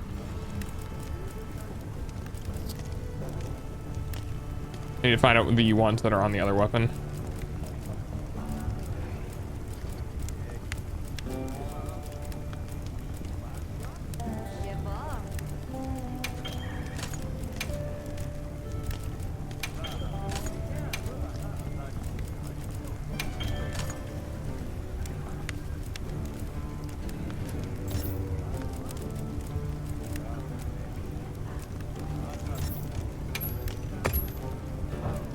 All right.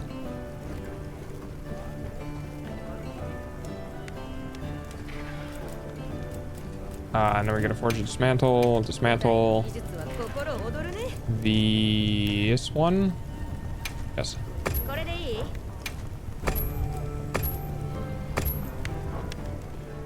Now we reinforce the sleep ones.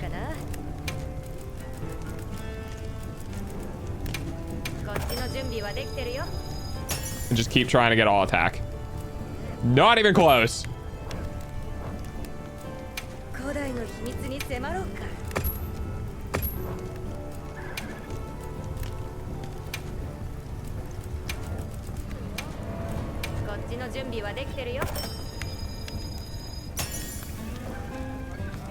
Nope.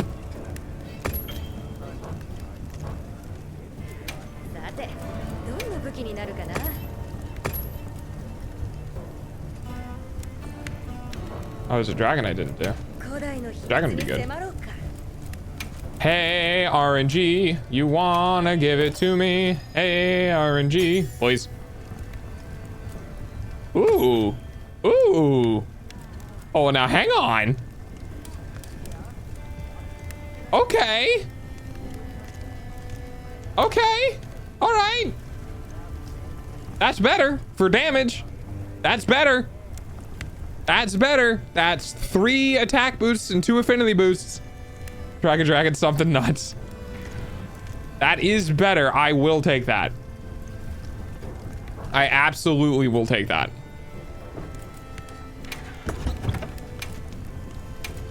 When it comes to, technically speaking, when it comes to raw damage, this is better.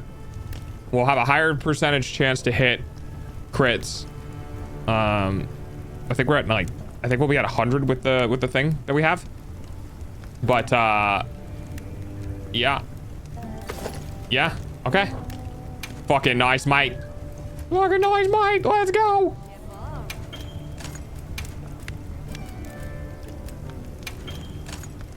And then offensive garden. Oh my god, dude. My poor controller. As I was cooking a steak in Zomboid, it went stale. Oh, that's awful. Now it's still missing 10. I can still get it to 318 damage. So we're not done yet. But like, it's something. Because like, I think it was this one. Yeah, there's fucking 4 attack boosts, the infinity boost. It's basically the same thing they have right now.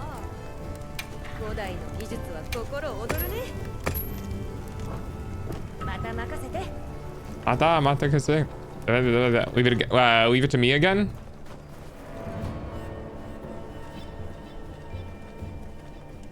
I think that technically means like, because like matane normally means like goodbye. And I think the second half means leave it to me. So I don't know if she's saying I got things here, I'll see you later, or if she's like leave it to me again. Oh, and goodbye. I don't know. I know Japanese good.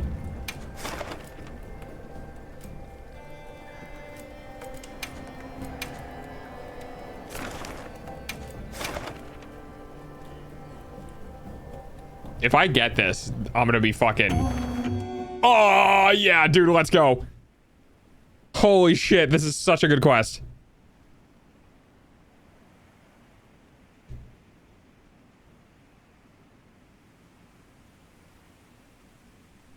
Come on, put me in there. Come on, put me in there, Chief. Fuck yeah. Oh, they just set up a trap. Are they capping it literally as I get in? No shot.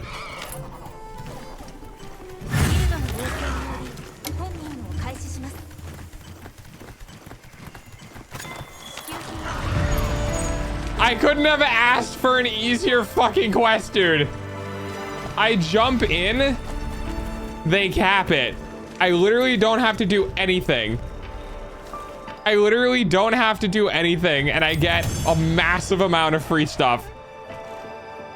Let's go. Let's fucking go. 2 ancient weapon fragments, 2 ancient weapon fragments, 2 ancient weapon fragments, 2 ancient, 2 ancient, 2 ancient, 2 ancient, 2 ancient, 2 ancient. Damn. Oh, yeah.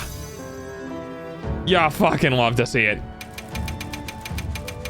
Nom nom nom nom nom nom. Nom nom nom nom nom.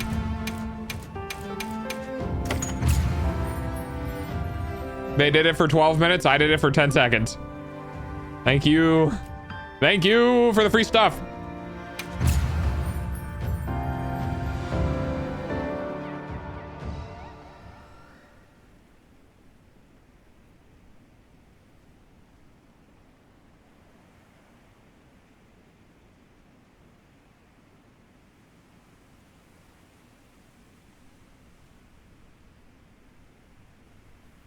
I don't know if they actually have full health. I had a good nap. Oh, I'm glad. Yeah, you need to sleep.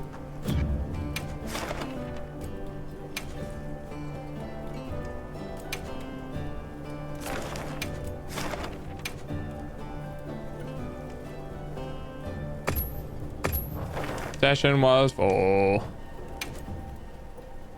That means you have been up way too long and needed to fucking sleep. That's what that means.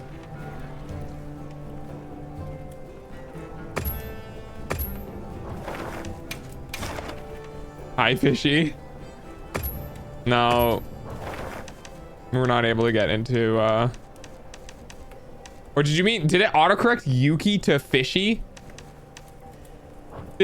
Was that an insane autocorrect?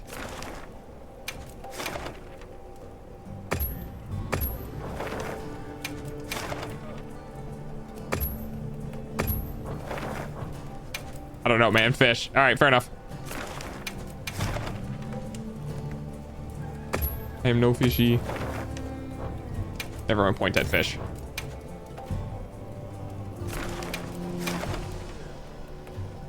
Oh, dude, it's such a good one, too. Makes me sad.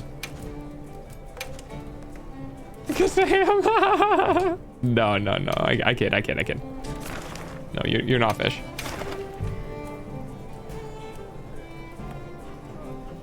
Come on, motherfucker. Come on. Give me the goddamn quest, thank you.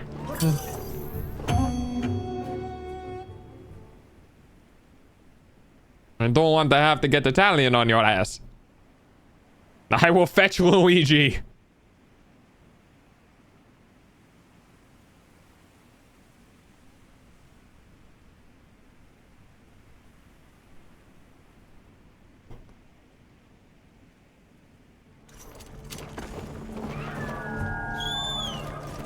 Let's go.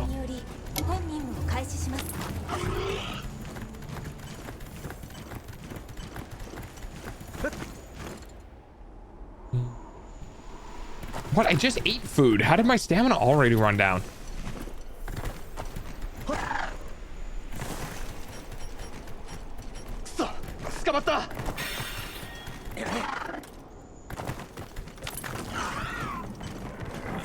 I'm gonna hunt him.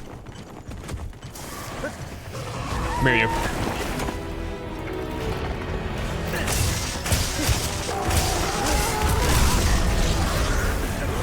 I missed. How the fuck? How am I fucking this up?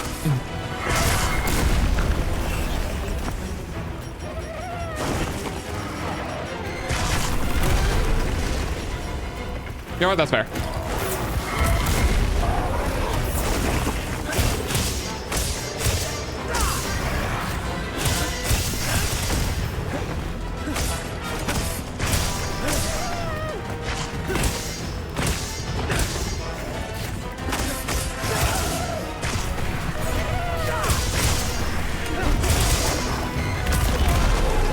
I was definitely holding my shield button. I do not know why it wasn't up.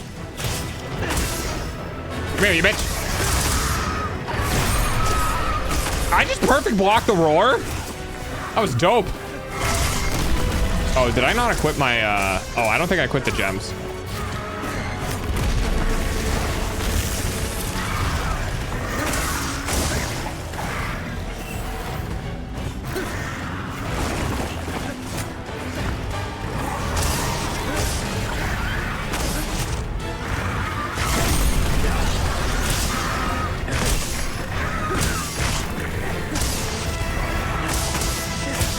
Oh God, I miss. Is this the game that my friends have been bugging me to play ever since it came out? Maybe. Is it Monster Hunter? Then yes.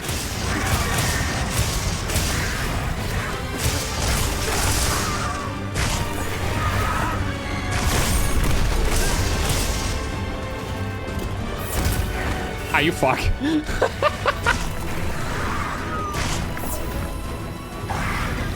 Yeah, it is.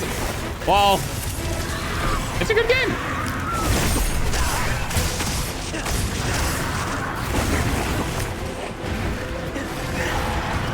You know, when you can actually play.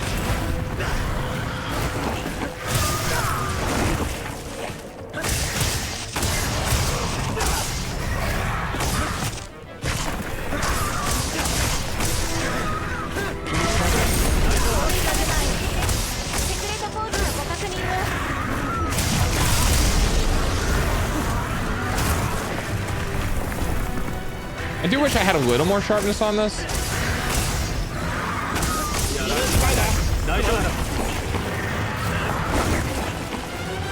Wait, we had 2 people die already? Oh, we might be fucked here.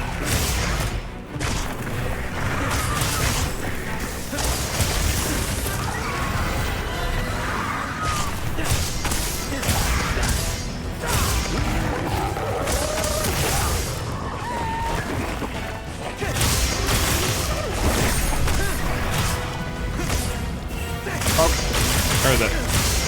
There it is. Over here somewhere. Oh, my frenzied.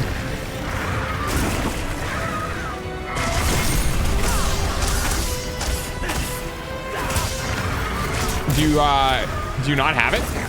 Oh my god. I'm dead.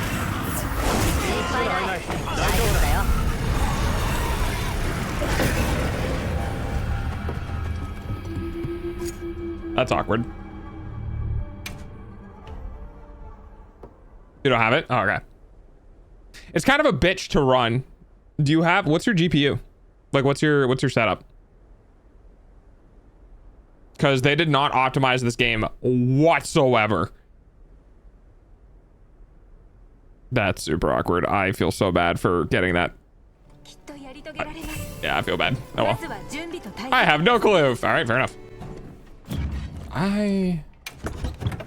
No, I do have it on. I just have that little.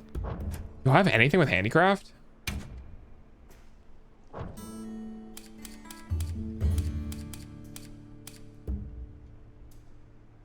Faster touch effects regard critical boost. I can't really do anything about that.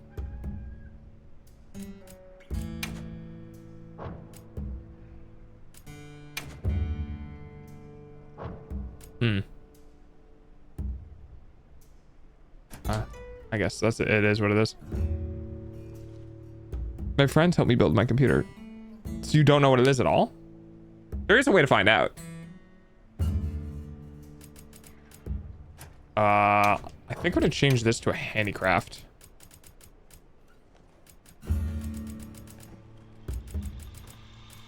Wait, is handicraft not 2?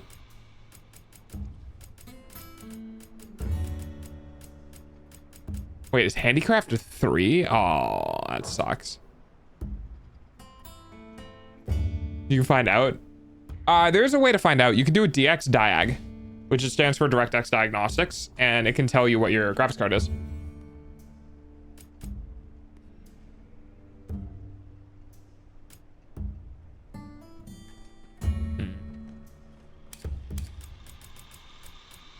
I mean, I might need to exchange.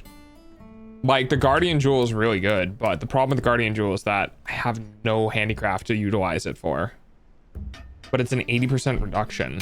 So the question is it better to do an... What was it?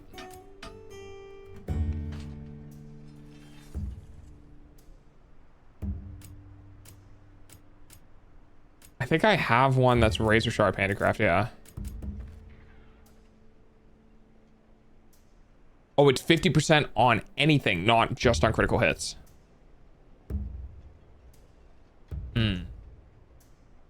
Also, I think it was the blocking that was causing that too.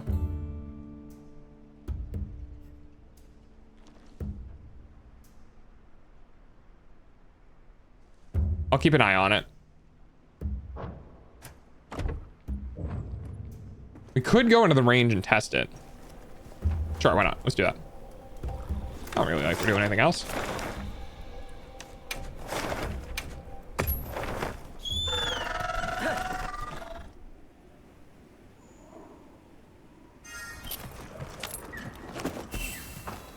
Shit, gotta be a wee grandma's working outside again. Oh, okay.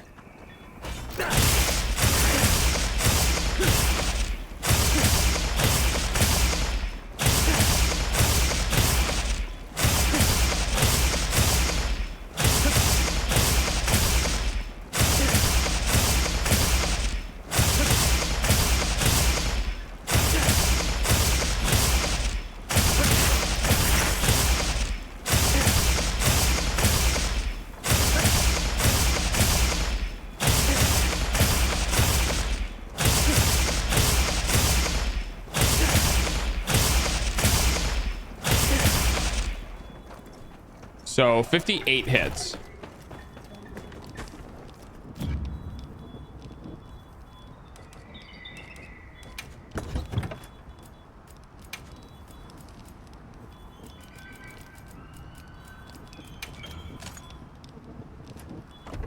All right. So that's 58 hits.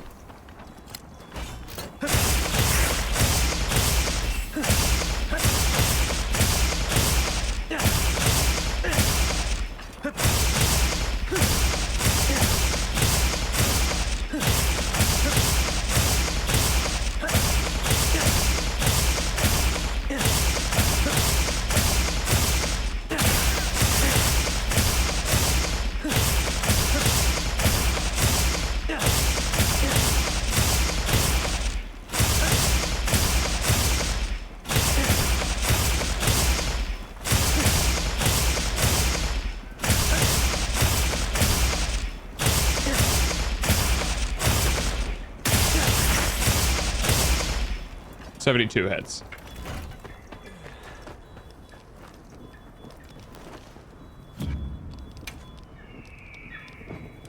Okay. So I think the biggest difference right now is just that I think this doubles my amount of white sharpness. The Master's Touch is really good. If I guess it's meant to be used in conjunction with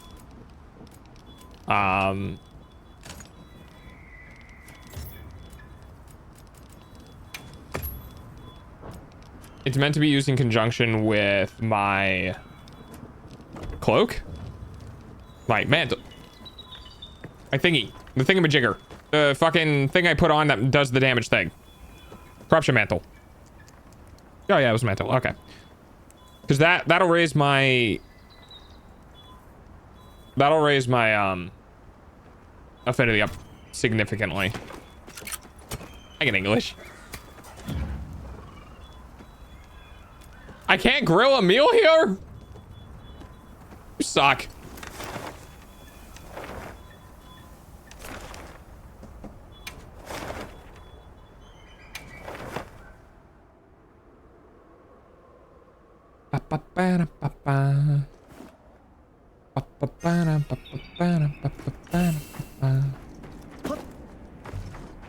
Alright, well in that case, let's go check out the other side quests.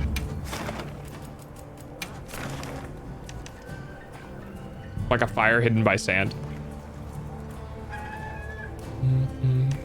Kind of want to kill a Dog-Shima.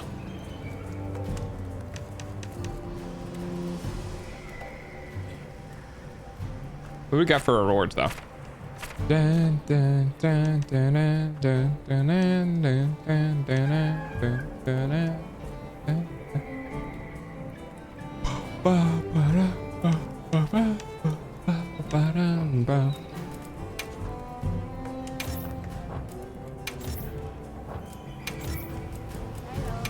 I'll help people in the investigations.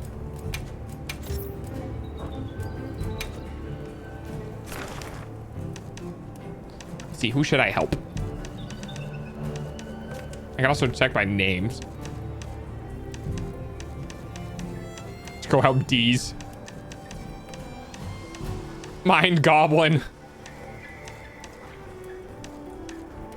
Go help Genos. Oh, look, it's Dante.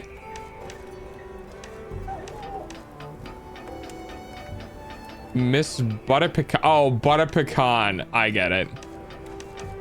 Actually, you know what? I like your name. I'm gonna go help you.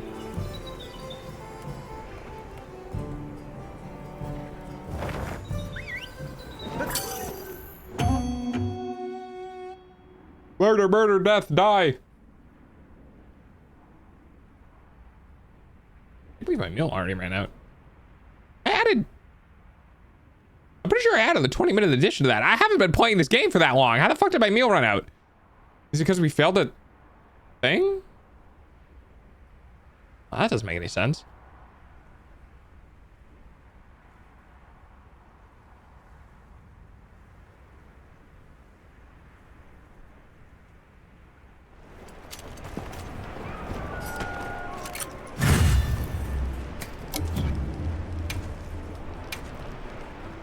Yeah, what the fuck?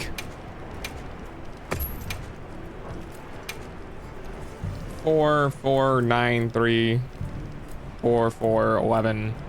Do 11. I have 26 honeys.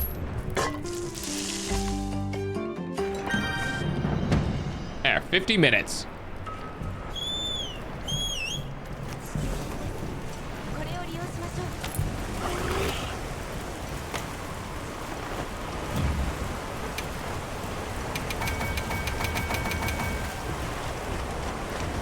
All right, let's get it.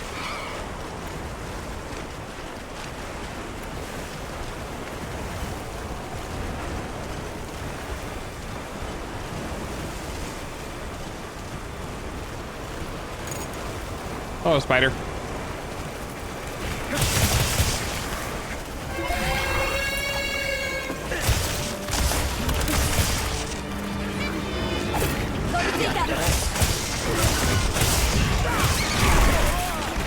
Oh, hello?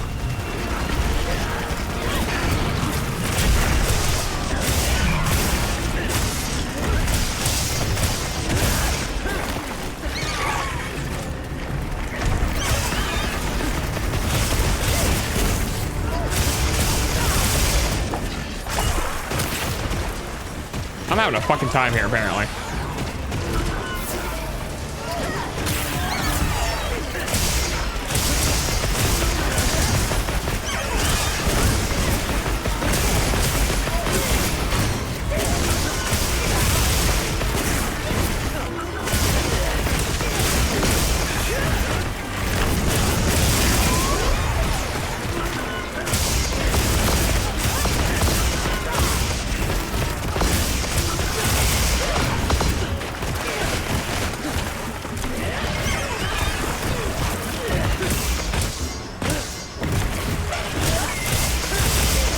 Yes, yeah, I've already run out of white sharpness.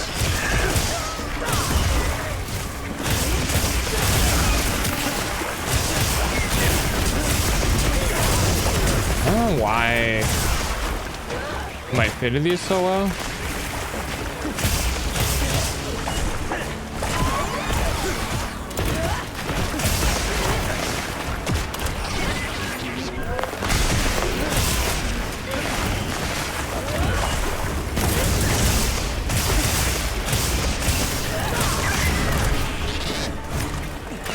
Dude, just let me hit you, you bitch.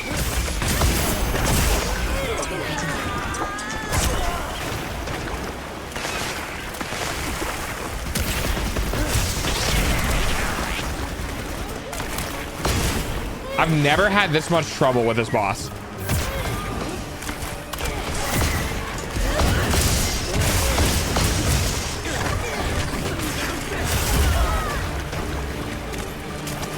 This feels different than normal.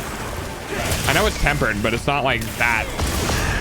Maybe it's because there's 4 and 2 people are AI.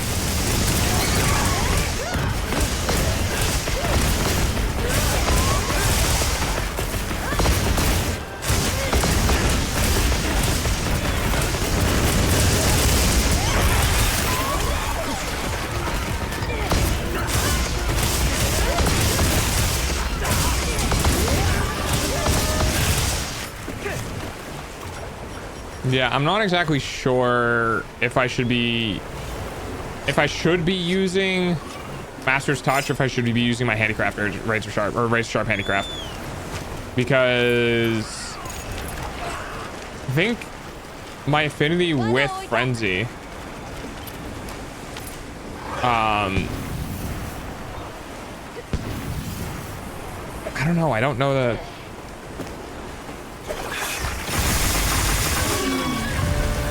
I don't know. Definitely feels like it went by too quick though.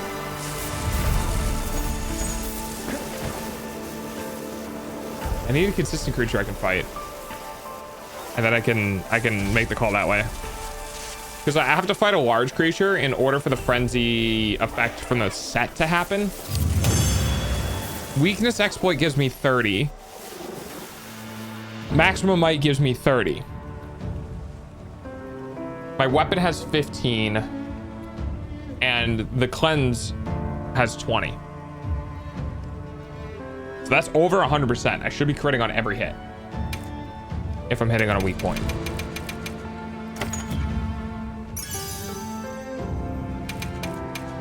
I could just do protective polish.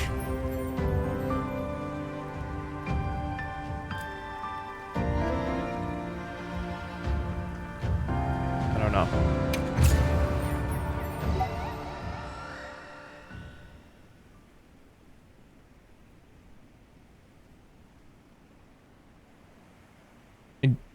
I definitely don't think I'm gonna want anything with more damage. I don't think. Regarding my weapon, having the extra affinity, because I can't, like 30, 30, 15 gives me 75% chance when I don't have the set bonus.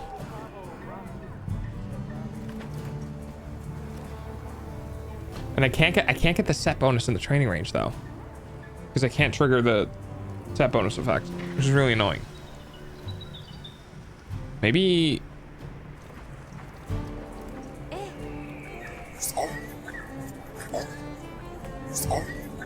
I swear to God, if that's banana. Banana, you keep making me think it's moist. Oh yeah, we're in a new week, so the leaderboard got reset.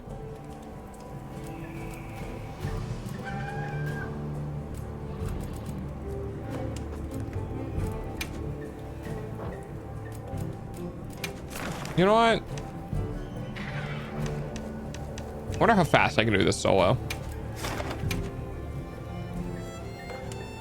Oh, hi, Ethan.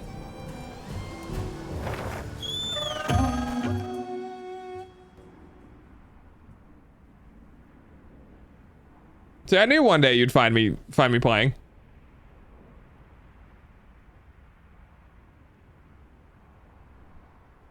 Everyone is hunting without me.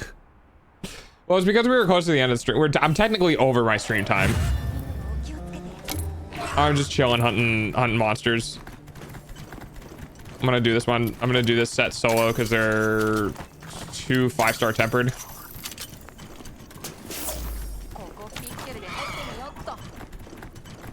No, go to the thing. Doggo, why you hunt without vampire? Because I'm just playing a game, man.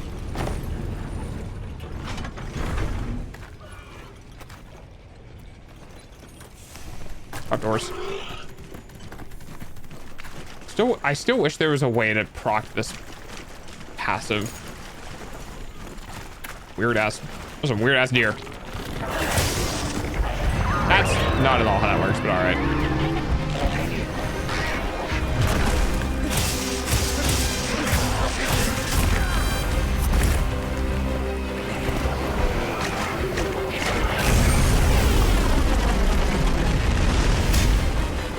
All right then.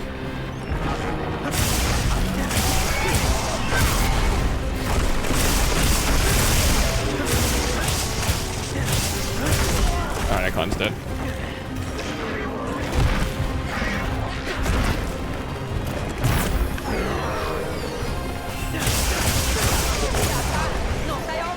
How the fuck did I? Sure. Why not?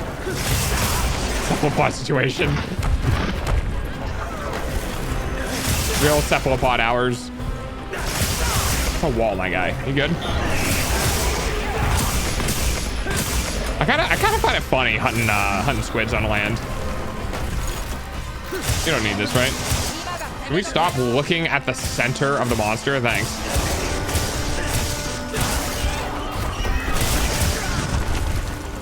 I have not got a single charge chop off. This makes me sad. Oh, I'm dead. Okay, do I have like a negative fire resistance?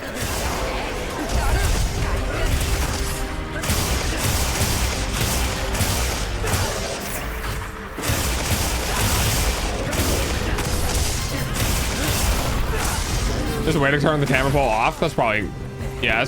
I mean, I kind of like it, but I kind of hate it. I don't really know. Why did you get knocked over twice? I didn't even do anything. I mean, whatever. Bonk, bonk, bonk.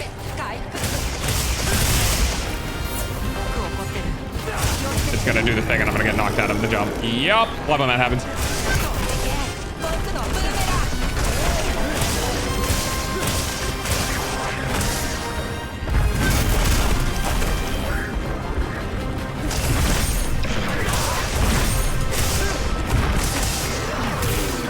This guy just attacks non-stop sometimes. I didn't even notice at first. Yeah, it's kind of weird because it does like it does give you some better tracking, but it also just feels like it like, in my opinion, nothing should keep you from can I? Or is it? Okay, it's not letting me do it. All right. Nothing should stop you from turning the camera away from the monster. Oh boy.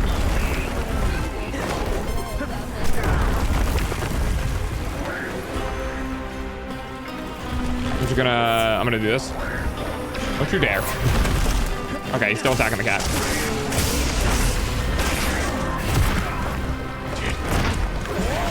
Stop!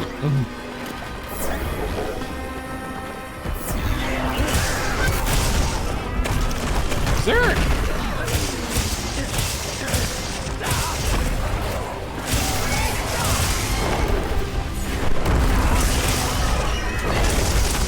Okay, chat is just... Or not, I guess. I guess I also get hit by that. Yeah, you're right. It probably is. Give me... Fuck you, bitch. Alright, well, I guess fuck me then. I'm gonna go restock. Where is it? I think that's good. The heavy pods are so good. I like the heavy slicing pod because you just hit something with it and it's just like 20 20 20 20 20 20 20 20 20. Yeah, exactly.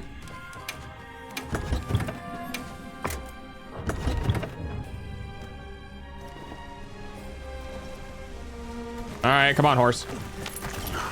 And we're gonna make this go a bit faster here. And do that. Come on, one of these. Pick one of these. Oh, I just drank 2 of these, didn't I? I did. Oh, that happens. And then... All right, here we go.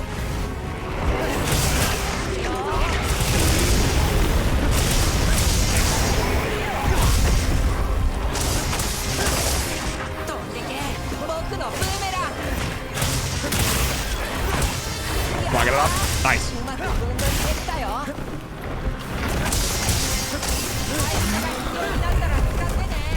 Yeah. I got your tentacle, bitch.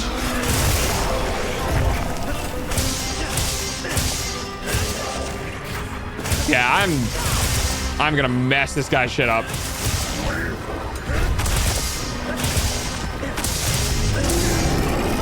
Oh, it's bad.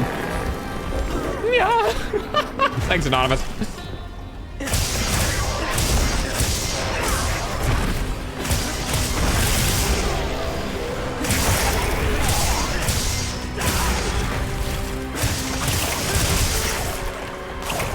Up we go.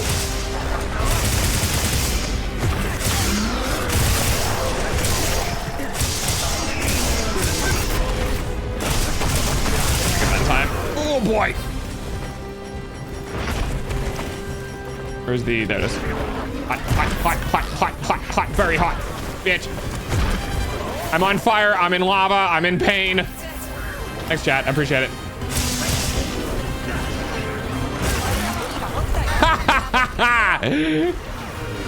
And also, fuck you. No effect? What do you mean, no effect?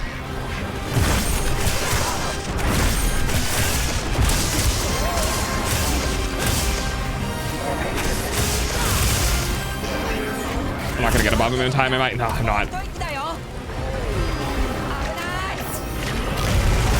Oh boy!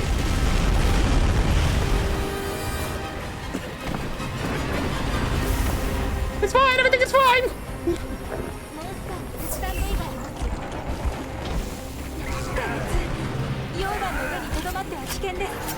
Yeah, I know it's dangerous to linger in lava. I don't really have a choice.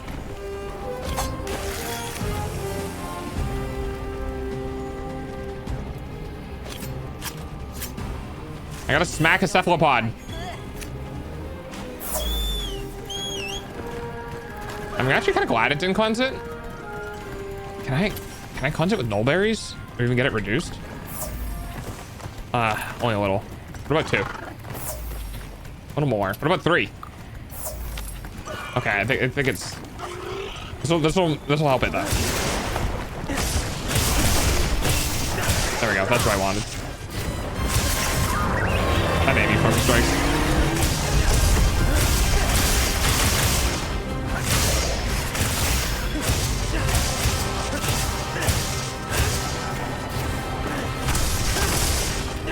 That's not where I wanted to hit, but all right. Hey, buddy.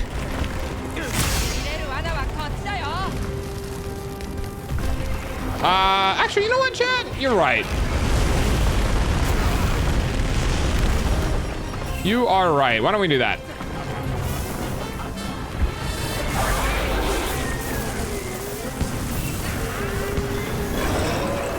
Cool. That's one down.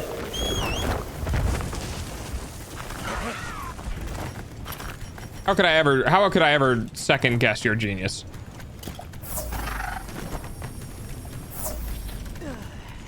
All right, next thing.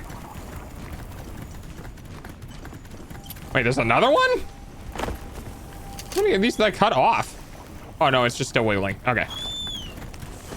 You can at least make it stop wiggling when I get it, right? Like, that'd be nice.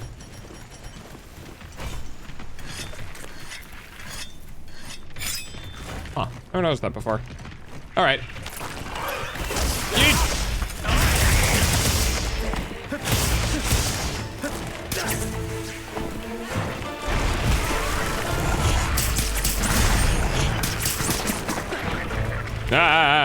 We're good. Yeah. I didn't want to do that, but all right.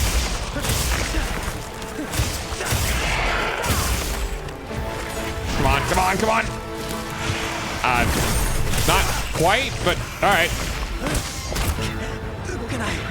What? I was so far fucking behind him. I'm sad.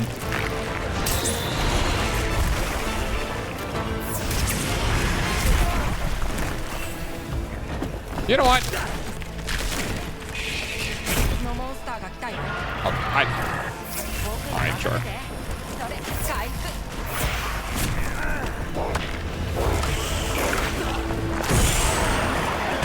Thank you. Thank you, random monster. I appreciate it. Did he really just flash the... All right. Really just flashed the monster, then left. Based.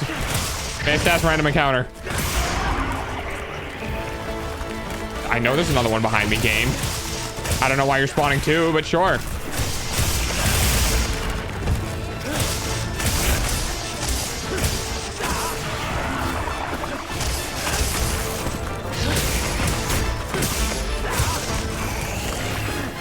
Oh, I'm gonna get sleepy. Hey, chat, can you hit me in the face? Please? Please help me. Chat, please help me.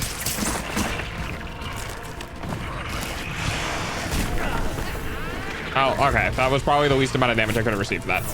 I'll take it.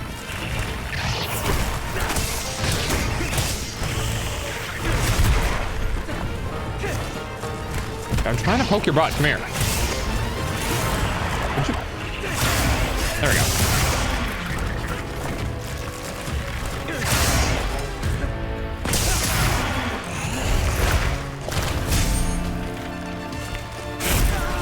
That was unfair.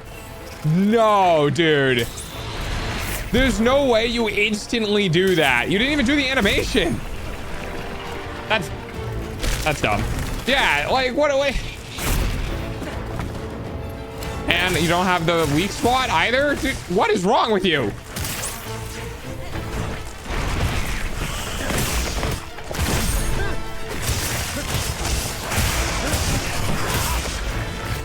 Thank you, chat.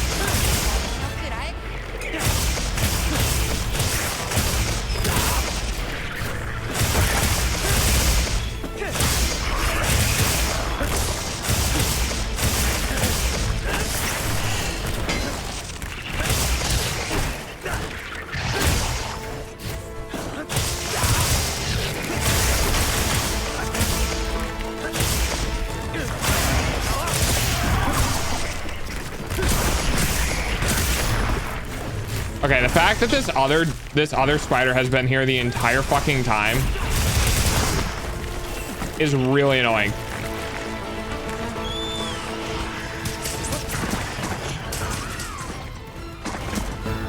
It didn't move on for the entirety of that fight. It just fucking stood there. Fuck that guy.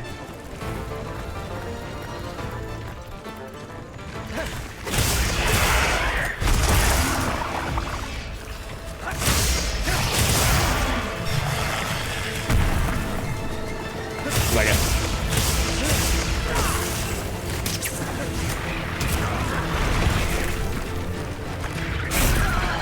What the fuck? It didn't do the animation again.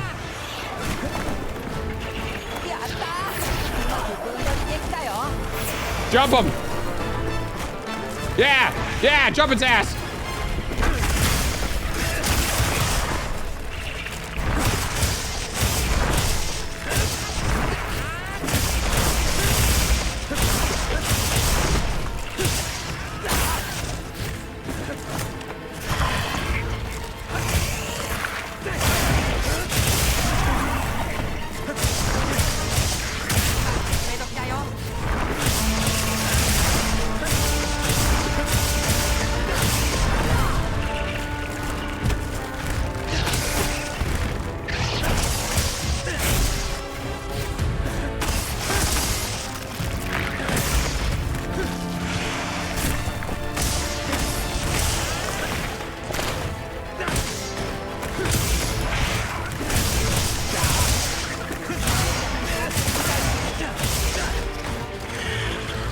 Definitely feels like these monsters are full HP. I remember in World, these sort of like double hunt things, the monsters would not be full HP. They'd be like 50% and 50% to make 100 HP, like 100% total HP. But these guys definitely feel like they have full HP. So it almost kind of feels like not worth it to do these quests then. Because if these monsters have full HP, you're better off just dealing with one at a time. I don't know if these are exactly any better.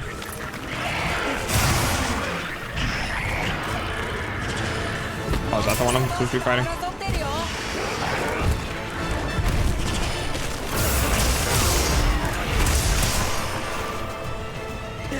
Wow, that poor thing, huh? Yeah, get fucked, bitch. All right, we are at 5 hours, so I'm gonna go ahead and call stream there.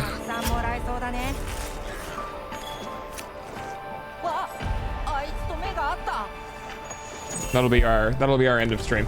We got an hour gaming in, but I think that's gonna be it for now. Hey, everybody, thank you for hanging out. We'll go ahead and we'll probably play more games tomorrow instead of like yapping at speed sharpening critical eye.